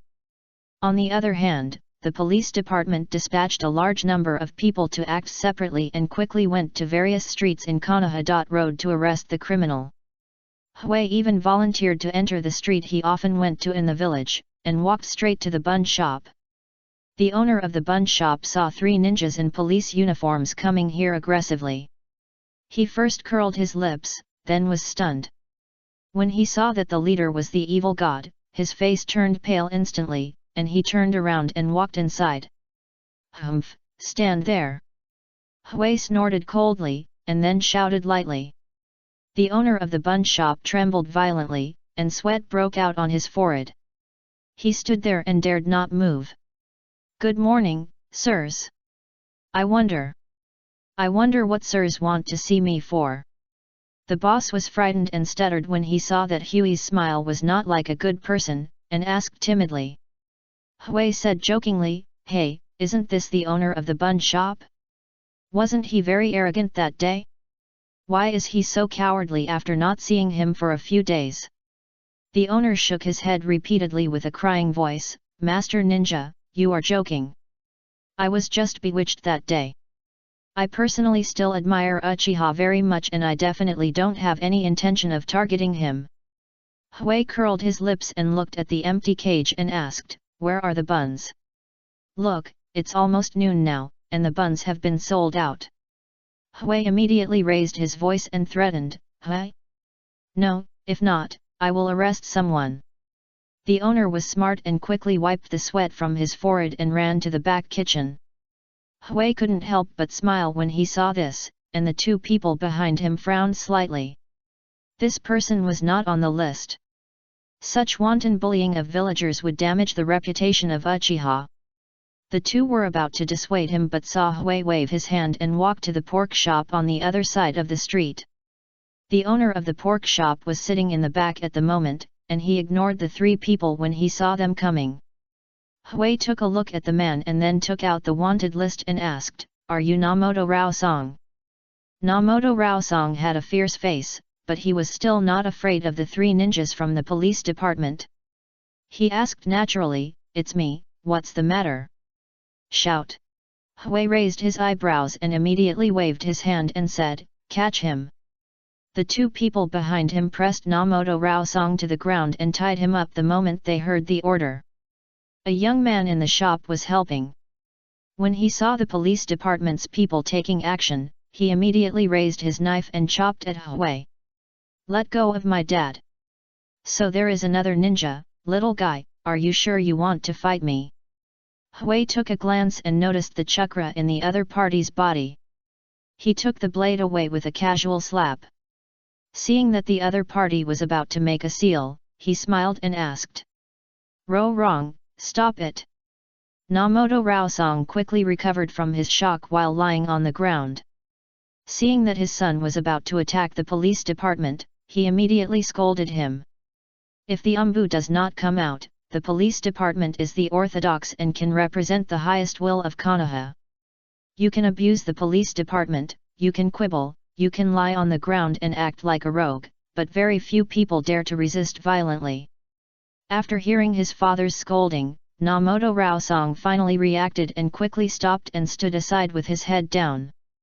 The sudden change also made the people around a little flustered, but after recognizing the person who took action, they all surrounded him. In an instant, the pork shop was crowded with onlookers inside and outside.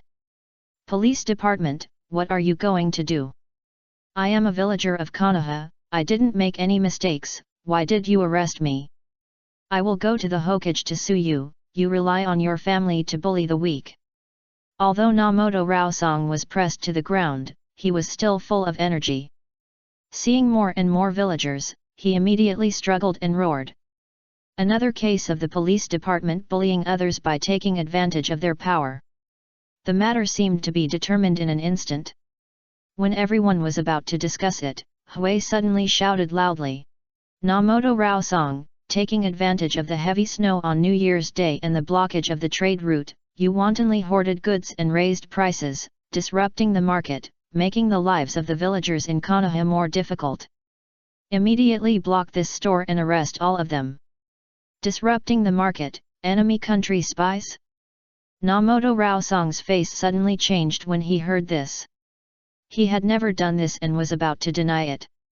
However, Hui looked at the two people immediately after he finished speaking. The two people understood, and one of them directly removed Namoto Raosong's jaw when he opened his mouth. "You are talking nonsense, this is a frame-up." Seeing his father's mouth blocked, Namoto Raosong immediately spoke, and before he finished speaking, another person also took action to subdue him instantly. Then he looked at the other helpers in the shop and shouted coldly, "Squat down honestly, otherwise don't blame me for taking action." The other helpers were just ordinary people, how could they dare to resist the ninjas of the police department, and they all lowered their heads and squatted together. It was not until this moment that the onlookers reacted. Some people even asked the people around them with a puzzled expression, "Didn't the police department just say that the reason why things are so expensive recently is because the pork shop owner raised the prices?" "Yes, but not only that. This bastard is a spy from the enemy country, who is here to harm us, damn it. Asshole, I said that the things in his store must be short of weight, it turns out that he is a spy from the enemy country, who wants to cheat us of our money, what a damn guy. No wonder the price of wine is so expensive recently, I have been forced to quit drinking, it's all your fault, Kekexio. Throw him in jail and beat him to death. I said why I always lose money in gambling recently, the owner of the gambling house must be in the same group, beat them to death. Beat him to death. Everyone calm down, he may have accomplices, we need to take him back for interrogation." The shouts suddenly rose, the faces of the three people changed, Hui hurried forward to dissuade them to prevent the villagers from getting too excited. The two of them took Namoto's meat floss and the helpers in the pork shop and ran away immediately. Chapter 81, Reciting I Am the Hokage. The public outcry was so intense that Hui almost didn't react. In order to avoid hurting the helpers, Hui immediately summoned several shadow clones to stop them. Although the shadow clones couldn't withstand too much impact, it was not a big deal for Hui to stop some ordinary people with the strength of a ninja. When the three of them evacuated, the owner of the bun shop was sticking his head out to watch the excitement when he saw the police department arresting Namoto Raosong. It's bad, they really caught him." Hui took the time to look back and glanced at him and said directly, "Send the buns to the police department later, more and bigger. If you dare to cut corners, you will be the next one. Don't dare." The bun shop stood straight, responded loudly with a crying voice, and then ran back to the shop with a whimper. At the same time, the same thing happened in every street of Konoha. Behind every arrested vendor, there was a large number of Konoha villagers who kept cursing. They seemed to have found an outlet to vent, and vented all the misfortunes and dissatisfaction in their lives during this period on these vendors. This made the other small vendors who had offended Uchiha terrified, fearing that they would be the next one, and they hid far away in a corner when they saw the police department. It also surprised the ninjas who came and went. Such a big move could not be concealed. It spread throughout Konoha that morning, and the three assistants soon learned the news. Danzo was sulking, but fortunately, a part of the funding he had obtained from the Jounin conference suddenly arrived for some reason, and the root organization also returned to his hands from the dark side. Now he has to continue to build his root organization, so after hearing the news, he just cursed evil Uchiha and ignored it. Yuditen Koharu was dissatisfied and wanted to come to the third Hokage with Mito and to discuss, but unexpectedly Mito refused on the grounds that the logistics department was busy recently. Yuditen Koharu had no choice but to come alone. When she arrived at the Hokage building and learned about the patrol mission, she was furious and ran to the third Hokage's office and kicked open the door and asked, "Hiruzen, do you know what you are doing?" The third Hokage was busy using a crystal ball to patrol the situation near the Uchiha clan. When he heard the door being kicked open, he almost thought it was Danzo who came. It was the teacher's idea to let only Uchiha stay in the police department. Don't you know the teacher's purpose? How could you agree to let them find a replacement? Moreover, a C-level mission was raised to A level, and the mission reward was so rich. What exactly do you want to do? The third generation just breathed a sigh of relief, and Yuditen Koharu asked him again, also, those guys in the police department persecuted innocent villagers everywhere in the village. What's the matter with this Uchiha Shisui? Isn't he a member of the Umbu? How can he still hold a position in the police department? He made the whole Konoha restless on the first day he entered the police department. Why don't you order Fugaku to come and question him immediately? Seeing Yuditen Koharu talking non-stop, the third generation frowned and smoked his pipe. After a while, Yuditen Koharu saw that the third generation had never said a word and gradually realized that something was wrong, and quieted down. "Hiruzen, I'm doing this for your own good. Uchiha Shisui's actions will only..." Enough. The Sandaime was already upset, and finally couldn't stand it anymore. He asked in a low voice, "Who instigated those vendors? Hoarding goods, disrupting market prices, and harming people's livelihood, can such people be arrested for injustice? They just don't sell things to Uchiha. It's a normal transaction, and how can it be considered as spies of the enemy country that harm people's livelihood? That means you know that someone instigated them." The Sandaime had nothing to say about this matter, and he didn't plan to explain. He immediately said, "I have agreed. Let's do this. Don't interfere." "Hiruzen. Enough, Koharu, I am the Hokage." The Sandaime shouted angrily, and Koharu Yuditen was stunned. She opened her mouth but couldn't say a word. She could only snort and turn away. After he left, the third generation sighed. The earliest they could know about the Uchiha's coup was the 9th day, otherwise there would be no room for maneuver. "Shisui, the safety of Konoha depends on you, don't let me down." In the police department, Hui found Shisui to report after arresting Namoto Raosong and others in prison. "All the people have been arrested. What should we do with them next?" Of course, Hui knew whether these people were collaborators, so he was curious about how to deal with them. "Don't pay attention to them for the time being. Separate the helpers from them and wait until the situation stabilizes. As long as these people don't show up, it doesn't matter, and Shisui doesn't have time to interrogate them." After a brief reply, he ordered, "Everyone will be back soon, Brother Hui, go to the street to prepare lunch for everyone. The ninjas who will take on the mission will be here soon. Remember to buy more. We will be busy today." Hui nodded immediately, "Don't worry, I'll go right away." Not long after Hui left, other members of the police department also returned one after another. They moved quickly and completed the arrest and publicity missions before noon and returned to the headquarters. "I have submitted the renovation plan to the Third Kai and the Fugaku clan leader, and received their approval. In addition, I also issued commissioned tasks to other partners in Konoha, and the people who took on the tasks will arrive soon. However, there are no new police uniforms in the warehouse, and I hope you can lend them the clothes temporarily. Shisui has actually taken control of the police department, and the people standing here are all well-trained elite ninjas." After hearing the order, they immediately took off their outer clothes. Tetsuho stood aside and was quite surprised to see this. He thought these people would complain a little, but he didn't expect them to cooperate so well. As soon as everyone took off their clothes, someone came to Shisui and reported, several ninjas who took on the task came to confirm the task information. Should we let them in now? Shisui nodded, and then the man moved to bring the ninjas outside in. Shisui was stunned when he saw the face of the leader. Master Shisui. Koizumi Jonin. The person who came was Koizumi Satsuki, a special Jonin who came to reinforce on the western front but was rescued by Shisui and his men. It's really Shisui-sama. Koizumi Satsuki was excited and walked quickly to Shisui. I heard that Shisui-sama joined the police department and entrusted this task, so I came here immediately. It's great to see you here again. Shisui was also full of joy.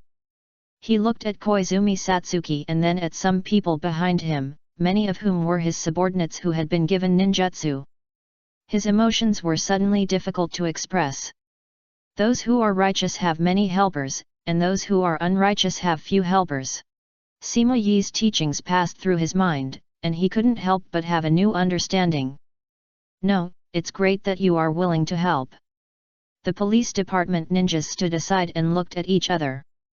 Although they didn't know these people, they couldn't help but feel proud to see them being so respectful to Shisui, and they all straightened their chests. When looking at these people, he even showed a smile that he thought was gentle. I thought it was updated at 10 o'clock yesterday, but I found it was 8 o'clock. I almost forgot. Chapter 82X. Soldiers. Koizumi Satsuki and others were the first batch of ninjas to arrive. Shisui specially helped them choose more suitable uniforms and whispered, "If you encounter any difficulties during the mission, you can return to the police department lobby in time. I will arrange for people to stay here to help. If you have free time later, you can also ask them about training. I hope readers will remember our domain name Taiwan Novel Network rightword@erotica.com." This was Shisui's private promise, and the others naturally understood it, and nodded in ecstasy. Soon, not long after Koizumi Satsuki and others arrived, other ninjas arrived one after another. Until Hui came back with a group of clones carrying lunch with a happy face, holding his chest. The ninjas who came to confirm the mission information had basically arrived. After lunch, Shisui asked the ninjas of both sides to confirm the information before the mission. Specifically, read through the Konoha law for ordinary 100 disputes over surnames and street management. Because the Uchiha people will not go out on patrol for the next 7 days, these people must know these basic contents to maintain the stability of Konoha. So for a whole afternoon, both sides began to understand the law with red faces. Until the evening, all the Uchiha people watched these people leave from the gate with their heads down angrily. Before leaving, Shisui smiled gently and comforted, "Starting tomorrow, the stability of Konoha will be in your hands. Don't worry. If you have any problems, you can come to the police department immediately. I will arrange people to help you." Shisui didn't have high requirements for these people, nor did he need them to be able to control the intensity of punishment. They only needed to do 4 words. Enforcement must be strict. It only needs to judge whether the villager's behavior has crossed the line. If it crosses the line, they will be arrested. If it doesn't cross the line, they will be ignored. That's all. Thank you, Lord Shisui. Lord Shisui is so gentle. As expected of Lord Shisui. It was only today that they knew that many things that they used to think were very normal were actually illegal. However, they were still uncomfortable after being scolded by a group of Uchiha for a long time. They wanted to fight but couldn't, and they wanted to argue with the other party who was professional. Now that they have been comforted, they feel a lot more relaxed. Shisui is too gentle. Fai stood behind with his arms folded, looking at everyone with a frown. He was also very annoyed after teaching for an afternoon. Okay, the training will start tomorrow. I will treat everyone to a drink today. How about everyone relax together? After seeing off Koizumi Satsuki and the others, Shisui heard Hui's complaints and had to put on a smile to appease the tribesmen. Really? Great. Long live Lord Shisui, I won't go home until I'm drunk tonight. I won't go home until I'm drunk. Oh. Because of the coup, everyone was under pressure, and they were relieved at this moment, and they cheered immediately. Shisui smiled and gathered everyone on the street that night. Although the vendors on the street didn't see the uniforms of the police department, they also knew the origins of these people. Thinking of the horror moments during the day, they all put on smiles. After 3 rounds of wine and 5 kinds of dishes, everyone opened their mouths and began to pour out their grievances. Shisui was not yet of drinking age, so he just listened quietly with a drink in his hand to prevent these people from saying anything inappropriate. As soon as they gathered here, Sande received the news immediately, and was shocked. After learning that it was Shisui, he slowly sighed. Shisui, please don't let me down. Money, I have money in my pocket. Late at night, when Shisui brought the drunk and sleep-talking Hui home, Sima Yi had already fallen asleep. Shisui wanted to talk to Sima Yi about what happened today, but he had to give up. It was not until the next morning that he came to the study to report the progress to Sima Yi. Keep your mind steady and down to earth. The more times like this, the more you need to keep a normal mind. I will help you control the public opinion inside and outside the clan, and you just need to watch the police department. Sima Yi was studying books in the study as usual, without any chaos. Shisui was also deeply affected by this and gradually calmed down. Grandpa, since you have to watch them, why don't I just take them to read books? The training of the police department is just an excuse. The key point is to prevent them from appearing in front of the villagers for a period of time. This is not easy because he cannot explain the reason directly. So Shisui needs to have enough prestige and patience to restrain them from time to time, and to understand them so that these people do not feel anxious and dissatisfied. Not only that, but also try to make these people feel a sense of accomplishment in preventing the coup without participating. In this regard, Sima Yi's suggestion is, train the troops. Train the troops. Sima Yi shook his head and explained, it's just a reference, not really training the troops. But reading is definitely not suitable for them, and it can't be done now. It is easy to arouse the doubts of the 3 generations.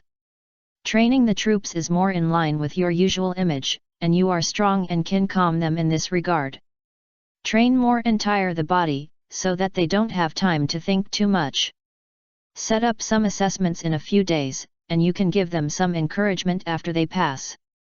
In this way, they will naturally have a sense of belonging, and when they return to the police department, the changes in the outside world will be attributed to themselves. Shisui suddenly realized and immediately added, it is very similar to the way Grandpa dealt with Itake. Ha ha ha, yes, that's right, but you'd better discuss the training location with the 3rd generation, so that he won't think too much. I understand, Grandpa, I'll go now. Shisui nodded and set off.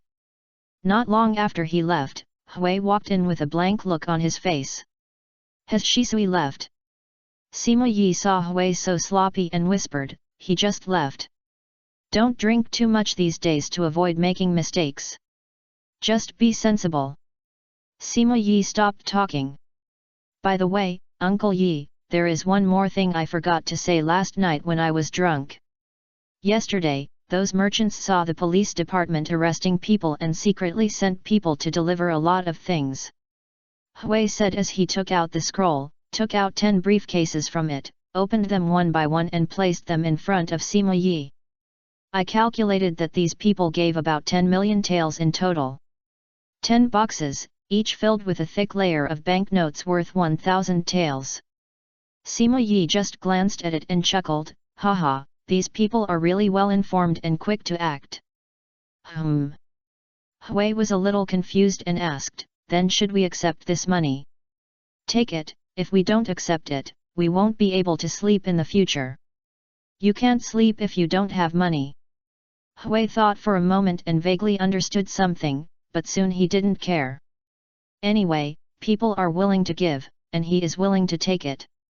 Just as he was about to reach out to cover the box, he heard Sima Yi say, leave this money here for the time being, it will be useful later. Hui stopped immediately. Although he felt a little sorry that he couldn't sleep with the money tonight, that was all. He didn't have any bad habits. He only used the money he got before to eat and drink with the police department. However, it was difficult to spend all the money on food and drink, so there was still a lot left in his pocket. It's just right. The money has been collected. You can inform them by the way, so as to save the trouble of notifying them one by one. What to inform? Chapter 83 It's not me, I don't. Sima Yi smiled and closed the suitcases on the table one by one and piled them aside, then ordered. Google searched Can. Go tell them that the people of Cholera Konoha have been caught. They are the pillars of Konoha's livelihood. Konoha cannot do without them. As long as they do business well, they will not be affected. In addition, the spies who raised prices and disrupted the market have been imprisoned.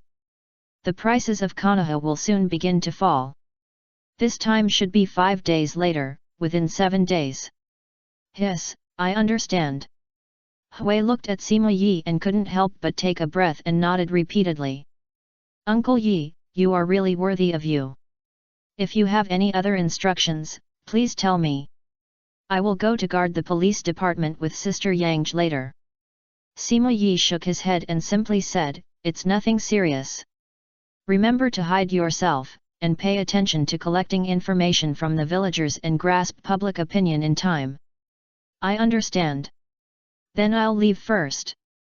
Hui agreed and left. Sima Yi looked at the suitcases piled up on the side and smiled, this money came at a good time. It's good that it came at the right time. Shisui's money was used by Sima Yi to lay out the intelligence network, buy secret agents, purchase supplies, and buy materials for preparing sealing techniques. He has always been generous in rewarding those secret agents. Now that he has spent money in many places, the funds in his hands are almost exhausted. Jinhuo, go to the clan and check the clan members whose houses were damaged by the heavy snow. By the way, tell them that Shisui plans to build some houses on the open space in the southwest of the clan and may need some workers. Since Yingshu had other things to do, Sima Yi had to call Jinhuo to give him instructions. Jinhuo patted his chest and looked a little excited. Okay, Grandpa Yi, leave it to me. The atmosphere in the clan was not right. He also learned from Taihuo that Shisui seemed to be doing something big for the family. Now he was very happy to help Shisui. Seeing Jinhuo like this, Sima Yi couldn't help but sigh, it's good to be young. On the other side, Hui had just entered the interior, and the owner of the bun shop ran to him respectfully and presented him with delicious meat buns. My lord, look, these are specially made for you this morning. Hui hadn't had breakfast yet, so he took the paper bag. He glanced at the flattering boss of the bun shop and said with a cold face, you should restrain yourself. It's disgusting to look at you. He said, and stuffed the money into the other party's hand without paying attention to his expression, and then he was about to leave. No, sir, please stay, sir, please stay. Unexpectedly, the other party's face turned pale in an instant, and he hurriedly stopped Hui with a crying voice. What are you doing? Didn't I give you the money? The owner of the bun shop said with a panic expression, Sir, you just eat a few buns, how can I take your money? I was really short-sighted that day. As he said this, his body trembled constantly, and his hands were still touching his chest, as if he wanted to take something, but he was too nervous to succeed, and he was anxious to kneel down immediately. Huey's face changed, and he realized something was wrong. Fortunately, he was quick to stop him. Then he subconsciously looked around, and the eyes of the surrounding villagers had indeed been attracted by them. Who is this? There is a clan emblem on it.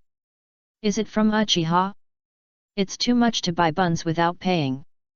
Keep your voice down. Didn't you see so many people were arrested yesterday? Be careful not to arrest you too. Another one who robbed buns. Do you want to find someone from the police department?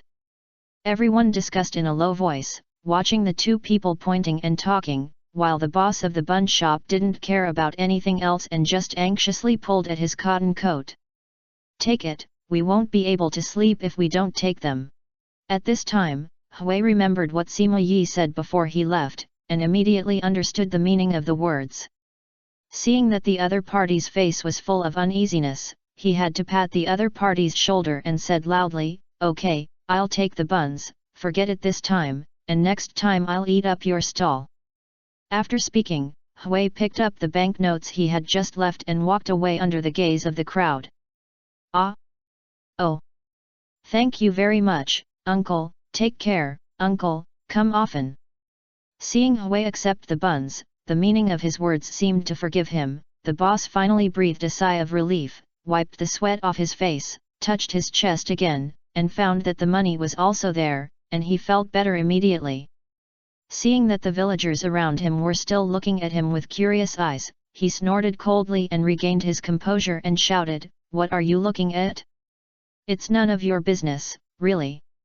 Leaving the street, Hui quickly came to the police department. Since Shisuis took the police department to a remote place to practice, only a few Uchiha were left to guard here, and 4 of the captains took turns to stay in the hall of the police department to prevent emergencies. So at this moment in the police department, only Uchiha Yangche, a former member of the police department, sat expressionlessly in the huge main hall, and the rest were non-staff members who took on the task. "Sister Yangche, I brought breakfast, do you want to try it? It's free." Hui walked up and sat next to Yangche, shaking the bag in his hand and said with a smile. "No need, I've had breakfast, and you don't seem to have washed up, it's a bit smelly, stay away from me. Also, you're late, I'll record it truthfully." Yangche fanned the wind with a look of disdain, raised his hand and wrote down Hui's name. "You guy, just go." Hui's mouth twitched, and he walked aside unhappily. Although he was disliked, he had no choice.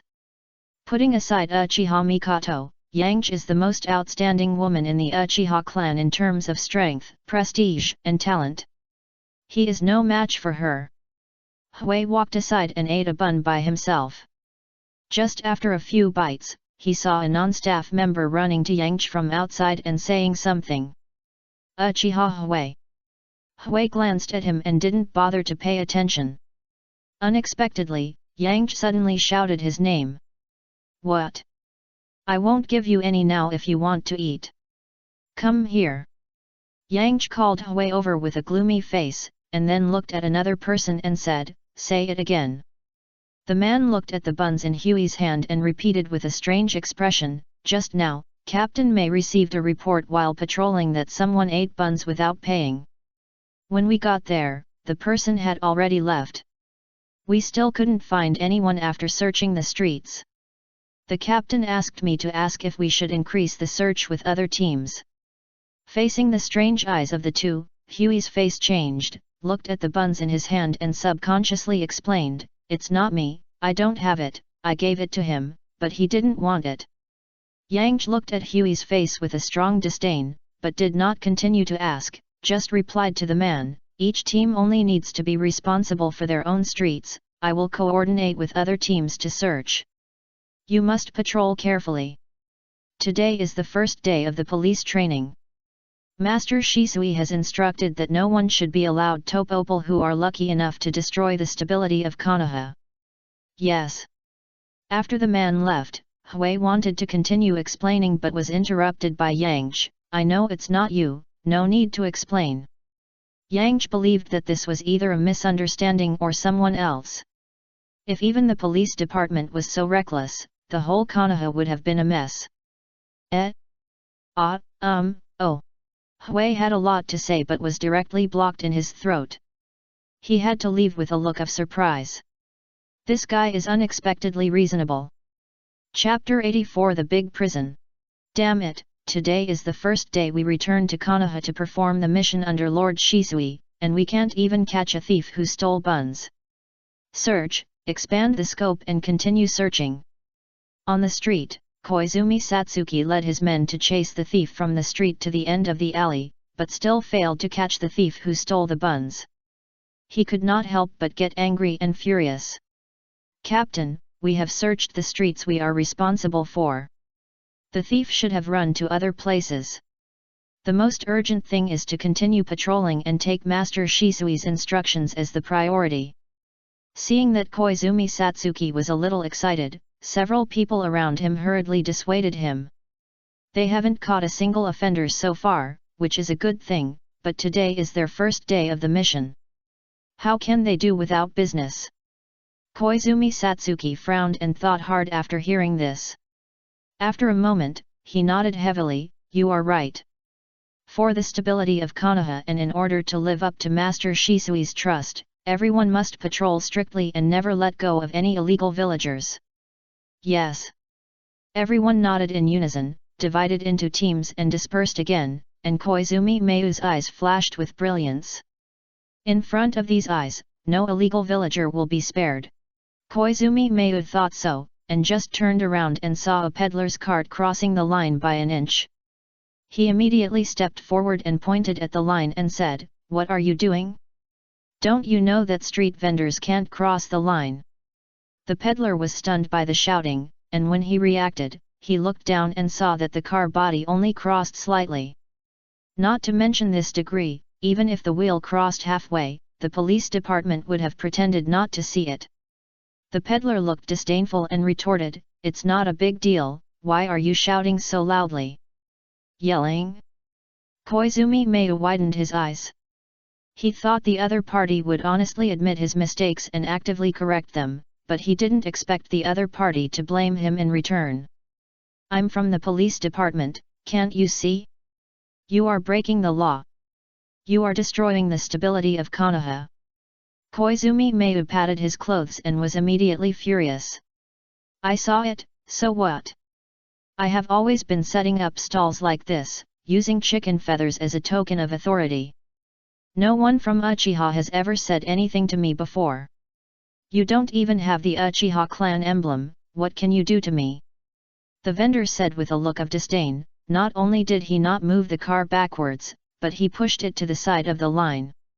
Several stall owners around him covered their mouths and laughed secretly, pointing and talking.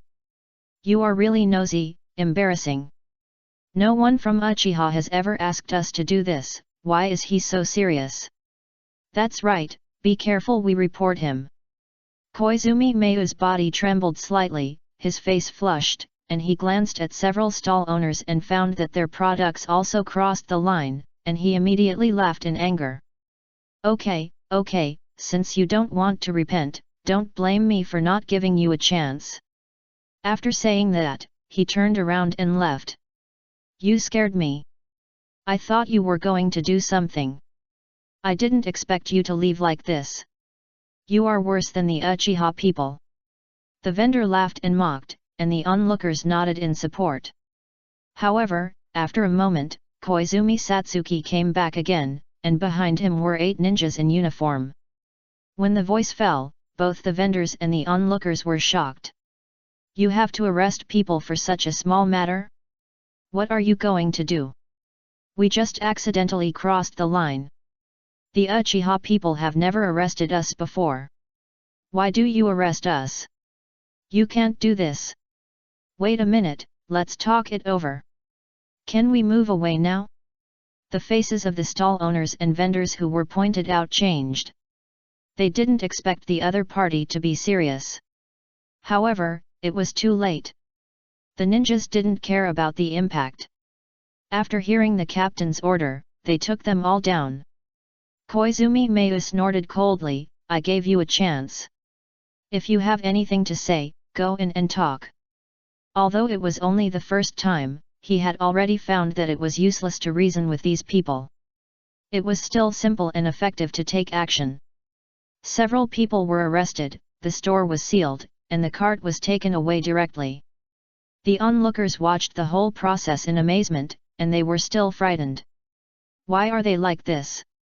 2. Everyone looked at each other, and a wave of uneasiness suddenly surged in their hearts.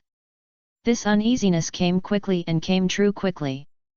The ninjas who took on the patrol mission found many problems of the villagers in just one morning. Their kind reminders were met with impatient scolding and disdainful laughter from the people around them. Their good intentions were trampled on like this. The people who made mistakes dared to be so rude. What do you mean that the Uchiha people never took care of them? This is what the Uchiha people taught them. What kind of law enforcement? It's outrageous. A bunch of unruly people. They regard the laws of Konoha as nothing, and regard the police department as trash. In this case, then arrest them. After enduring for different periods of time, a group of non-staff ninjas finally unified their thoughts. If you don't use your power, it will expire. Set up a stall across the line? Arrest. Have an argument? Arrest. Drink and make trouble? Arrest. Cut corners? Arrest. Defaming the police department? Arrest. Yang looked at these ninjas who kept sending prisoners, and his face became more and more ugly. No, if they keep arresting like this, the reputation of our police department will be ruined by them. Seeing that there were not enough cells, Yang finally couldn't sit still, and immediately got up to find Shisuis to report. Don't interfere. Unexpectedly, Hui, who was registering criminals on the side, suddenly stopped, handed the things in his hand to Yang and said, Master Shisuis has already instructed that I will handle this matter, you just register it. You. Yang was puzzled, but seeing Hui's confident look, he had to nod and didn't ask any more questions. Hui knew the reason for the matter, but he couldn't tell other Uchiha about this matter. After giving instructions, he took the list to the prison to interrogate each one. Name. Fanfiction vendor. What did you do? My lord, I was caught when I crossed the line when setting up a stall. It's all a misunderstanding, sir. The people who came in would be much more honest after being locked up for half a day, and they would use honorifics when speaking. Crossing the line, it stands to reason that your problem requires the confiscation of the cart, 3 days of imprisonment and a fine of 5,000 taels. Hui flipped through the booklet and said slowly. What? The vendor was shocked. He didn't expect that the punishment would be so severe just because he set up his stall in the wrong place. He wailed, No, please don't, sir. I have a mother and a wife to support at home. My whole family depends on this business to make a living. Please be merciful, sir. As he said this, he immediately knelt down and begged. Any of these 3 punishments would cost him half his life. He must not be punished like this. Stop. Hui raised his hand to stop the other party, then sighed and said with an embarrassed look, Although Master Shisuis has always asked us to be lenient to others, the people who arrested you said that you had a bad attitude at that time, which greatly affected the stability of Konoha, making it difficult for me to deal with it. The peddler's eyes turned and he immediately explained, No, I have always respected the Uchiha. Because they don't have the Uchiha family emblem, I thought they were impersonating fraud, so they had a bad attitude. If I knew they were ninjas hired by the Uchiha, I would definitely cooperate honestly. Hui raised his eyebrows and was immediately happy, Really? Absolutely true. Well, then, forget it this time, you register, and pay a fine of 500 taels to take the car away. Yes, thank you, sir. The peddler was overjoyed. He didn't expect that he could leave after pleading for mercy with only a small fine. The Uchiha people are really easy. Sir, can I ask you one more question? When they reached the exit, the vendor following the guard suddenly turned around and said. What's the matter? When will the Uchiha people return to the police department? Hui looked at the vendor in surprise, with a smile in his eyes. He pretended to think and sighed after a moment, Maybe. It will take some time. Chapter 85 Merchants. What do you mean? Is there any news about that person? He hasn't come out yet. My people have been waiting outside for a day. He has been inside all the time and we can't contact him. Damn it, why hasn't he contacted us after a day and a night? Is he really going to give up on us? Inside Konoha village, in a hidden alley, several fat merchants gathered together and waited anxiously. If he dares to give up on us, we might as well report it to the third generation or the three assistants. I don't believe he will get away with it. Well said, he asked us to do this, and now that it's happened, he wants to use us to get rid of the disaster. How can it be so simple? We might as well take the initiative and hire ninjas to kill that guy. That's right, no matter how powerful Uchiha is, he is just one person. Let's pay together to hire dozens of people. I don't believe his eyes can save his life. Nonsense, if it's just him, it's fine. If there are Uchiha clans standing behind him, what can we use to fight them? Don't forget that we still have handles and our families in his hands. Hey, how did we get into trouble with this evil star? When it comes to the pain point, everyone sighed. Only one person sat in the upper seat in the field, calm and relaxed, and was sipping tea slowly. Mr. Kamimura, you are the salt merchant representative he appointed. The situation is so critical now. What advice do you have? I see Mr. Kamimura is so calm. Did he get some instructions? Why not, haha, tell us too.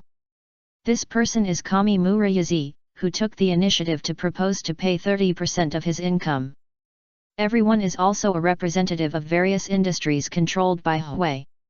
Now they are gathered together because of the police department's arrest of merchants yesterday. Why are you panicking? Judging from Mr. Hui's recent plans, the entire Uchiha clan must be behind him. The Uchiha is the first wealthy family in Konoha, not the Shimura clan.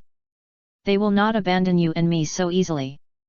The higher the position, the more you understand the gold content of the Uchiha, the first wealthy family in the ninja world. The amount, the credibility it represents is enough to reassure many people. They have been doing business for many years, and what they care most about is credibility. After hearing what Yumura Takeshi said, several people had to sit down quietly, but this matter ultimately involves their lives and property, and even their entire family, so it is still difficult to remain calm. Didn't I tell you? I won't look for you, and you don't take the initiative to contact me.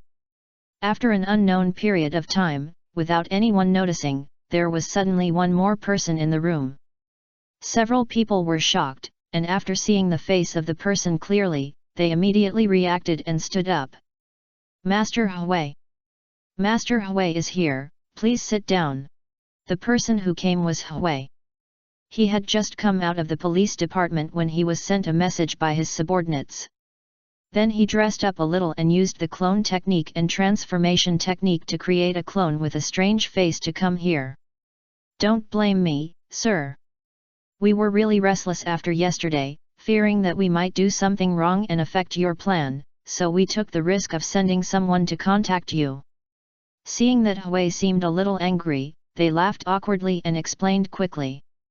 Knowing how they felt, Hui didn't pursue the matter any further and said directly, just cooperate with the recent actions of the police department. I will protect you and it won't affect you. You are still the pillars of Konoha's livelihood.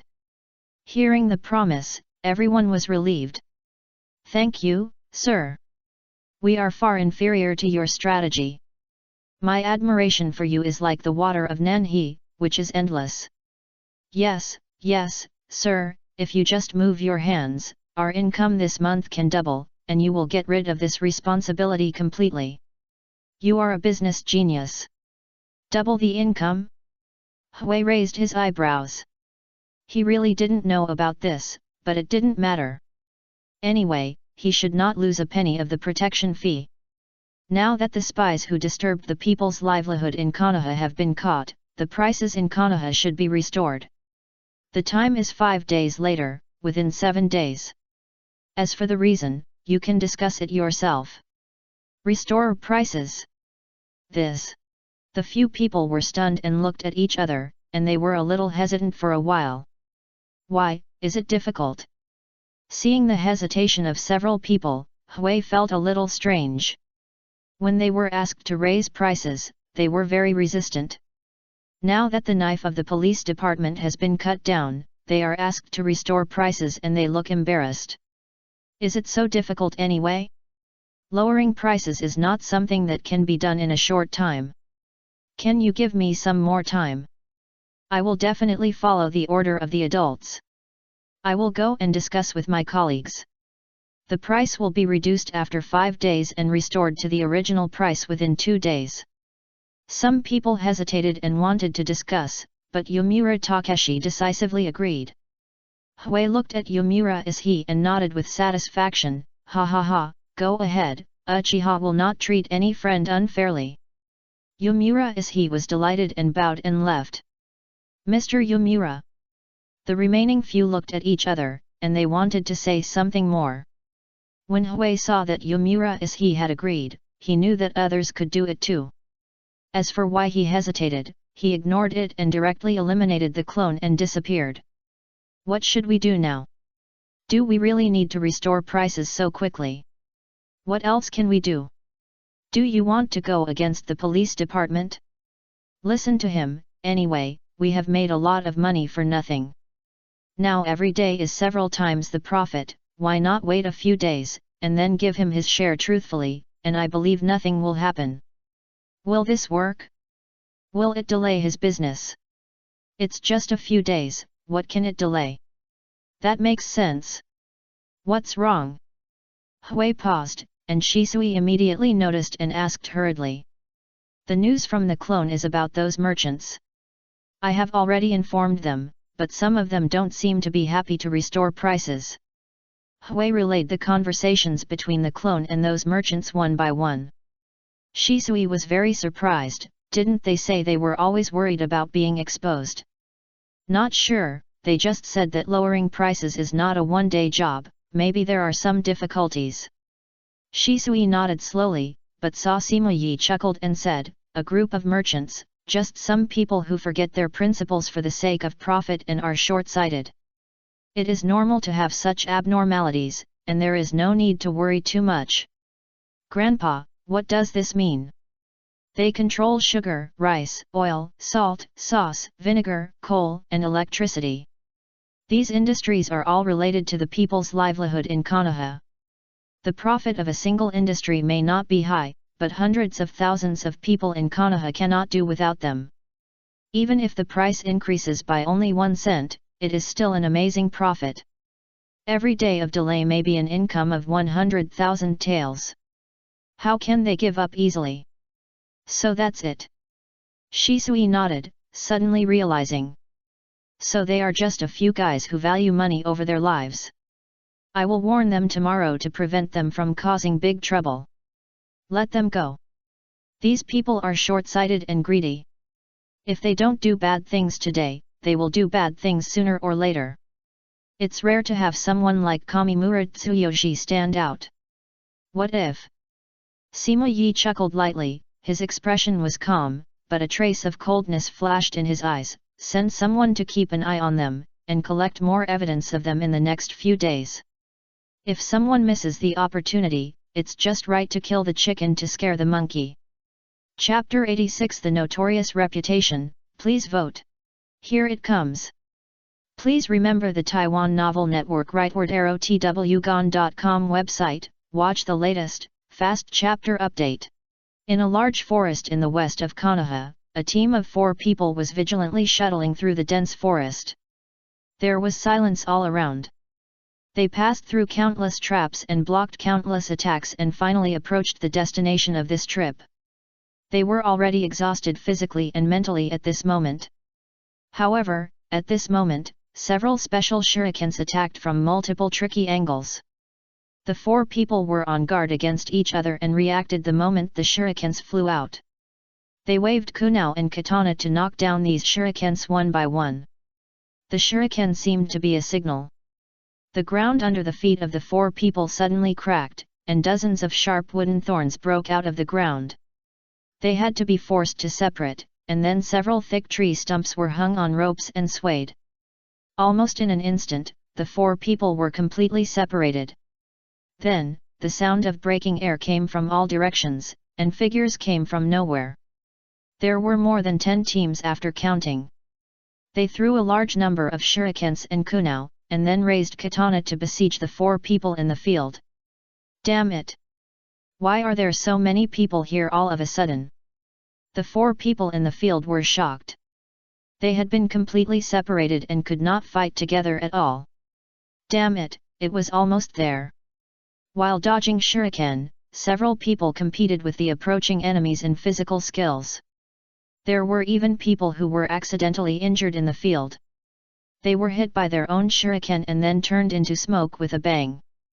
But soon, someone else came from a distance to join the battlefield. The 4 people had been killing all the way, and they were already at the end of their strength. Without the teamwork, they were quickly taken down one by one and stopped before the finish line. When the last person was also pressed to the ground, a shout came from the air. That's it. I declare the 7th team a failure. Shisuis fell from the tree and announced the failure of this trial with a smile. He was also shocked in his heart. He thought that banning Sharingan and ninjutsu, setting up a lot of traps and harassing with the shadow clones of other tribesmen could easily stop them, but he didn't expect that the other party almost reached the finish line. Ah ha ha ha! What a pity, just a little bit. Ah! Didn't someone just say that you can pass it easily? Who is it? Unlike the regret of the 4 people in the field, everyone around them laughed with their heads raised. In order to prevent them from succeeding, almost everyone tried their best at the last moment, except for the real body who took up the knife himself. Fortunately, they successfully stopped the 4 people at the finish line. Damn it! Didn't we beat you many times? Why can you still reunite, and come so quickly? In order to be fair, the real bodies of the people responsible for blocking have been standing outside the forest. After the shadow clones were beaten, they needed to chase again from the outside. Ha ha ha, this is all thanks to me. I used the clone technique and the transformation technique together. You thought you beat every team, but in fact, except for the first time, the other times were all the 3 teams pretending to be us. Hui crossed his arms and stood out arrogantly. This action caused the 4 people to curse, damn, despicable guys. I want to see how you 4 will live in the future. Hui snorted coldly, quite disdainful. In fact, he was already panicking and glanced at Shisuis. The time is not up yet, just bear with it. This special training has no special effect except strengthening the team cooperation and physical skills. If there is a characteristic, there is only one word. Difficult. So, on the 5th day. Uncle Yi, this is the information sent recently. You can take a look first. If there is anything, let Jin Huo come to the police department to find me. It's my turn to be on duty today. I have to leave first, otherwise that woman will call my name again. At Shisui's house, Hui delivered the information and turned to leave, muttering, who came up with the training method? These people are too cruel. It hurts me to death. Seeing Hui limping, Sima Yi couldn't help but smile, and then he opened the information and read it carefully. The villagers are almost ready, and the ordinary tribesmen are also ready. We can proceed to the next step. Sima Yi thought for a moment and called Jin Huo to order, take them to recruit workers in the tribe. Finalize the plan today, go to the street to purchase materials tomorrow morning, and start work in the afternoon. It doesn't matter what you do, the key is to keep them busy and have food to eat. Jin Huo scratched his head, not quite understanding, but nodded and wrote it all down. Go ahead and do it. I'll find someone to help you. Yes. Don't run around. If you don't listen, I'll let the police department arrest you. As soon as he walked into the inner street, Hui heard a roar. He turned his head and saw a woman holding a child's ear and educating him. I haven't been here for a few days. Is the police department so scary now? Except for the day he was on duty, he had to follow the training during the day and rush to the police department to interrogate those people in the prison at night. He had no time to pay attention to the villagers' reactions. Hui looked around with a strange expression, and saw that the street was clean and odorless, and the stalls on both sides were neatly arranged without any offside. Occasionally, two people bumped into each other on the street, and they bowed and apologized to each other, and then quickly separated. Even the scales in the stalls and hawkers' shops were replaced with new ones. Everything was so harmonious and beautiful, except that it was a little depressing. "Sir, when will the Uchiha people come back?" Hui was walking on the street, and in the distance the owner of the steamed bun shop was hawking quietly. Seeing him coming, he hurried over and pulled carefully. "Uchiha? Oh, sir, we can't live without Uchiha. These people are not as good as Uchiha people. We all hope that Uchiha people will return to the police department." "Yes, yes." The stall owners around heard the noise and saw the family emblem on Hui's body and came over. Hui felt very strange. He didn't expect that in just a few days, Uchiha became the popular choice.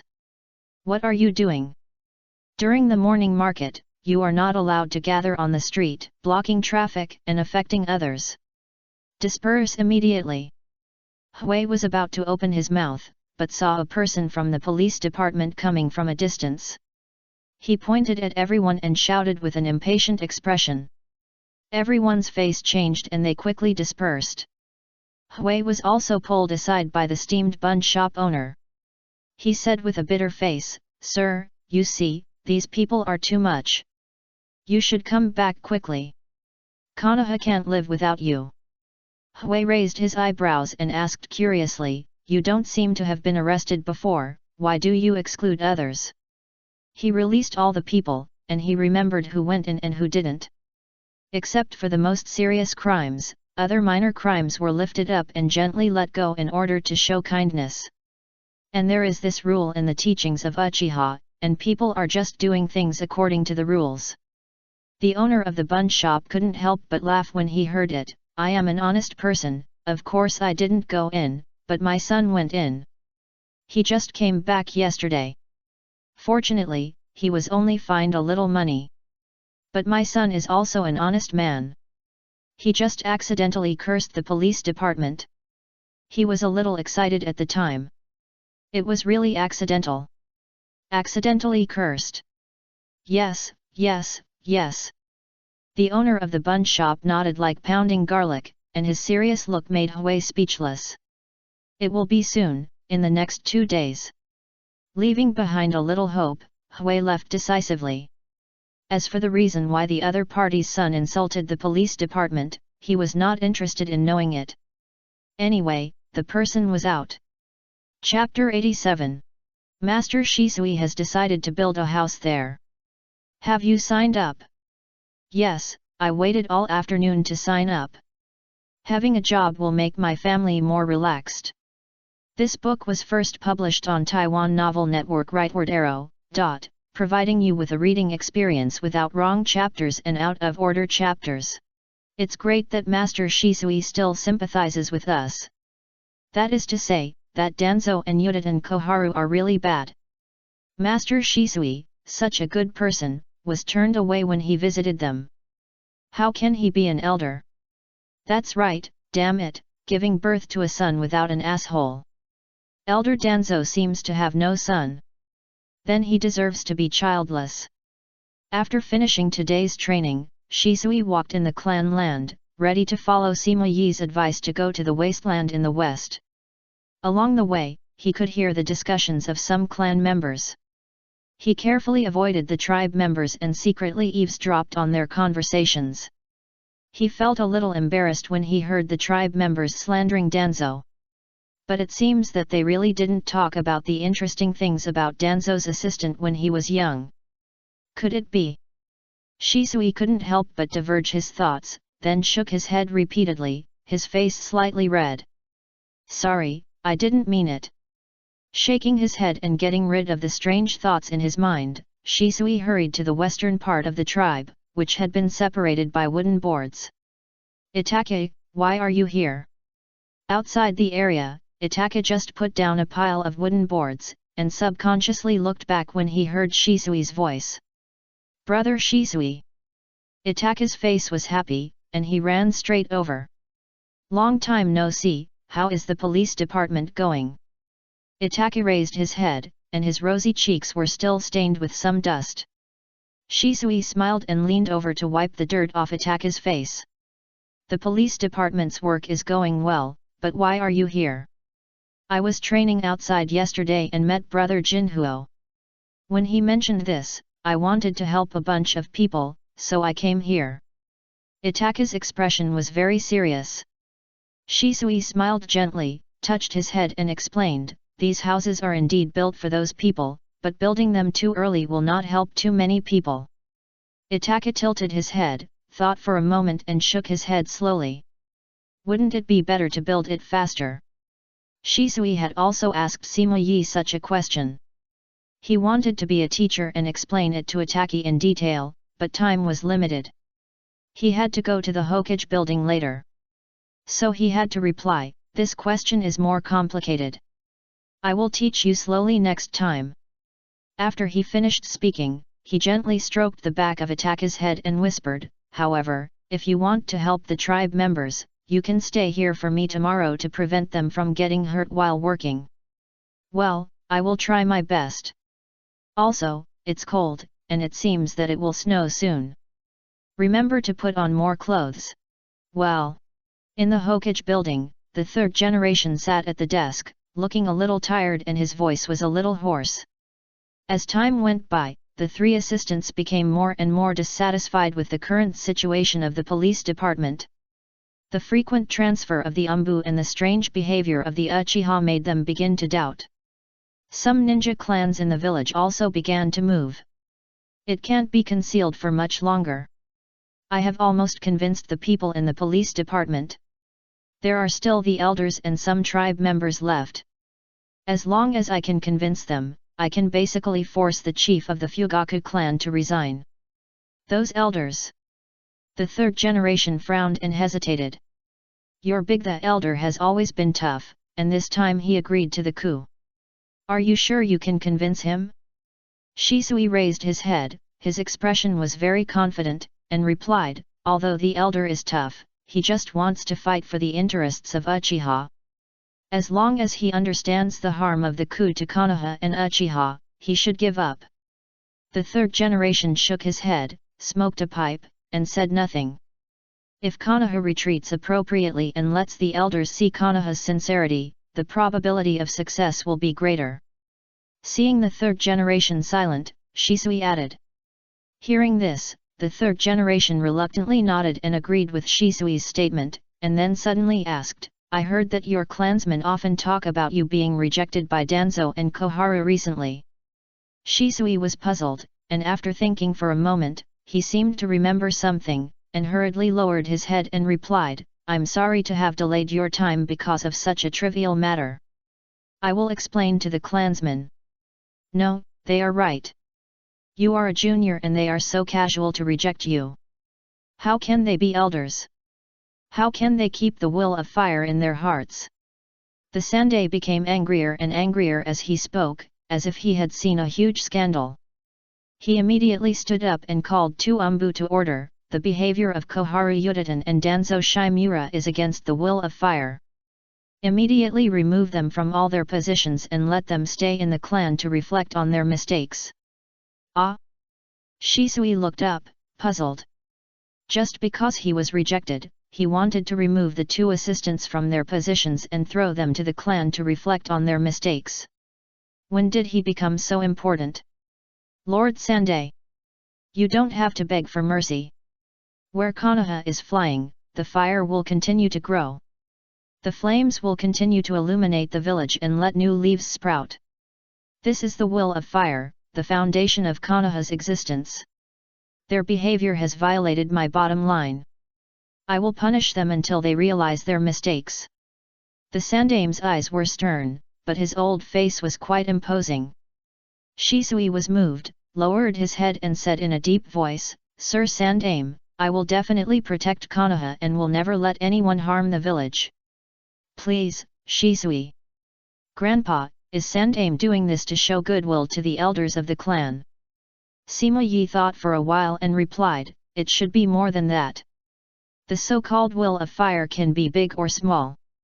I guess the coup is almost uncontrollable. In order to prevent Danzo and others from knowing about it, they found an excuse to separate them. I see. If Danzo knows, things will indeed become more complicated. I think Sandaime seems a little restless. Should we speed up? No hurry. It will be harvest time in 2 days. Sima Yi shook his head. Without much fluctuation, everything was going on in an orderly manner under his control. By the way, Hui sent some interesting information today. You should also go to the prison after the training tomorrow. If nothing goes wrong, you may find something interesting. Sima Yi looked at Shisui, hinting at something. Shisui pursed his lips, feeling uneasy in his heart. Every time Sima Yi said this, something would happen that he could not accept. I know, Grandpa. At the same time, the Shimura clan. The picture drawn by AI made me laugh to death. Why? Why is this? Monkey, how could you do this? When you are at home, disaster will come from the sky. Danzo was rebuilding the root organization with great enthusiasm. He had just called back all the personnel and moved all the facilities and documents of the base. The goods accumulated before could also be sent to Orochimaru for further experiments. At this time, a document came from the Umbu, his assistant position was removed, the root was disbanded again, and even the funds were taken away. He himself was taken to the Shimura clan by the Umbu and was almost imprisoned. The reason was actually the will of fire. Monkey, you will regret it. Similarly, Udaten Koharu was also taken back to the Udaten clan from the ninja hospital. Compared with Danzo's ignorance of the outside world, she has been paying attention to the news outside during this period and vaguely guessed something. Uchiha. Chapter 88, The Wildness of Konoha. Why is the price of this candy still so high? Didn't the enemy spy who hoarded goods and disturbed Konoha be caught? Who knows? Maybe the goods haven't arrived yet. The ninjas at home can't do without sugar water when practicing taijutsu every day. We have to buy it even if it's expensive. Health is more important. You're right. Hot-blooded youth can't do without sugar water. In the evening, in the streets of Konoha, several people stood in front of a store, either ninjas or ninjas' families, looking at the price of icing and sighing. Just then, a roar of youth and passion suddenly came from a distance, and people on the street turned back. Taiwan Novel Network Rightward Arrow, TWKAN.com. A young ninja in a green tights was seen running upside down with his hands, so fast that he raised clouds of smoke. When he came closer, everyone could see his face clearly. He had a kappa head, exaggerated thick eyebrows, and a resolute face. He was sweating profusely at this moment. Who is this? Good question. I am the Blue Beast of Konoha, Might Guy. Might Guy rolled 3.5 weeks. After landing, he showed his signature white teeth and introduced himself. Who asked you? Everyone's mouth twitched, and they tapped their toes in embarrassment and quickly paid the money, took the icing and dispersed. Thank you for understanding, it's Konoha's Blue Beast, Might Guy. For everyone's performance, Might Guy just grinned, and after everyone dispersed, he stepped forward and said, 2 packs of icing, thank you. The clerk was already stunned by Might Guy's operation, and subconsciously took the money and took out 2 packs of icing and was about to hand it over. This is it, surrounded. At this moment, something unexpected happened. 7 or 8 people from the police department, led by Koizumi Mayu, suddenly broke in, and Might Guy was also squeezed aside. When he reacted, the eaves and the front and back of the store had been firmly blocked. Everyone, don't move. Hold your head and squat down. All the police officers were ninjas, wearing Konoha forehead protectors. The store employees were just ordinary people. Seeing such a scene, they were already scared out of their wits and lay on the ground without daring to resist. What are you doing? I've already paid. Can you give me the candy? Might Guy shook his head and asked with a strange look on his face. Everyone was shocked and turned back to look at the boy with a pot-covered head. A man walked out of the police department. He squinted his eyes and looked at Might Guy for a moment. Then his eyes lit up and he pulled Might Guy and pointed in the direction he came from and asked, "Just now, someone ran over there upside down. Do you know who it was?" Might Guy's eyes widened when he mentioned this. He immediately performed a backflip and even supported himself on the ground with one hand and gave everyone a thumbs up. "Yes, it's me, Konoha's blue beast, Might Guy. Today's training is to walk upside down around Konoha 20 times. If you don't finish, you have to do frog jumps 30 times. How about it? Do you feel the passion of youth? Do you want to join us?" The man looked a little strange, and shook his head at Might Guy. "No, just admit it, then come with us." "Eh? Go, where?" Might Guy was distracted, and he slammed his head on the ground, staring at the few people blankly. "Prison? Prison? Why? Why?" Might Guy opened his mouth wide, his voice trembling. "It's very dangerous for you to walk upside down, and you run so fast. The streets are full of smoke and dust because of you, which affects everyone," the police said, pointing to the dust on the street that had not yet settled. Might Guy was full of black lines, and he knelt down to the side almost petrified, and his tears flowed like noodles. "I'm going to jail. My youth is over. It's over. Woohoo, Dad, I'm sorry. I'm a bad boy. This." Everyone's face changed. Might Guy's crying was so loud that people on the whole street were attracted. They gathered outside the store and looked in curiously. "What are you doing? Give him the things and comfort him quickly. The real owner hasn't been caught yet." Everyone was startled by the crying. Koizumi Mayu was even more troubled when she saw this. She threw 2 bags of icing sugar on the table. She thought he was a mature teenager, but she didn't expect him to be so emotionally unstable. The man could only whisper to comfort him, don't cry, it's not over yet, your youth is still passionate, the police department is just for the safety of you and the villagers, so, you take the note to the police department to report, as long as you admit your mistakes, you are still a good child." Might Guy looked at the note, tears in his eyes, "Is my youth not over yet? No, go and burn your youth." Under the gaze of everyone, his old face blushed, and he gritted his teeth and responded. "So, my youth is back." Might Guy was delighted, and then jumped up with the note and icing, then gave a thumbs up to everyone, showing a big white tooth shining with dazzling brilliance and shouted, "I will jump to the police department to report now, if I can't do it, I will stand upside down with one hand." After that, he jumped out of the store in a frog jump posture and headed towards the police department. "He won't run away with the note, will he?" "Let him run away, don't worry about him. We have just confirmed that the real owner entered this store in the afternoon and has not come out yet. Let's rush in." Koizumi Mayu looked stern. This was an order directly issued by the police department.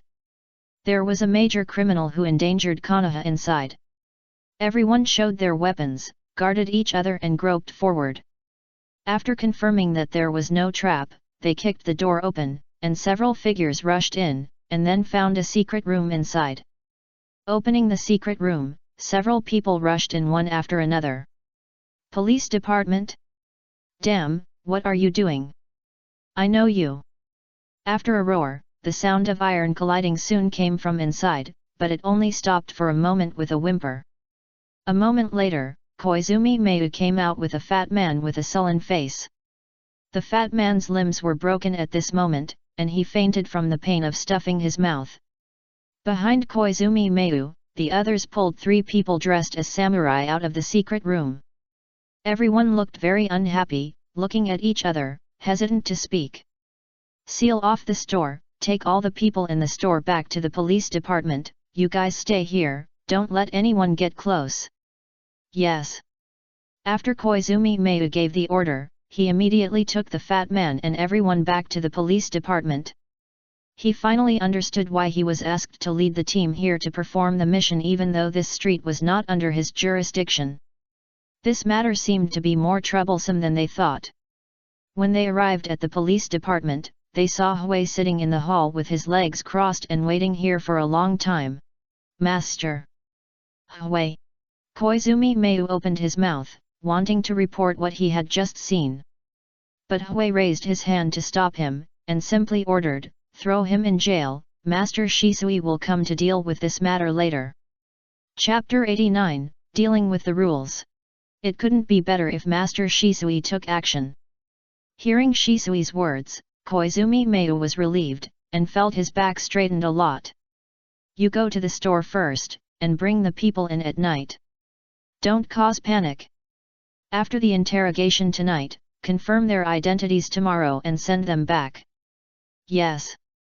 Well, I have mopped the floor 3 times, painted the walls 5 times, and cleaned the cells 4 times. Is there anything else you want me to do?" While the two were talking, a boy with a pot-covered head suddenly jumped out. He held a mop on his head, a brush under one foot, and a broom in one hand, and jumped over. "You don't have to clean so many times. Forget it, you can go now." The corner of Huey's mouth twitched. Seeing his appearance, he really didn't want to say anything more. "Really? Ha ha ha, Konoha's blue beast is finally back. Youth, make up for today's 30 rounds of handstand walking. Just now I seemed to see Senior Kai on the road. It's great. A man like the scorching sun. It seems that winter is not so cold around him." After seeing the two off, Hui sat in the hall for a while, and Shisui came over soon. "Senior Kai." Listening to Shisui's words, Hui was a little shocked, and kept thinking about the man's appearance just now. "Ah? Brother Hui, don't you know? Senior Kai was in the same class as Brother Obito and Senior Kakashi. His father is Senior Might Dai, who defeated the 7 Mist Ninjas single-handedly." "What?" Hui's eyes widened, staring at Shisui in disbelief. Seeing Shisui's serious expression, he had to accept the reality. A guy like that could be Dai's son. Is that so? Shisui pondered. Although he was not familiar with Might Dai, it was hard to forget such a unique person even if he only saw him from a distance. After comparing Might Dai and Might Guy in his mind, Shisui concluded, they are similar, almost exactly the same. No way, is Dai's personality like that? Yeah, it's good. If that's the case, maybe it's not bad to invite that guy to the police department. I'm afraid everyone won't be used to it. The two chatted and came to the prison. Hui handed the registration book to Shisui and then went to the cell alone to bring the fat man who had just been caught. Why was he beaten like this? His mouth was blocked too. The fat man looked a little miserable. His limbs were removed and his mouth was stuffed with rags. He had woken up at this moment and cried after seeing Hui. "I'll help him connect it." Next, they were going to interrogate him. The two of them were not afraid that the other party would escape, so Hui started to restore his limbs and pulled off the rags. "Sir, please save me. I know I was wrong. Please give me another chance. I will immediately lower the price with my colleagues. I really know I was wrong." Shisui looked at Hui curiously, but Hui understood what he meant, but ignored him. He sat down next to Shisui and picked up the booklet in a businesslike manner. "Name?" "Sir, it's me. I'm Tu Fili, the representative of the sugar merchant, your loyal subordinate." Hui raised his eyebrows and said in a low voice, "Answer whatever you are asked. If you talk nonsense again, I will sentence you to death." Yes, I dare not. For these ordinary villagers, the power of the police department is unimaginable. With the ability to directly sentence, Hui can make him lose his head with just a move of pen and paper in his hand. Shisui didn't interrupt, just sat aside and watched quietly. Age 42. How many people are there in the family? Are they in the village? There is an 80-year-old mother, a wife, 5 daughters, and a son in the family. They are all in their hometown, Tashodu. Only the 3 little princesses and the eldest son are with me in Konoha. How come I remember your mother is only 60 years old? If you dare to talk nonsense again, watch out for your head. Ah? Yes, I remembered it wrong. She should be 60 years old. Doyley's face changed, and he nodded repeatedly. Okay, now let's talk about business. Do you know why several sugar merchants didn't lower the price honestly, but I only arrested you? Doyley lowered his head, and his body couldn't stop shaking. Tell the truth, don't think about involving me. Considering the past relationship, I can still save your family's life. If it's too late, I'm afraid your whole family will disappear. Hui already knew the details of the man in front of him, and his words were very indifferent. Yes. Doyley looked up at the two Uchiha, knowing that even if he didn't say anything, they would torture him to find out, so he had to accept his fate and tell the reason one by one. Child trafficking. Shisuis stood up and stared at Doyley in anger. He thought it was just a small matter of hoarding goods, but he didn't expect that there would be such a dirty deal. Tell me, who is the buyer? No, I don't know. They wear masks every time they trade. I only know that they should be ninjas, and I also sent samurai. I followed them, but when I woke up the next day, I found that the heads of my men were hung on the head of my bed. Since then, I dared not ask again. Doyley shook his head repeatedly, his expression was very horrified. Shisui could not hold back, and directly pulled the other party into the illusion, and quickly understood the whole story. Shisui's face was livid, and he replied in a low voice, the root. Although the mask was wrong, the cold breath was enough to confirm that it was definitely the work of the root. Hui immediately stepped forward to help Doyley contact the illusion and asked, how much did you sell before and after?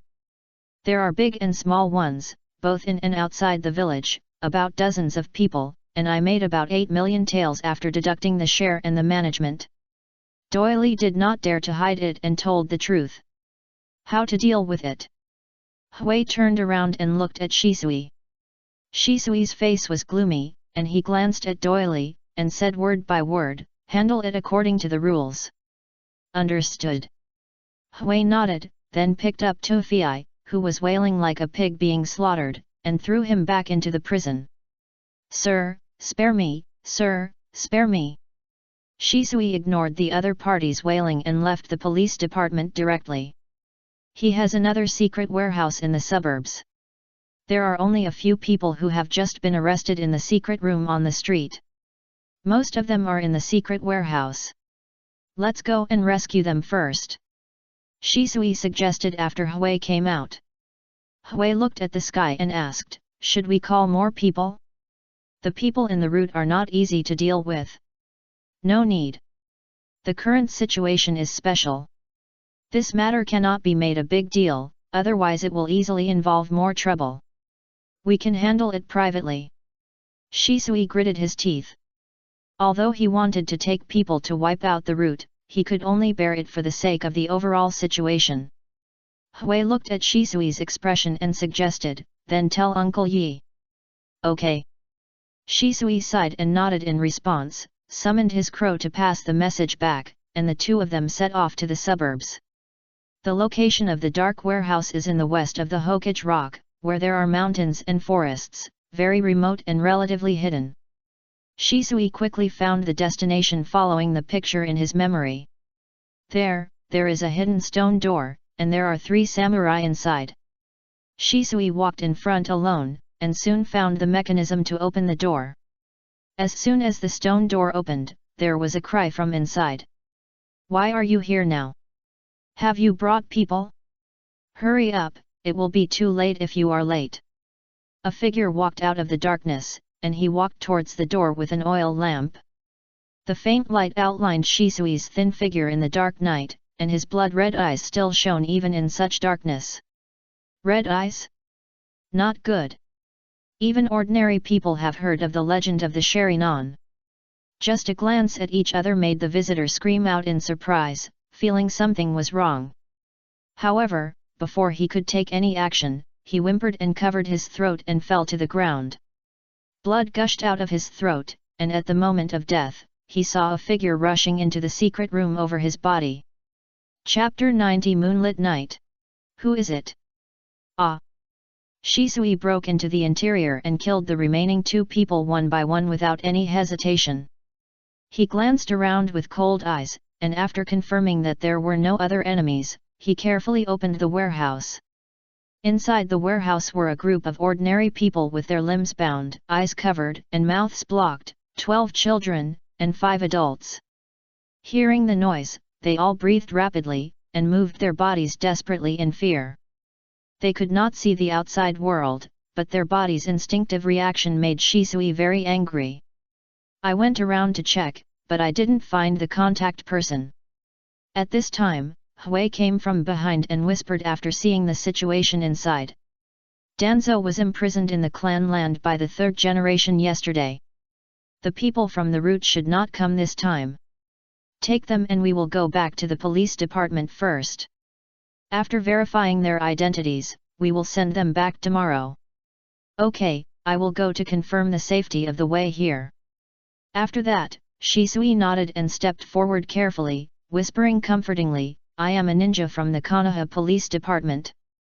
You are safe now. Shisui first untied several adults. After hearing the other party's identity, they barely calmed down. When they opened their eyes and saw the Konoha forehead protector and the iconic Sharinon, they immediately understood the other party's identity. Mr. Ninja. The 5 people breathed a sigh of relief and were about to say something, but Shisui signaled to untie the other children first. You are safe now, but you have to hold the cloth in your mouth. Everyone keep quiet for the time being. I will take you back to the police department first and send you home early tomorrow morning. To prevent the crowd from making a noise, Shisui did not remove the rags from their mouths. After a simple comfort and instructions, he led the way out. Although the crowd was afraid, their identity as ninjas gave them some deterrence and a sense of security. They nodded obediently, supported each other to relieve numbness and pain, and slowly followed behind Shisui. Shisui slowed down his pace, and after everyone stepped out of the stone gate, he casually arranged a few detonating talismans, and then led everyone to continue on the road. The moonlight was cold, and everyone was thinly dressed and soon shivered. Shisui took off his coat and gave it to one of the little girls, but there were no extra clothes, so he could only comfort them, everyone, be patient, we will soon reach the police department. This place is only a few miles away from the police department. With Shisui and Hui's strength, they can arrive in a few minutes at full speed. But everyone is weak, and most of them are children. Shisui has to be distracted to guard the surroundings, so he can't help too much, so he can only slow down. Bang! Suddenly, however, Shisui's ears moved, and a crisp sound of iron collision came into his ears. His expression changed and he stopped, stopping everyone behind him. Then there was another muffled groan, and the fierce collision of iron raised a cloud of dust. Shisui looked at the people behind him and did not move. After a moment, Hui retreated from the front. 3 people, with average strength and wearing masks, like people from the route, but a little strange, left after a brief fight. Shisui shook his head, his eyes slightly focused, he had already sensed the other party's breath, and he could be sure that it was not a person from the route. While the 2 confirmed the information, the people behind them subconsciously shrank into a ball, but Shisui and the other person ignored them, because those people came back again. 4 people, one of them has a very strange breath, be careful. Shisui looked into the depths of darkness, and a cold light flashed in his eyes. Hui paused, the 3 Megatama had already opened, and he stared at the surroundings cautiously. Here they come.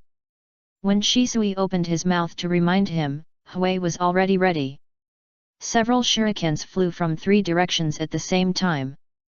Hui drew his sword and rushed in one direction, while Shisui also threw several shurikens. The shurikens collided with each other, splashing large sparks in the dark night, and then accurately intercepted the opponent's attack. Hui was unstoppable, and his movements were extremely fast. He casually flicked his long sword around the arc of electricity and knocked down all the incoming shurikens, and then quickly approached the enemy. "Come to help!" Seeing Hui rushing over, a ninja wearing a fox mask in the dark subconsciously shouted with a little timidity in his eyes. Seeing this, the ninjas in the other direction immediately attacked and formed a left and right trap to besiege Uchiha Hui. Hui remained calm, and his speed increased again, making contact with the person in front of him first. His Sharingan stared at the other's eyes firmly, forcing the other to keep his head down and not dare to look at each other. The two sides met with their blades, but after a few rounds, the opponent stabbed Hui in the abdomen. However, he was not happy at all, but terrified, and said in his heart, "It's over."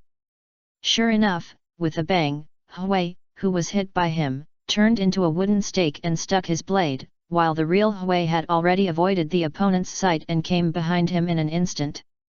Turning the blade, Hui chopped down with the back of the blade and subdued him in an instant. At this time, another person just arrived. Seeing Hui solve his teammates in a flash, he couldn't help but want to retreat. However, Hui suddenly turned around and smiled evilly. The two looked at each other, and the other party shouted that it was not good. The next moment, he lost control of his body and stood there in a daze. All this was expected by Hui. He found that the strength of the three people was mediocre when he fought with them for the first time. They were just ordinary Chunin level. Returning to Shisuis was just to be on the safe side. He chopped the knife away and wanted to solve the second person directly. Only one prisoner was enough. "Get out of the way." At this moment, Shisuis suddenly spoke, and then there was a sound of breaking through the air. Hui looked subconsciously and saw Shisuis throwing a kunai at him, flying towards his neck at a very fast speed. Everything under the Sharingan was slowed down, Hui dodged sideways, and the kunai passed through his body and nailed not far away. He turned around and saw a black venomous snake with its head nailed to the ground by the kunai, twisting its body and struggling unconsciously. "Snake!" "Ah!" A scream suddenly sounded, and the ninja controlled by Hui's illusion suddenly woke up, and then ran towards the depths of the dense forest without paying attention to anything else. "Damn, who is it?" Hui looked around, and murderous aura rose. He escaped from danger, and he couldn't help but be furious, and he was about to pick up a knife to chase and kill. At this time, several poisonous snakes shot towards him from the darkness like lightning. Hui was already prepared. The electric arcs around the sword sizzled. He could see everything clearly under the Sharingan. The snakes were chopped into several pieces before they got close. Suddenly, the wind blew up, rustling, and the surroundings were dark. The colorful scales reflected a faint cold light under the moonlight. They twisted their bodies and spread from all directions like a tide. Hui's eyes twitched, he took a breath of cold air, and quickly retreated to Shisui's side. The terrifying scene made everyone behind Shisui, whether adults or children, scream involuntarily, and even with cloth in their mouths, it was difficult to stop them.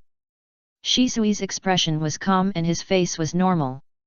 He saw a figure in the depths of the dense forest through the black curtain. "Shisui, do you want to use ninjutsu?" The noise was too loud and would attract other people, so Hui had to ask. Shisui didn't reply immediately. He frowned and hesitated. After a moment, he sighed and said with a complicated expression, "No need, he's gone." Sure enough, after the snakes devoured the remaining two people, they slowly dispersed. Did you see who it was?" Shisui looked at the people behind him and shook his head gently. "Let's talk about it when we get back." Chapter 91 I just feel sorry for you, sir. The two set off. Shisui took everyone to the police department, and Hui went to the street shop to find Koizumi Mayu and others. Today's operation is considered an extra task. Shisui will report it to you. You take these rewards and count them as wine money. Go and relax first. Koizumi Mayu and others were feeling bored in the store, but Hui brought them good news. Several people took the rewards and their faces were he immediately smiled. I didn't expect this operation to be counted as an extra mission. After Hui finished speaking, he instructed Koizumi Satsuki and the others, call a few people, and follow me to send the people to the police department under the cover of night. Yes. There were only 5 children in the secret room behind the store. The 5 people carried one on their backs and quickly returned to the police department in hiding. After arriving at the police department, he saw that Shisui had someone buy some food and clothes and put everyone in an unused room.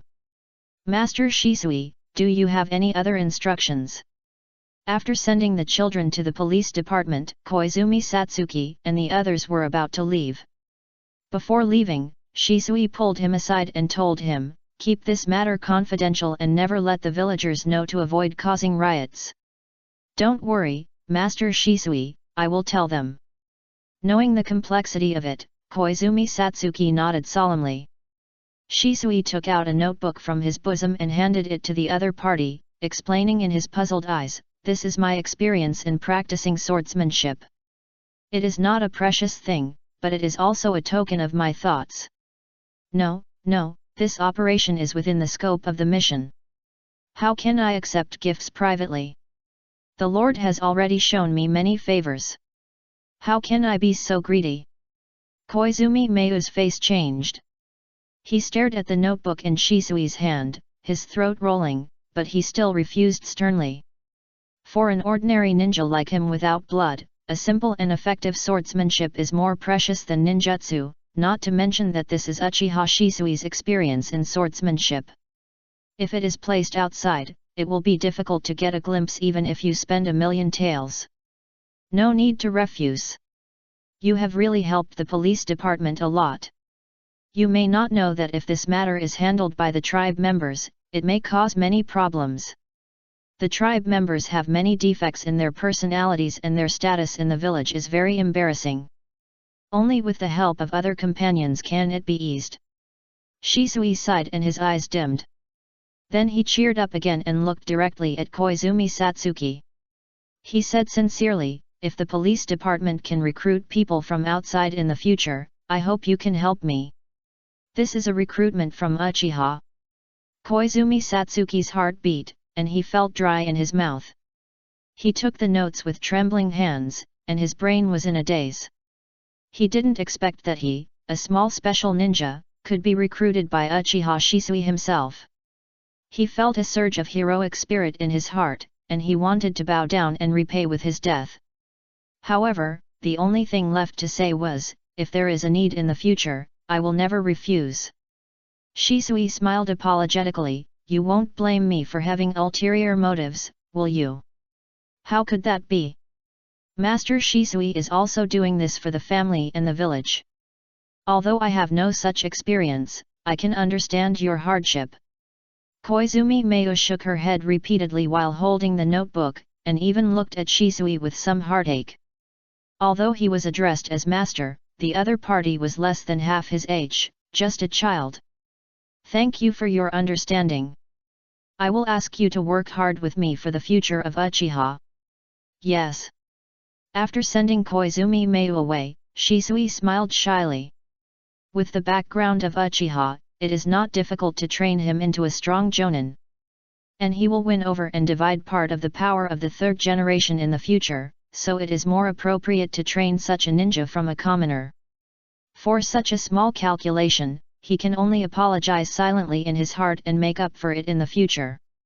Then, because they had to watch over these children and check the villagers' household registration, the two stayed in the police department for a night, and sent people to send the children from the village back the next morning. As for the people outside the village, Shisui had to report to the 3rd generation. I will arrange for the Umbu to handle this matter. At such a critical moment, you should focus on the clan. In the Hokage building, the 3rd generation naturally agreed to Shisui's request. Shisui did not elaborate, and the 3rd generation did not ask. Neither of them wanted to make a big deal at this time. Yes, 3rd generation, I will arrange for them to handle it in a low-key manner. Go, Shisui, the future of Konoha, I ask you and I to work together. Listening to the familiar words and looking at the serious expression of the 3rd generation, Shisui had to bow his head and leave as soon as possible. After he left, the third generation sighed and looked at the dark clouds outside the window with a tired expression. Orochimaru, have you fallen into darkness after all? On the other side, after Shisui and Hui returned home, they quickly found Sima Yi and told him everything that happened last night. Lang Jun, Orochimaru. When Hui heard the name, his expression paused. He had never met the other party. He didn't expect that the one who attacked them last night would be Orochimaru, one of the three ninjas. Shisui, are you sure you can beat Orochimaru? I heard that he is very powerful and very close to the root. Will it have any impact on our plan? Hui was a little worried. The name of a person is the shadow of a tree. Although the Uchiha ninjas are arrogant, they still respect the strong. Shisui shook his head and replied, I am not absolutely sure without fighting, but don't worry. The third generation should already know the inside story.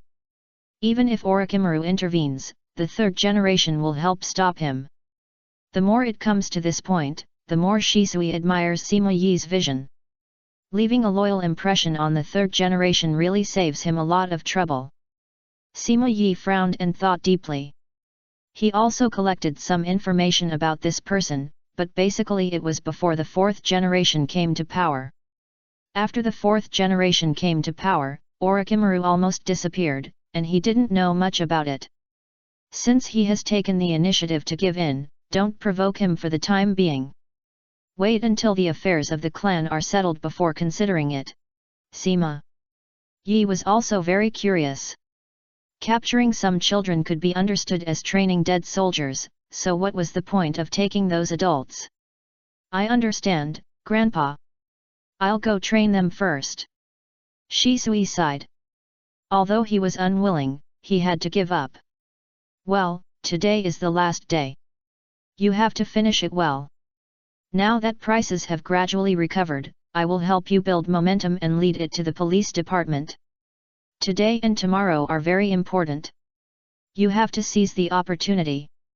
Yes. In the blink of an eye, Shisui has been training with the guard department for 6 days. After almost being beaten to the finish line, Shisui deliberately controlled the progress of the tribe's practice. Now is the last day. Today must be a successful team to draw a perfect end to this training. Don't worry, Uncle Yi. I have read The Art of War and discussed countermeasures with several clansmen. We will definitely win this time. Chapter 92, Uchiha of the Art of War. Everyone move forward carefully. We have already gone halfway. The frequency of their attacks is gradually decreasing. If I am not mistaken, they may also use the same strategy as we did last time, either mid-range raids or sieges before the end.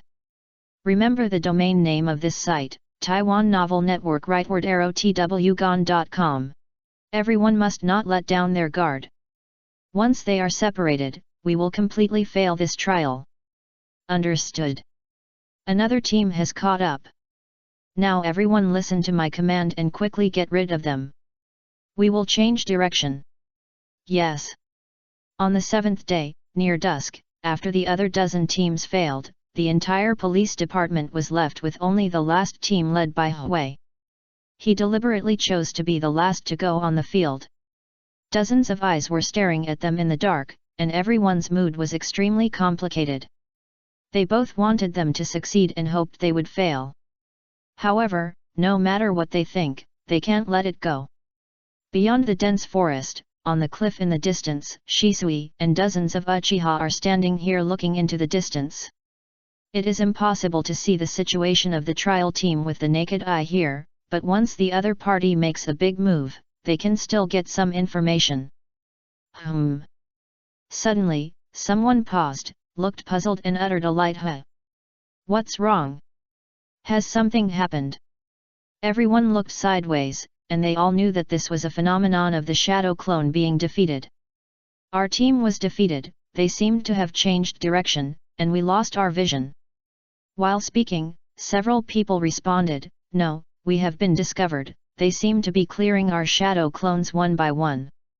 Everyone's face changed, the other party had already walked halfway, if they cleared all their shadow clones at this time, they would not only need a long time to catch up, but also lose the other party's intelligence. Pick out another team to remove the shadow clones, and the three teams gather together to chase again. Since no one can use ninjutsu other than the Sharingan and the three-body technique, and the strength of the human body techniques here is not much different. With the damage that the shadow clones can withstand, even if all of their shadow clones go together, they can't take down a 4-person team that is closely cooperating and in good condition. So they must use traps and shadow clones to continuously consume the opponent's physical strength, and then find the right time to fight. This requires them to master the opponent's position throughout the process, so they will deliberately disperse and hide in the dark, while monitoring, while finding the right time to consume the necessary consumption. No need, we are also defeated. What's the situation? After defeating 3 teams in a short time, everyone's expressions were very strange. You know, if it's not time to take action, their teams are relatively scattered.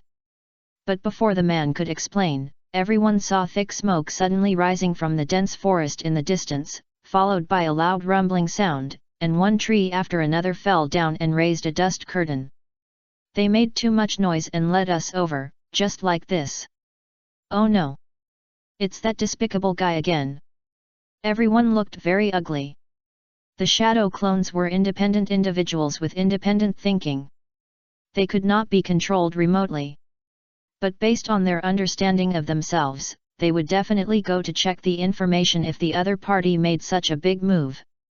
Sure enough, not long after the 3 teams set out, everyone received the memories of the shadow clones before they were defeated.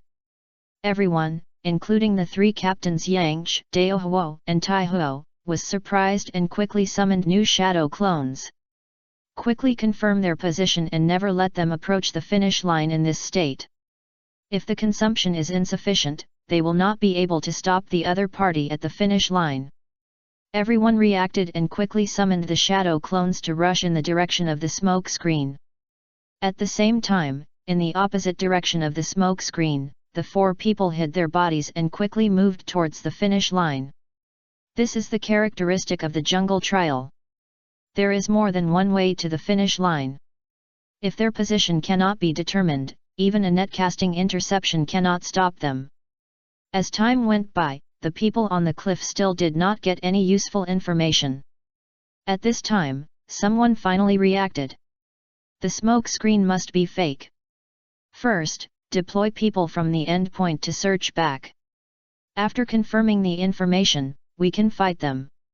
Everyone knew that if they were like this again it was too late to consume it as before, so they could only nod in agreement. Then the 8 teams summoned their shadow clones again and headed straight for the finish line. They knew where there were traps and where it was safe.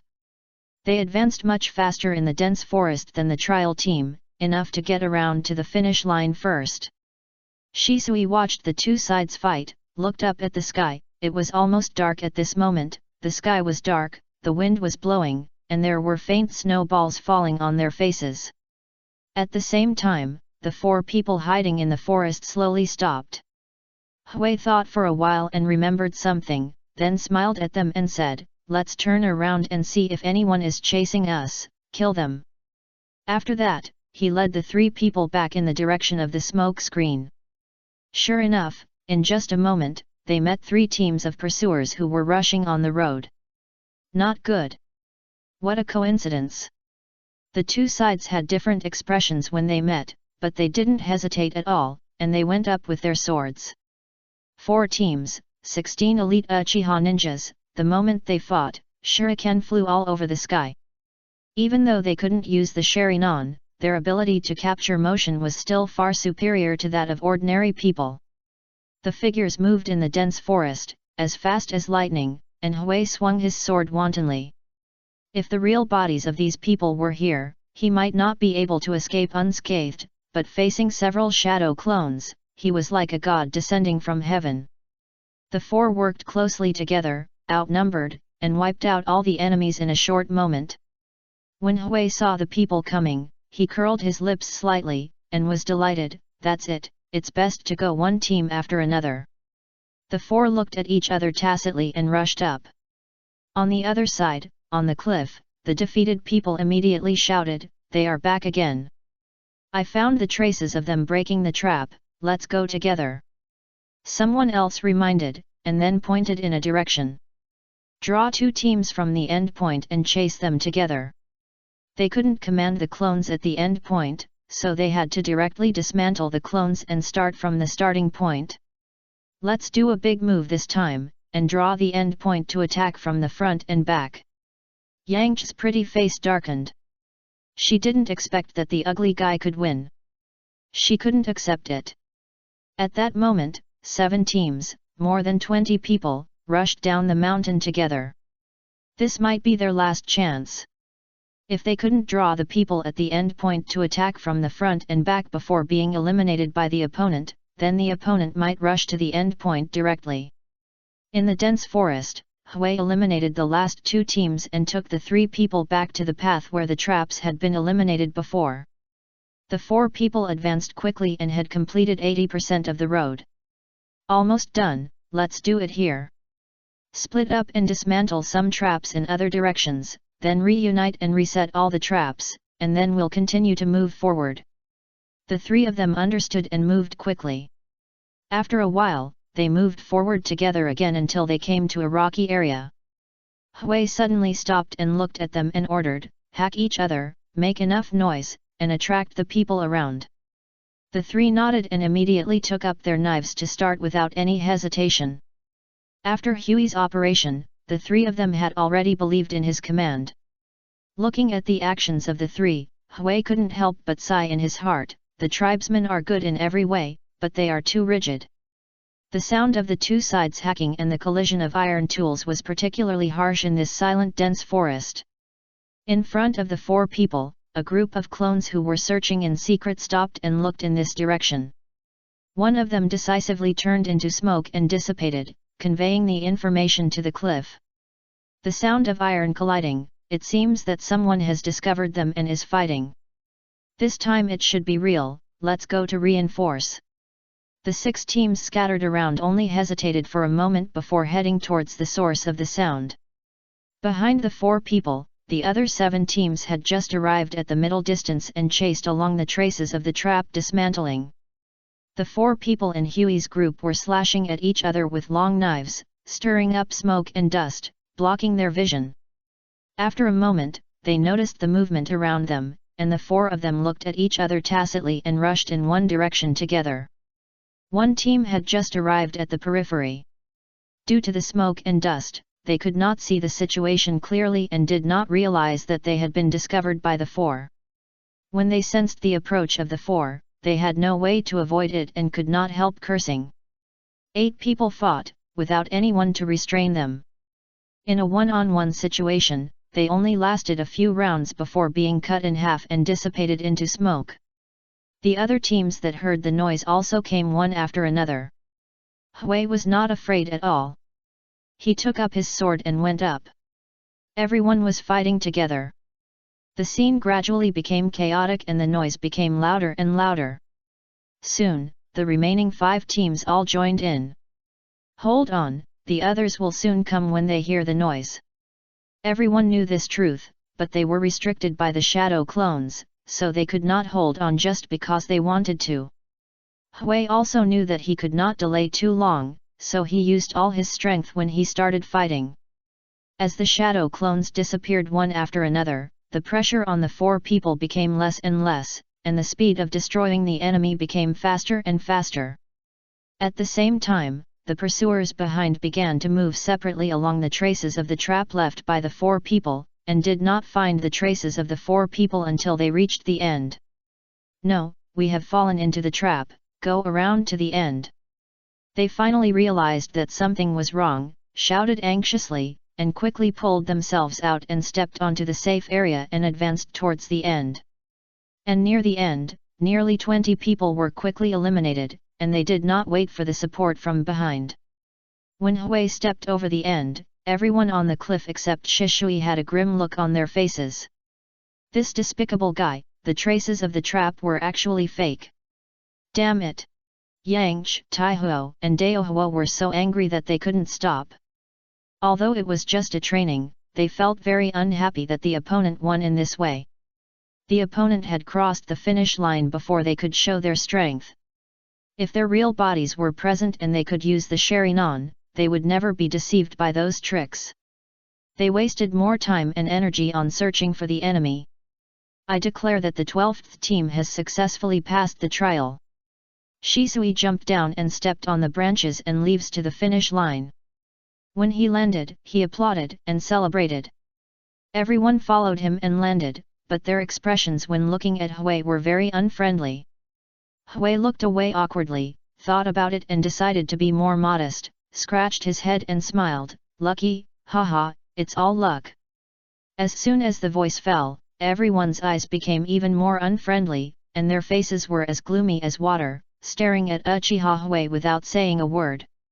Seeing this, Shisui suddenly said, "The art of war says, water flows according to the terrain, and soldiers win according to the enemy. Hui can do it by surprise, attack when he is unprepared, and make him real when he is empty, and make him empty when he is real. How can we ignore his efforts and wisdom with a mean word? If the police department can adapt to local conditions, how can it cause the villagers to hate it? Only by reflecting on ourselves and summarizing gains and losses can we be the best. Blaming others is not the style of our Uchiha clan." Shisui's voice was not loud, but every word was heart-piercing. Some people bowed their heads in shame after understanding it, and some did not understand it but stopped talking. Yang curled his lips, although he was still a little unwilling, but when he thought carefully, others could do it but she couldn't. Doesn't it prove that the other party is strong? Congratulations! After the congratulations, everyone realized that they were Uchiha, and they were not people who could not afford to lose. So they cheered and applauded, resounding throughout the area. To celebrate the end of the training, we won't go home until we're drunk tonight. Shisui smiled and suggested, and after everyone cheered, he added, "Brother Hui, pay the bill." "Hui? Oh." A subtle doubt was drowned in the roar of cheers, which were sincere and pure. Chapter 93 Villagers' Transformation. Dumplings selling dumpling, both meat and vegetables, come and have a look, delicious and cheap. Boss, why are your dumpling prices cheaper than yesterday? The noodles seller has lowered its price, the coal seller has also lowered its price, and the dumpling seller on the next street has also lowered its price. I can't help but lower the price, I'm an honest man. Okay, give me 2 curry ones. Ah? No, no, go next door. No, no, why are you so fierce? The customer left with a sigh and muttered, but the dumpling shop owner called it bad luck, what a heresy. While tidying up, he felt another person in front of the shop. He immediately looked up and greeted him with a smile, but he saw that the person was wearing the uniform of the police department. His face changed instantly, and he forced a smile and asked weakly, "Sir, there should be nothing wrong with my place, right?" Taihuo raised his eyebrows, looked around the shop, and shook his head subconsciously, "No, it's normal, I just help someone buy some buns, is there any difficulty? Buying buns for someone?" The boss stared at Taihuo for a while and looked at him carefully. He felt strange, so he asked tentatively, "Are you the ninja master of Uchiha?" Taihuo felt a little strange, turned around slowly, and showed the family emblem. "Oh! It's really the Sir of Uchiha, you are finally back, come in, please come in, it's snowing outside, just a few buns, what do you say to buy, you want to eat something, just take it." The owner of the bun shop was excited, and opened a tray of cages in front of Taihuo, and the steaming buns were very tempting with fragrance. As he spoke, he called out to the shops around him, shouting, "Come out and see, the Uchiha master is back." Taihuo's expression changed, and he immediately felt something was wrong, and subconsciously looked around the eaves. Unexpectedly, there was no one on the eaves, but the owners of the surrounding shops and the villagers passing by gathered around. "Oh, it's really the Uchiha family. Look at the family emblem. It's really theirs. They are finally back. Master, are you back in the police department?" Those people should have left before, right? Someone looked around and asked in a low voice. Taihuo was confused. The last time he was surrounded like this was because he was resolving a dispute and was scolded by the villagers. We have completed the training and will return to the police department from today. The previous ninjas have completed their missions and disbanded. Everyone was delighted to hear this and shouted, "Great, the Uchiha people are finally back. It's because you arrested those profiteers that our lives can be easier. Now that you are back, it's even better." The villagers came and went to tell each other with joyful expressions. Some even cried with joy, which made Taihuo quite puzzled and even a little flattered. Could it be that the previous ninjas did not do well? Taihuo looked around and then shook his head to deny this idea. Even with his picky eyes, he could only praise it. The streets were clean and odorless, and the villagers were humble and polite. Even though he had been in the security department for so many years, he had never seen such a peaceful scene on the streets of Konoha. And there were obviously more smiles among the villagers, unlike the dead and violent ones in the previous period. Furious, a conflict would occur if there was any dissatisfaction. Without understanding or thinking too much, he took out the money, took the buns and left directly under the reluctant gaze of everyone. Not long after he left, he saw a stall selling meat pies on the other side of the street. He walked forward, and before he could speak, the other party noticed him. After confirming that the other party was walking towards him, the vendor immediately looked at the cart, and saw that the edge of the cart seemed to be slightly over the line, and his eyes became visibly flustered. He hurriedly pulled the cart and explained, "Wait a minute, sir, this is definitely not intentional to cross the line. I accidentally touched my stomach when I was giving change just now." Taihuo was puzzled, lowered his head and looked in the direction. It was just a little over the line. If no one reported this level, they would just ignore it. However, since the other party mentioned it, he had no choice but to say, "Just position yourself. If you are caught again, you will be taken back for a lecture." The vendor was surprised, and was relieved when he saw that the other party did not pursue the matter. He joked, "I understand. Confiscate the cart, detain for 3 days, and fine 5,000 taels. How much?" "Confiscate the cart, detain for 3 days, and fine 5,000 taels?" Taihuo was stunned. How could he remember that the maximum fine for crossing the line was only 500 taels? Where did the detention and confiscation come from?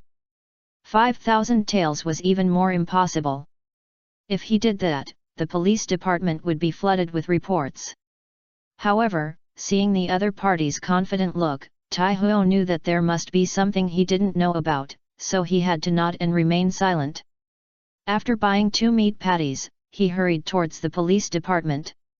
Shortly after he turned and left, the vendor looked up and noticed the family emblem behind Taihuo, and couldn't help but exclaimed, "It turns out to be Uchihas, no wonder they didn't care, great, finally made it through, they are back." Along the way, everyone who noticed his family emblem would exclaim, which made Taihuo feel very novel, until he returned to the police department and saw Hui with a proud face. "These are the buns and meat patties you asked me to buy for you last night. After eating, take people to patrol." Taihuo, who was confused, didn't bother to pay attention to the other party. He put down his things and prepared to sit down on duty. He would also go to patrol the streets in a while. "Captain, didn't you feel anything strange along the way?"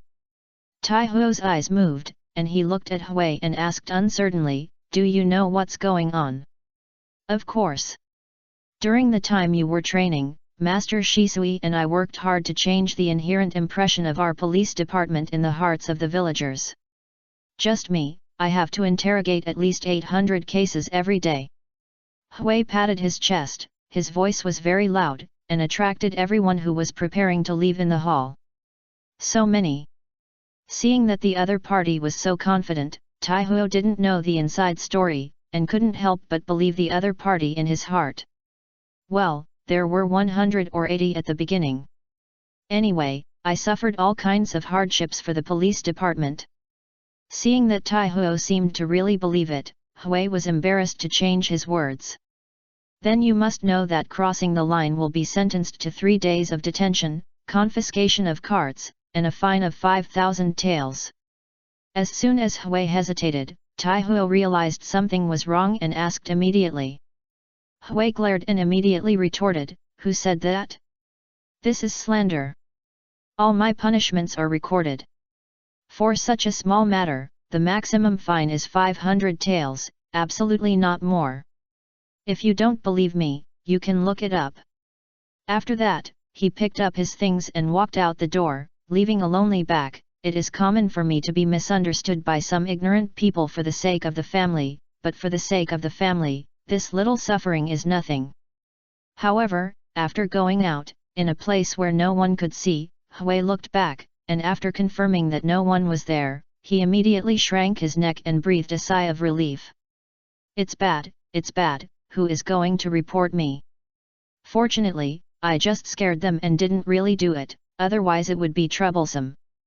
On the other side, Taihuo saw Hui's statement and couldn't help but feel guilty. He was with Lord Shisui, and I think he suffered a lot to stop the coup.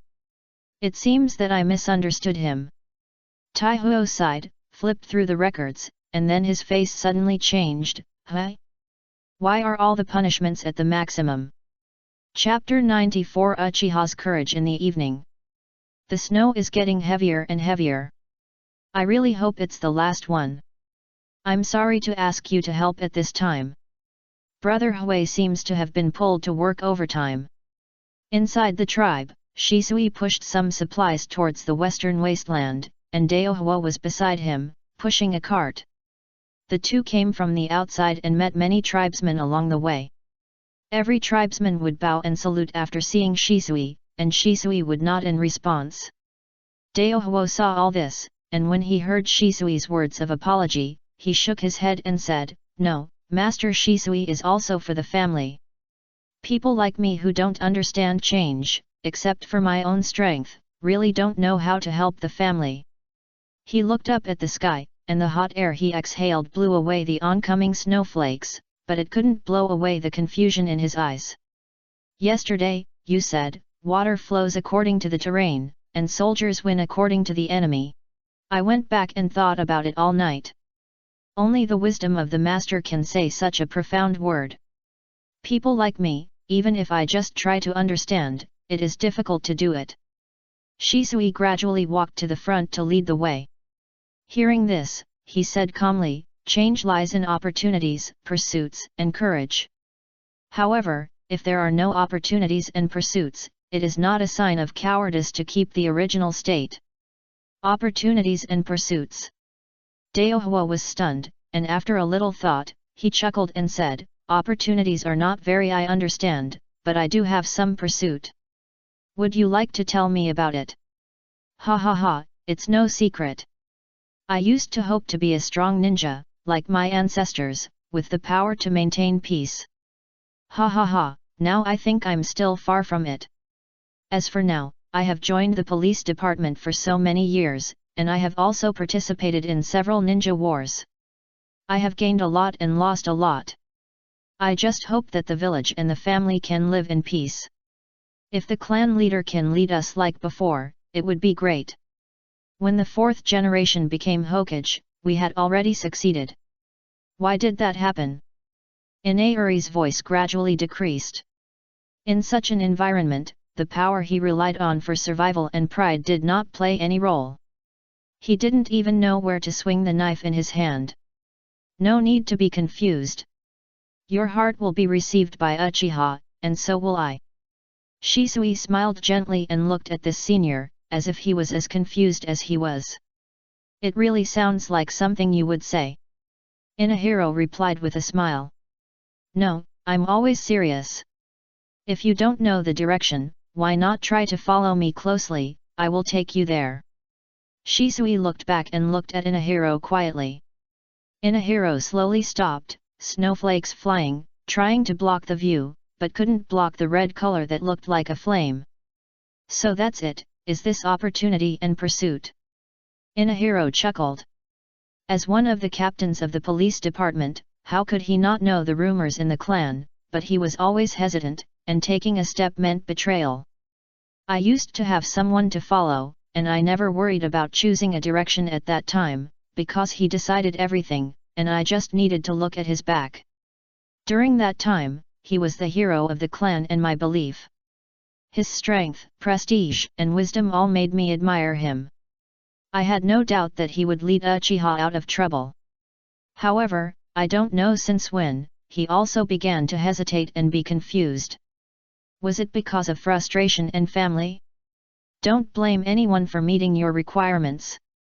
This sentence was taught to me by an elder. It's just that now, I think I can do better, for Uchiha, and to make him feel more relaxed. So, Senior and a hero, I hope to make a change, and I have the courage to take action. What about you? Looking at Shisui's resolute face, Inahiro seemed to remember the time when he was with his companions, when they were just as confident. Ah! That, isn't it Master Shisui? He didn't answer, but several figures walked slowly from the direction of the wasteland on the snow. They shrank their necks and walked towards him the moment they saw Shisui clearly, their faces flushed and very excited. It's really Master Shisui. Thanks to the work and supplies you provided, we can finally sleep well these days. Now those people outside the clan are not targeting us anymore, and things are cheaper. I wonder if they are taking care of us. Ha ha ha, it's unlikely. It must be done by Lord Shisui. Thank you very much. It's a pity that my child is not good enough, otherwise I must let him go to Lord Shisui's house to be a guard, and protect Lord Shisui even at the cost of his life. You are really calculating. Lord Shisui doesn't need your son's protection. We are the ones talking. Shut up. Lord Shisui can't speak anymore. Several people talked to each other, their lips moved quickly, and the air was much warmer. Shisui just smiled and watched them chatting. After they were quiet, he said, "The family and the clan members have always been one. Your suffering is the family's suffering and my suffering. As a member of the Uchiha, it is my duty to help you where I can. You are worthy of being Lord Shisui."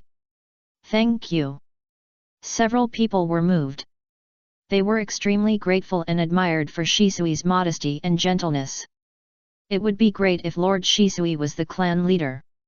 Someone suddenly spoke up. Everyone was stunned for a moment, then looked at the man and scolded, "Don't say that directly. Lord Shisui will be troubled." "No, it should be me who thanked you for thinking so. I will work hard. For the family and for you." Shisui did not deny it.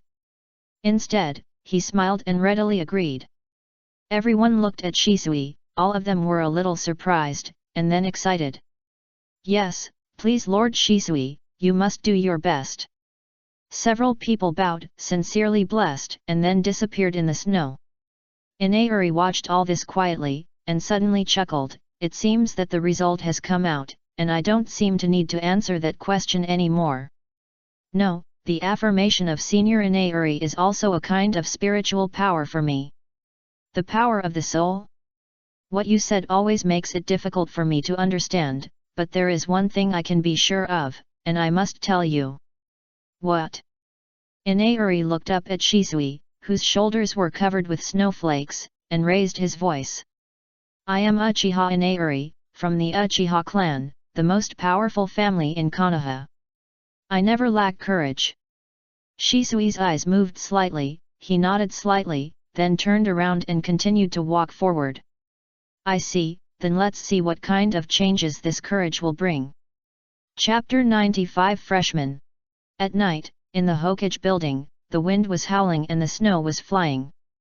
Today is the 9th day, and tomorrow will be the day to decide everything. "Shisui, how are you prepared?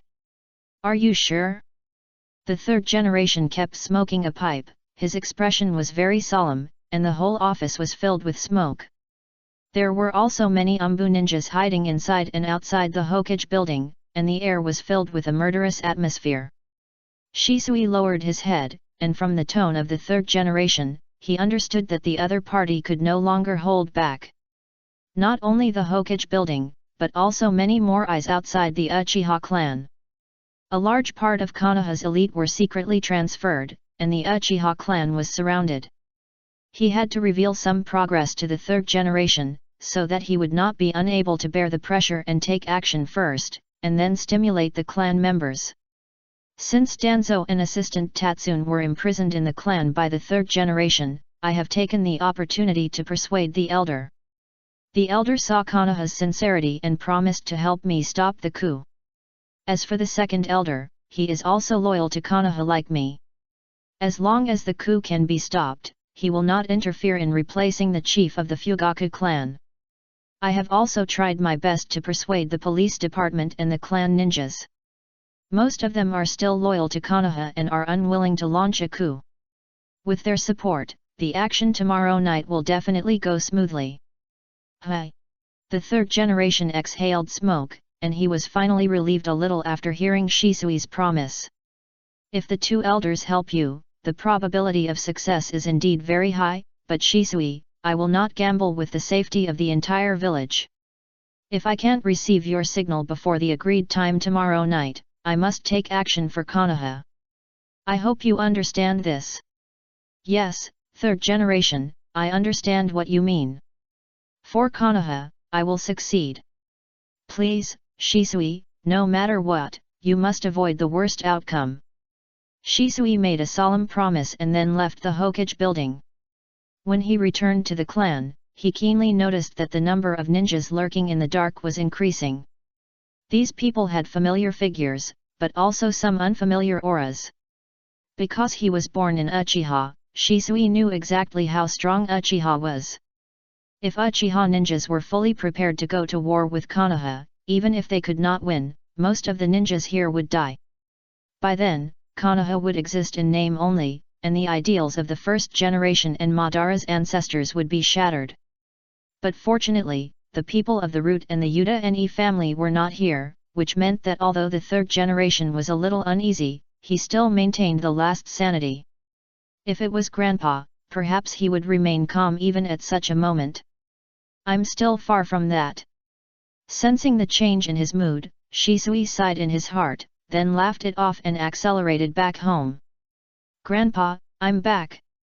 Across the yard, Shisui saw Sima Yi sitting in the corridor enjoying the snow and drinking tea. He was as calm as he remembered. Come and sit down. Shisui shook off the snowflakes on his body and came to Sima Yi. He said in a slightly low voice, the third generation is ready to take action. If I fail tomorrow, Konoha will perish in civil strife. Shisui took the matter very seriously, but Sima Yi just drank tea quietly and didn't care. The blood of Uchiha is very strong. As long as the third generation has some ideas, he will not let Uchiha really perish. As for Konoha, you have such eyes. There is no place in the world that you can't go. Sima Yi shook his head and told Shisui what he thought in his heart, the land of fire is located in the plains. Although it is rich, it has no strategic location to defend. The land of four wars is definitely not the foundation of a king. It would be fine if there is a stable rear. What? Shisui was stunned. He hadn't digested the impact of the family yet, and there was another crisis of Konoha. However, Konoha's strength ranks first among the 5 major countries. All the previous ninja wars were fought with one against many. If Uchiha had not prepared a coup, he would never have thought that other countries would be able to destroy Konoha. As long as we can stop the coup and save Konoha from civil strife, Konoha should not perish, right? After all, these words came from Sima Yi's mouth. Although Shisui couldn't believe it, he was a little hesitant. If you defend for too long, you will lose. How can anyone defend the 4 directions with a plane? Although Konoha is strong, it is nothing more than a fish on a chopping board in my eyes. Although the 4 countries have been defeated repeatedly, they have geographical advantages. They only need to constantly recover themselves and wait for the opportunity to launch a war at any time. However, Konoha has defended its borders in the 3 wars. Has it ever led troops to attack the enemy? If you can't hurt their roots, they will not be afraid of you. As long as they regain their strength, they will start again. This will repeat over and over again, and the war will not stop. Unless a strong man who can deter the world appears again, there will be a 4th and 5th ninja world wars until Konoha is dragged down and completely turned into a meal for other countries. As Shisui listened, his face became uglier and uglier. He only thought of the scene of Uchiha and Konoha living in peace, but he had not yet considered the situation in the ninja world and the future of Konoha. "Grandpa, is there really no way to bring peace to the ninja world?" Sima Yi looked at Shisui. If it was someone else, he would say that he was ambitious, but if it was Shisui, he would only say that he was naive. It is not difficult to stabilize Konoha, but as for bringing peace to the ninja world... Shisui widened his eyes full of expectation. If the world is unified, maybe there will be peace for a while. Sima Yi is familiar with history. Book, never seen the so-called peace, only unification can guarantee internal stability for a period of time, but he does not believe in permanent peace. Don't you see how powerful the Han court is? It is still torn apart and constantly attacked. Unification of the world. Shisui frowned and muttered. If the world belongs to one family, how can there be such disputes? Can't we achieve permanent peace? Seeing Shisui's interest, Sima Yi became interested and began to talk eloquently, constantly describing the benefits of unification. As for the troubles after unification, let's believe in the wisdom of future generations.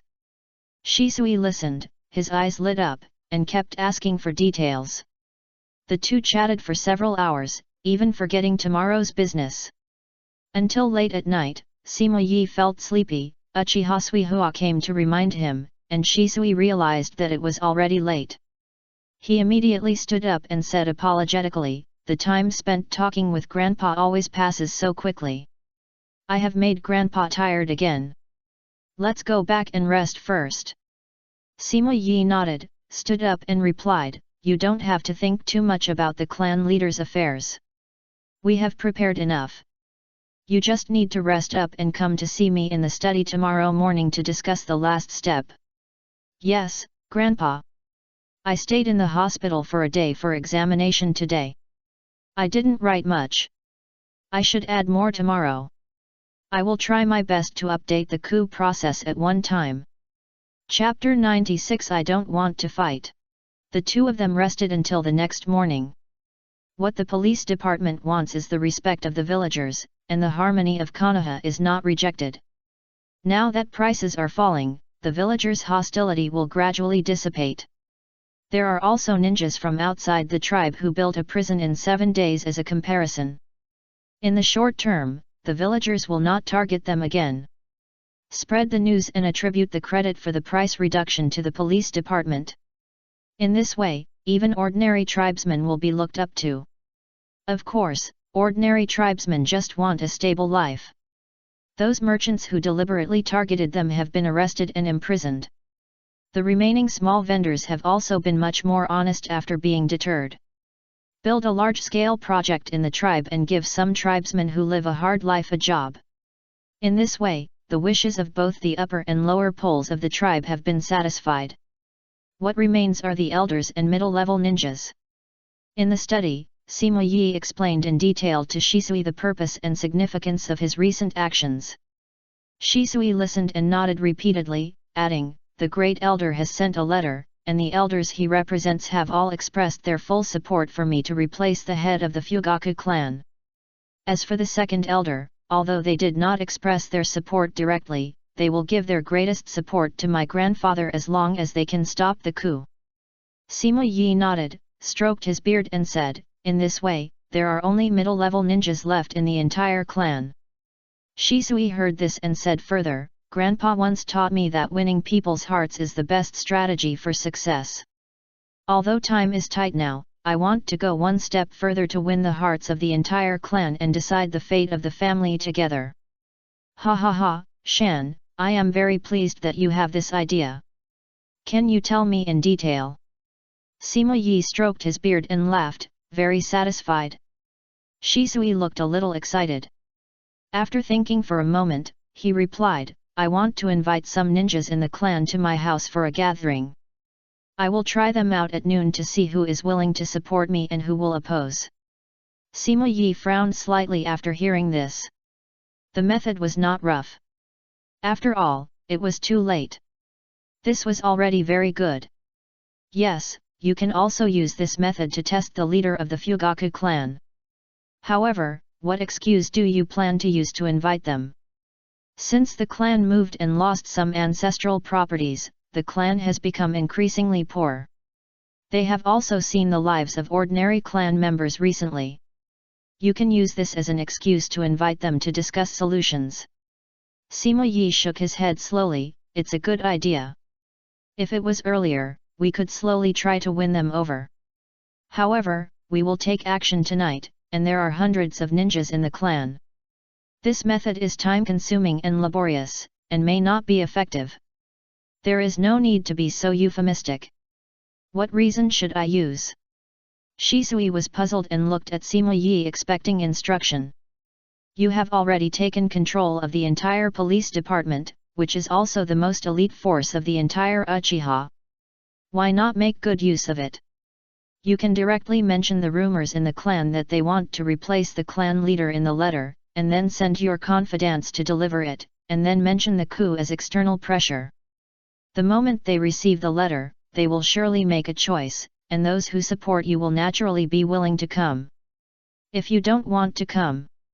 Sima Yi's eyes were sharp, but after looking at Shisui and thinking for a while, he still said gently, if you don't want to come, you can ask your confidants to write it down, and then send people to secretly watch the clan leader's mansion. If someone tips off and takes them down directly, even if there is no one, you can transfer them to one place before taking action, use a barrier or have someone temporarily detain them, and then deal with them after the matter is done. This. Shisui frowned, but he only hesitated for a moment and agreed. At this point, he couldn't hesitate because of one or two clan members. I will ask Uncle 8 and Brother Hui to help me invite the clan ninjas before noon. Well, even so, there are too many clan ninjas. I have the clan roster here. I will help you select some influential or powerful ninjas from it. There are also some ninjas who are said to admire you very much, and some even hope that you will become the clan leader. You can invite them. Sima Yi took out the marked list from the bookshelf and handed it to Shisui, who took it solemnly with an excited expression. Well, go ahead. After leaving home, Shisui did not go directly to the police department, but went to the Hokage building first. Today's actions require the help of the police department. I will temporarily confine the clan members to the police department. I hope that the third generation will let the people of the Umbu take over the work of the police department. This proposal was exactly what the third generation wanted. He immediately nodded in agreement and then issued an order. An enemy assassin was found in the village and wanted to assassinate the top leaders of Konoha. In order to protect the Hokage, the Umbu will take over all the defense of the village in the near future. After the order was issued, it quickly spread to the entire Konoha. The biggest reaction was not from the police department, but from the villagers. Why are there assassins again? The Uchiha people just came back and have just had a few days of good life. Is it over yet? Those Umbu people will not be like those guys. What nonsense are you talking about? This is to protect the Hokage. Keep your voice down, or you will be arrested for slandering the Umbu. Everyone was shocked, but the villagers kept complaining secretly. And Shisui recalled the tribe members who were still on patrol, and then personally announced the Hokage's order. Everyone in the police department knew that the fate of the whole tribe was related to the next 2 days, so they didn't care about the movements outside the tribe and stayed in the lobby of the police department safely. Then, Shisui privately called Yashiro, Yangch, Inauri, and Hui. The four came to an office and saw Shisui with a serious face. Shisui looked at the four and went straight to the point, I need your help tonight. The expressions of the four changed, and then they bowed their heads and half knelt without hesitation. Yangch, you must immediately dispatch your trusted aides from the police department to seal off the residence of the Fugaku clan leader. No clan member is allowed to approach today." Yang's pupils shrank, and he was shocked, but he still responded quickly, "Yes. Yashiro, you and Inauri will take people to hand over the letters I prepared to the people on the list. Make sure they reply in person, and those who don't want to come will write it down secretly." "Yes." "In addition, notify all clan members that there is an assassin infiltrating the village. After nightfall, no one is allowed to leave their homes." "Yes." "Huawei, I appoint you as the temporary captain of the first team. You will take people to the Great Elder's residence immediately to ask for the clan boundary map, then check the clan boundary, and open the boundary after nightfall." "Yes." After the order was issued, Inauri suddenly asked, "Then, what about Taihuo?" The three people had different expressions. After a moment of silence, Shisui replied directly, "I am not interested in swords and weapons. This operation is only for the stability of Konoha and the longevity of the family. As long as he is willing to stay here honestly, I will transfer some people from the clan to him to lead, and let him sit in the police department to prepare for emergencies." To say that he is in charge is actually to monitor, and everyone naturally understands it, but Inauri was relieved when he heard it, and replied, "That's good." Chapter 97 The Power of Boarding. The snow was flying, the sky and the earth were white, and the snowflakes fell on the eaves, one after another, piling up for a day and a night, until a certain moment, the layers slid down, rustling. "Dad, are you unhappy?" In a courtyard in the east of the Uchiha clan, Uchiha Izayoi, who had retired from the police department for several years, sat on the corridor in a daze, looking at the snow sliding down in the courtyard. At some point, his youngest son's crisp cry came to his ears. "Huh? Dad is not unhappy, why do you ask?" Uchiha Izayoi lowered his head, picked up his 2.5-year-old son and forced a smile. The scar from the corner of his eye to the corner of his mouth looked particularly hideous. "Then why are your eyebrows like this, like this?"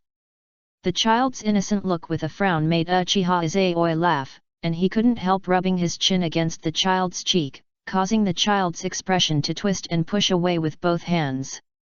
"Dad, don't do this, prick Dad." "Ha ha ha, okay, Dad won't prick." He laughed heartily and threw his son high up, as if to throw away the troubles in his heart. But if the child catches it again, the trouble will come back again. He put the child on the ground and looked at the snow on other houses. The snow was thick. The child just laughed a few times and the snow fell down in pieces. Just like the family now, it is in danger and will collapse in an instant. He has the 3 Magatama Sharinan that makes the clan members and the world envious, but he still has no way to deal with such a situation. In the next 2 days, will the clan leader really launch a coup?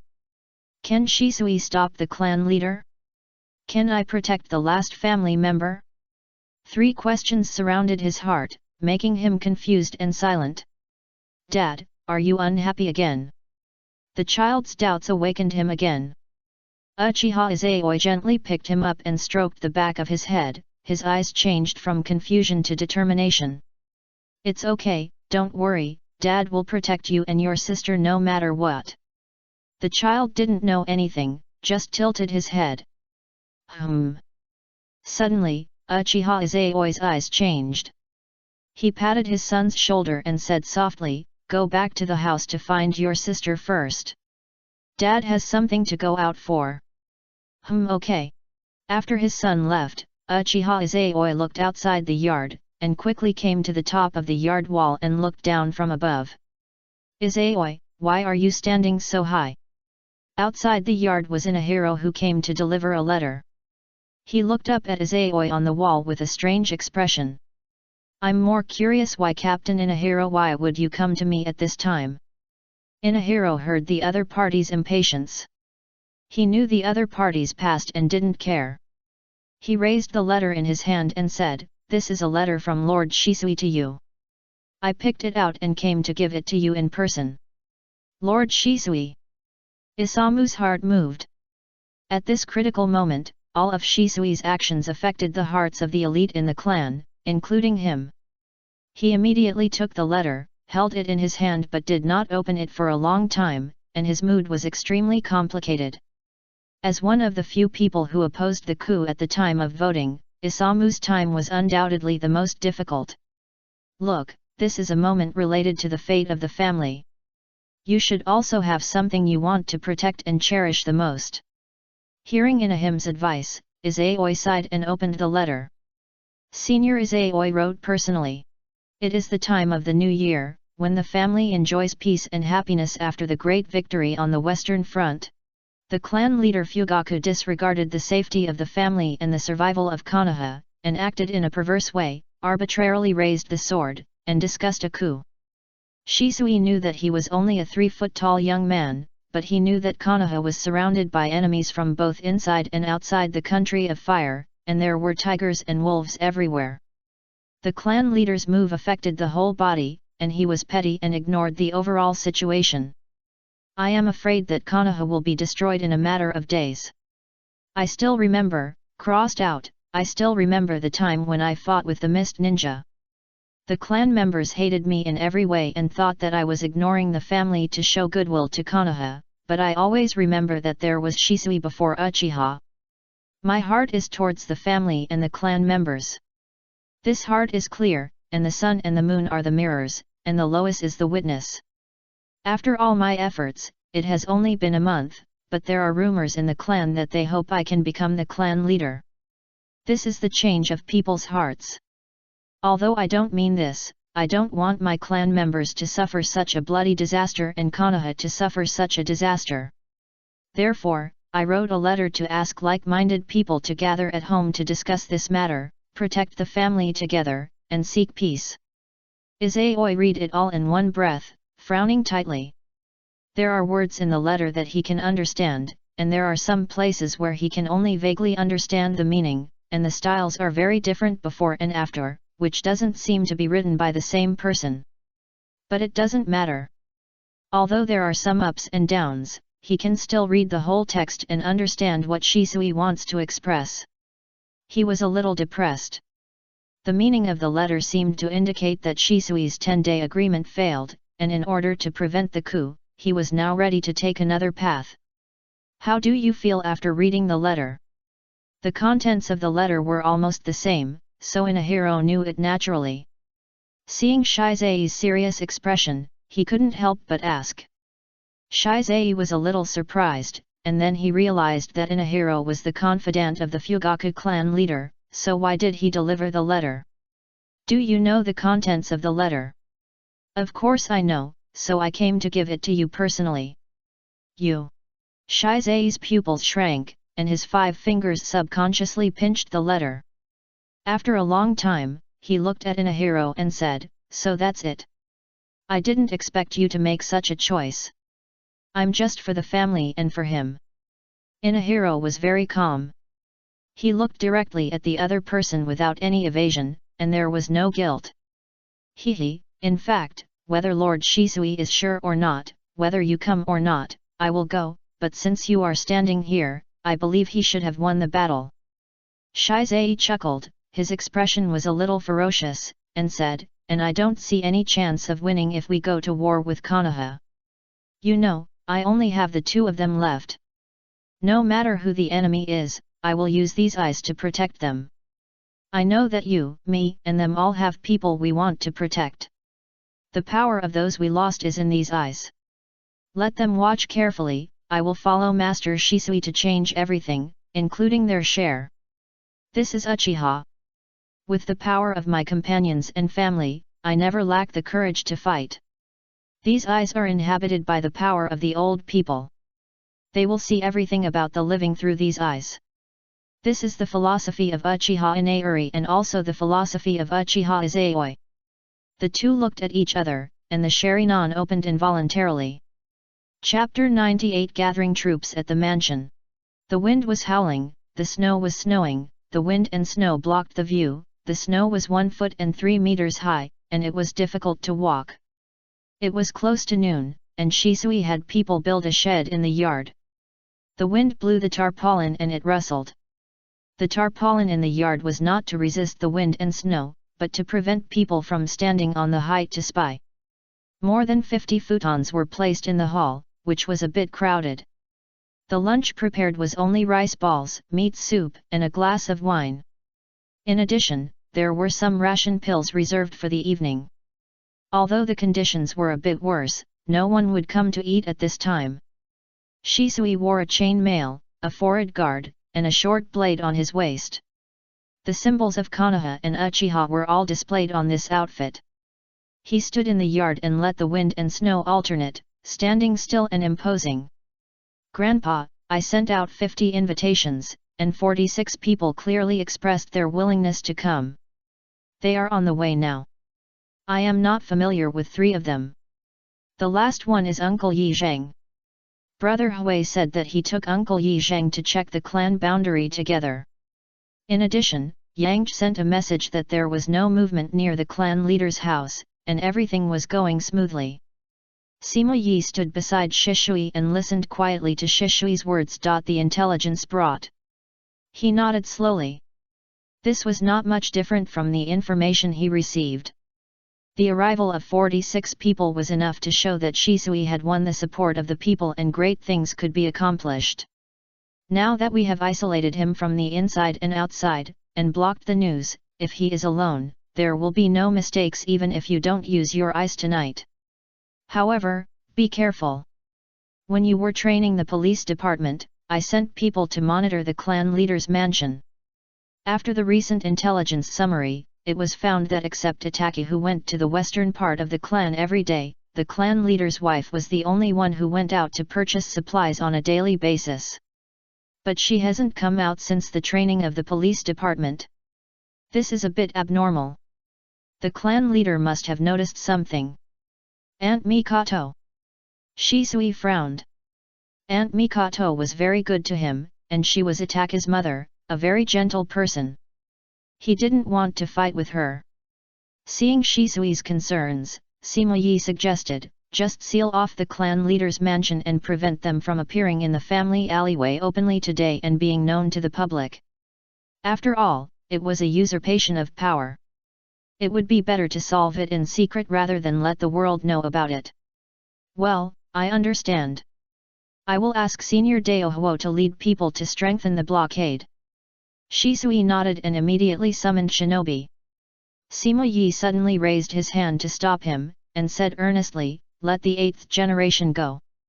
There is heavy snow blocking the road inside and assassins hiding outside. You can use this as an excuse to speed up the action, let the clan members go home earlier, and then directly seal off the family alleyway. This can be done by Daohuo." Shisui understood that Sima Yi did not trust Daohuo, but he did not refute and directly agreed. Shortly after shinobi left, the people who received the invitation began to arrive one after another. After paying homage to Shisui, they came to the hall under the guidance of Suihua and Maihua. Each of them found a place with their backs to the door and sat down on both sides to wait quietly. They were also wearing mail armor, forehead protectors, and neatly equipped. Their eyes were bright, showing their fierceness and determination. Everyone knew what it meant to come here. After entering this courtyard, Shisui would never let them leave. At least they could not go back before tomorrow. They would stay here until the operation began or ended. They had said goodbye to their families and chose to believe in Shisui. They came here for what they wanted. They came here for different reasons. Some came for their families, some for their clans, some for their beliefs, and perhaps some for Konoha. But the reasons that made them believe in Shisui and place their power here were surprisingly the same. Hearts are devoted to the clans, and the clansmen are concerned. This heart is clear, and the sun and the moon can be a mirror, and the lowest can be a witness. Such a heart is worthy of their entrustment and trust. After the last person arrived, Shisui turned his back to Sima Yi and walked slowly into the hall. The two did not communicate. Shisui went straight to the first seat. He stood in front of everyone, and everyone looked up at him. Without any extra words or movements, Shisui looked at everyone seriously, his heart was surging, and then he slowly bowed. "Thank you, everyone." Everyone sat upright, bowed their heads, and shouted in unison, "Please, Lord Shisui." Then there was a suffocating silence. Everyone sat in the hall with their eyes closed and quietly waited for the night to fall. Perhaps they were also enjoying this silence. The mobilization ended just like that. There was no sensationalism or encouragement. Sima Yi stood outside the door and watched all this quietly. He was puzzled and helpless. But he knew vaguely that this was Uchiha, and Shisui had completed the mobilization excellently. That was it. Shisui could rest assured about the things here. He turned around and left and returned to the study to review the previous actions several times, and then deduced the ending of tonight. After confirming that it was correct, he picked up the clan boundary map that Hui asked from the Great Elder and looked at it carefully. The boundary of the Uchiha clan only has the effect of protection and shielding. Once opened, it can prevent external intrusion and prying. But he soon found many loopholes in the barrier, which were very obvious. Perhaps they were intentional, or perhaps they were caused by the shortage of funds after the Uchiha moved their clan. "Yingshu, go find Hui and ask him to send people to guard these places. Also, tell him to be cautious at all times after the barrier is opened." Wevo ordered that no one should pass through the barrier. Sima Yi took out 8 red talisman papers and handed them to Yingshu, and then ordered, "Take these 8 talisman papers with you, and let him distribute them to his confidants, stick them on the 8 directions of the clan and wait for them to be activated after the barrier is opened." "Yes." Yingshu took the talisman paper, put on the mask and left immediately. After he left, Sima Yi sat quietly in front of the table, spread out the paper, picked up the brush and hesitated for a moment, then started writing on the right side of the paper, and wrote the 3 big characters Chu Shi Biao from top to bottom. In this way, several hours passed in a flash, until the wind stopped, the snow thinned, and the sky gradually darkened. Shisui suddenly stood up, and everyone opened their eyes. The air suddenly became solemn and filled with a murderous atmosphere. His expression was calm and his breath was steady. When he came to the outside of the courtyard, Sima Yi had been waiting here for a moment. "Grandpa, it's almost time." Sima Yi looked at the sky and nodded, "Let's start." "Yes."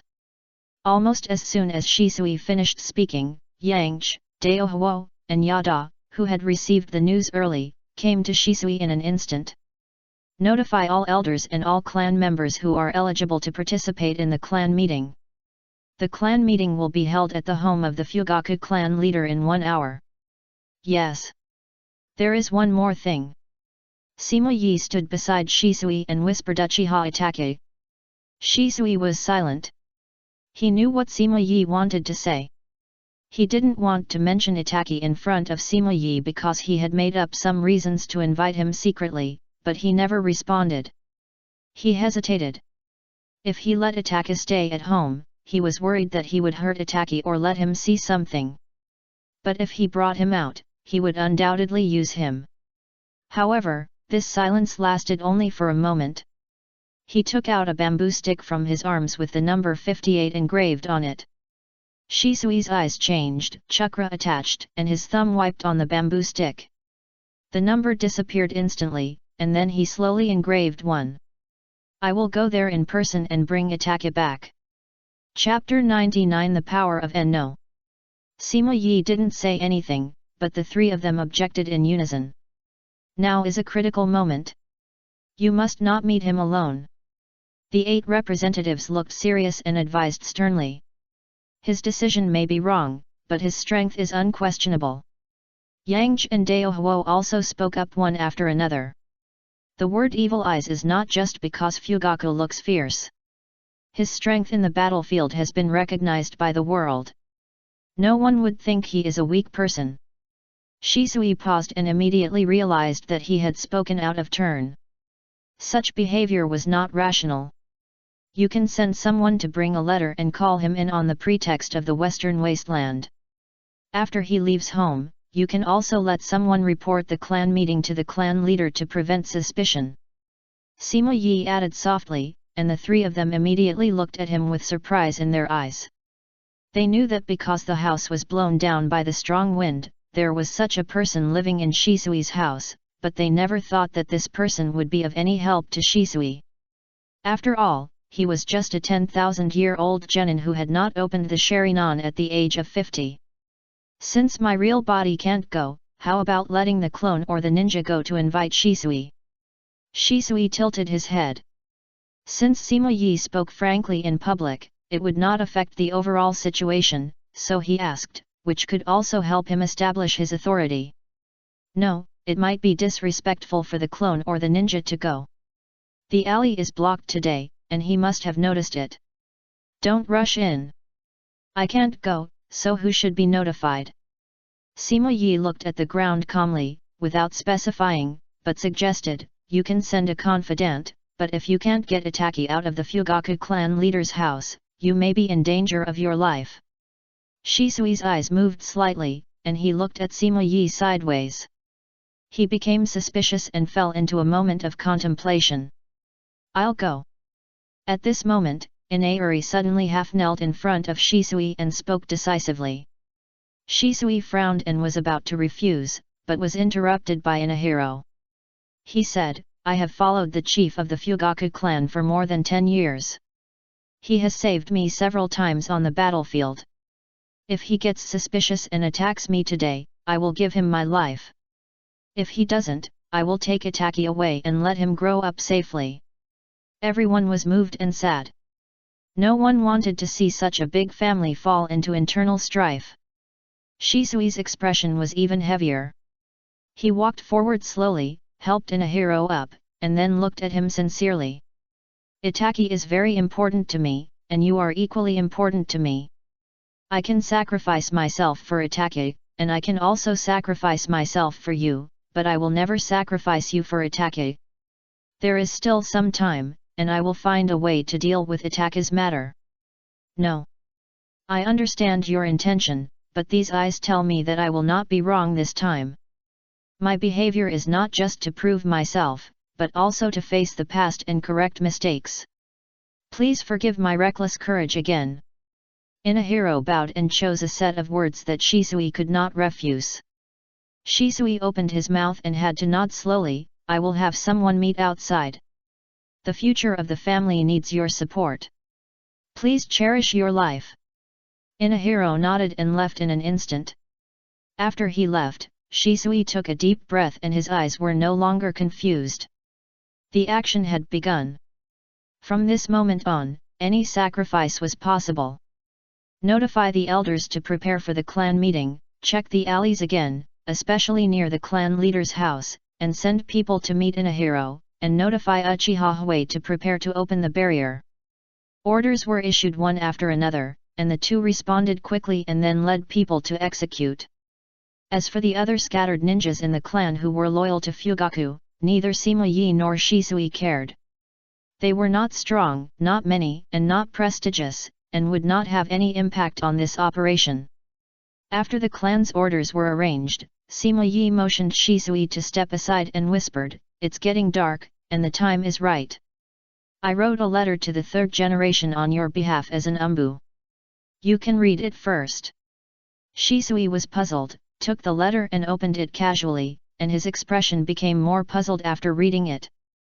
The letter was written by Sima Yi imitating Shisui's notes and codes. The content was very simple. In addition to expressing loyalty, it divided the family into camps, but it was decided as an umbu. What's the use of this letter? And I wanted to ask before, I have entered the police department, and I should quit the umbu. Why doesn't Grandpa agree with me to quit the umbu and act as an umbu? After reading it, Shisui didn't find anything special. If Sima Yi hadn't mentioned the umbu first, he wouldn't have remembered it. Sima Yi did not explain too much, but just said, the letter is just a casual as for the identity of the umbu, it is just for convenience. If you have no objection, I will let someone give it to the third generation. Shisui frowned slightly. He knew there must be something fishy, but Sima Yi didn't say it, and he couldn't force him to ask, so he had to give up. But after hesitating for a moment, he still asked, "Then what happened to Senior Inahiro? Was it done intentionally by Grandpa?" Sima Yi did not deny it, and nodded and admitted happily, "He is the most suitable candidate, and he can also use this to make a final test of Fugaku." Shisui opened his mouth, but was speechless. He had doubts just now, but there were too many people and he didn't say anything.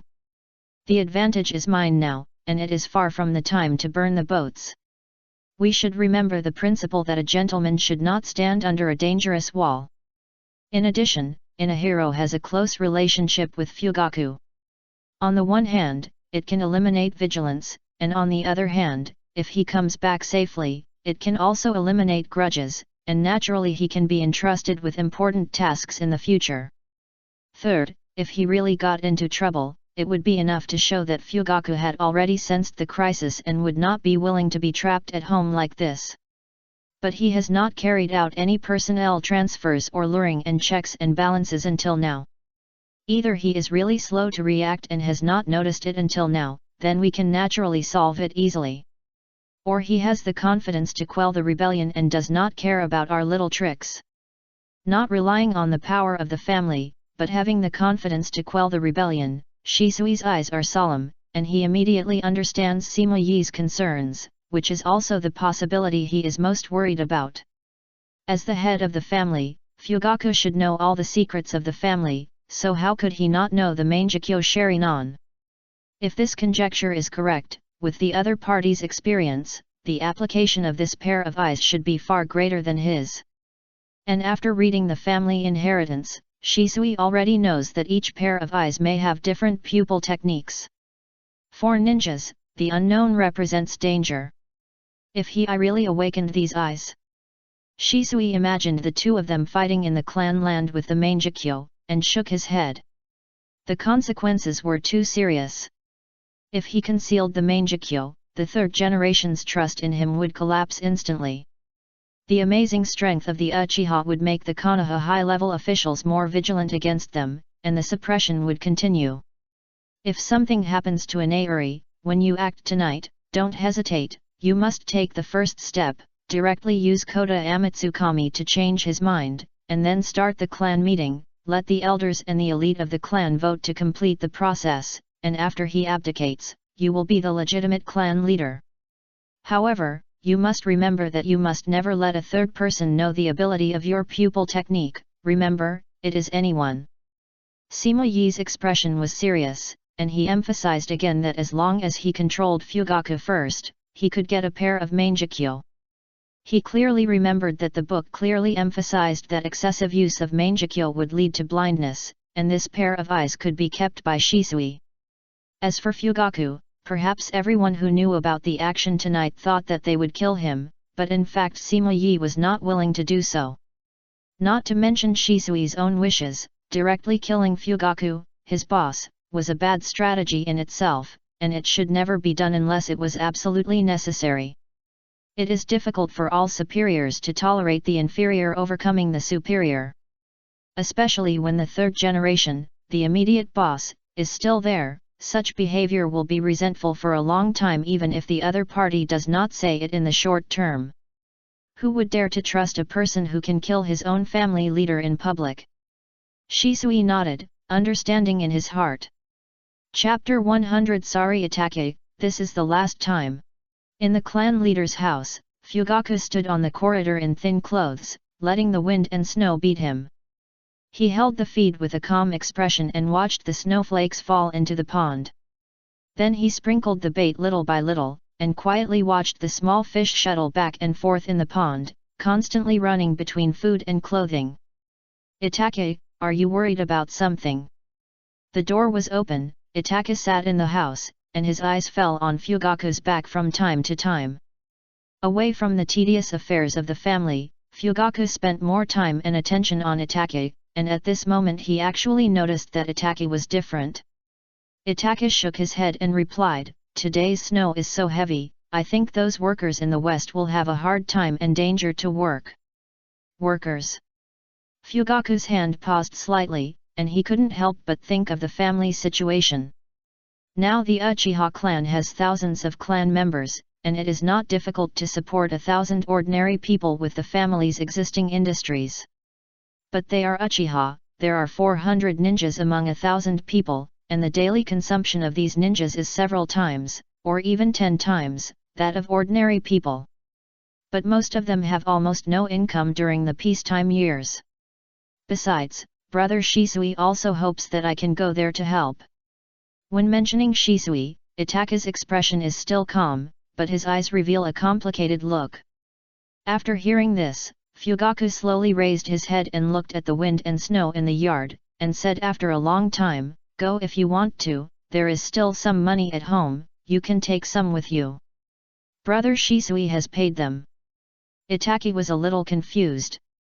It was the first time he saw his father asking him to take the family's money directly to help the tribe. Fugaku was silent, not knowing how to explain, but the wooden board suddenly made a creaking sound.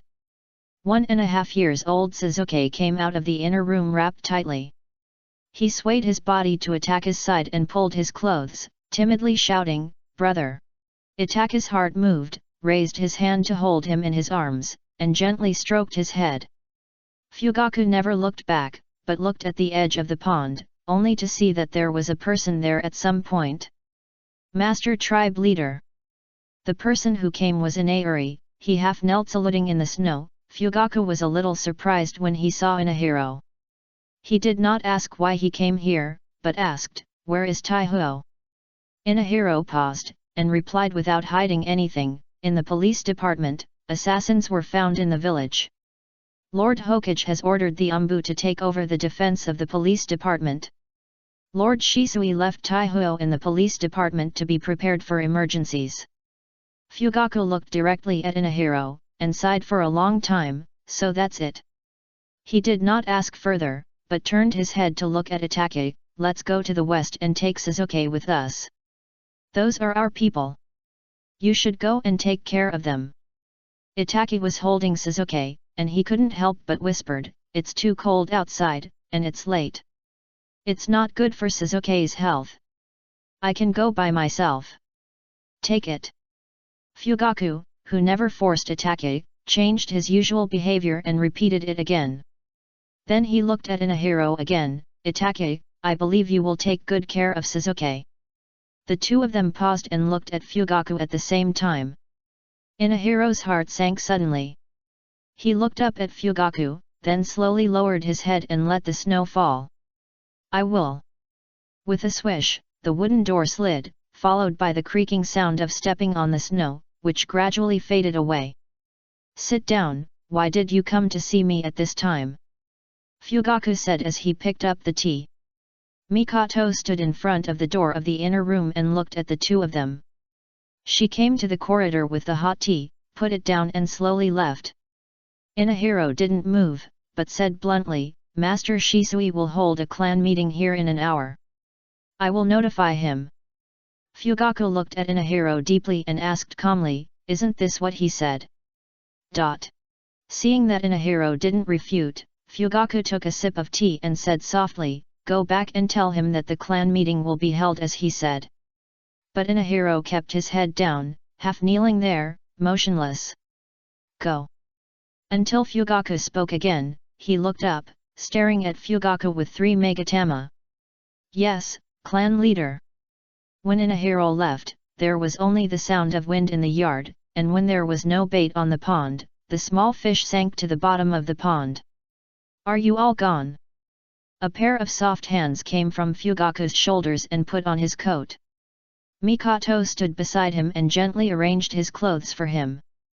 Fugaku nodded, then crossed the wall gate with Mikoto, sat quietly in the hall, and looked at the footprints left by the rice fire outside the corridor, wondering what he was thinking.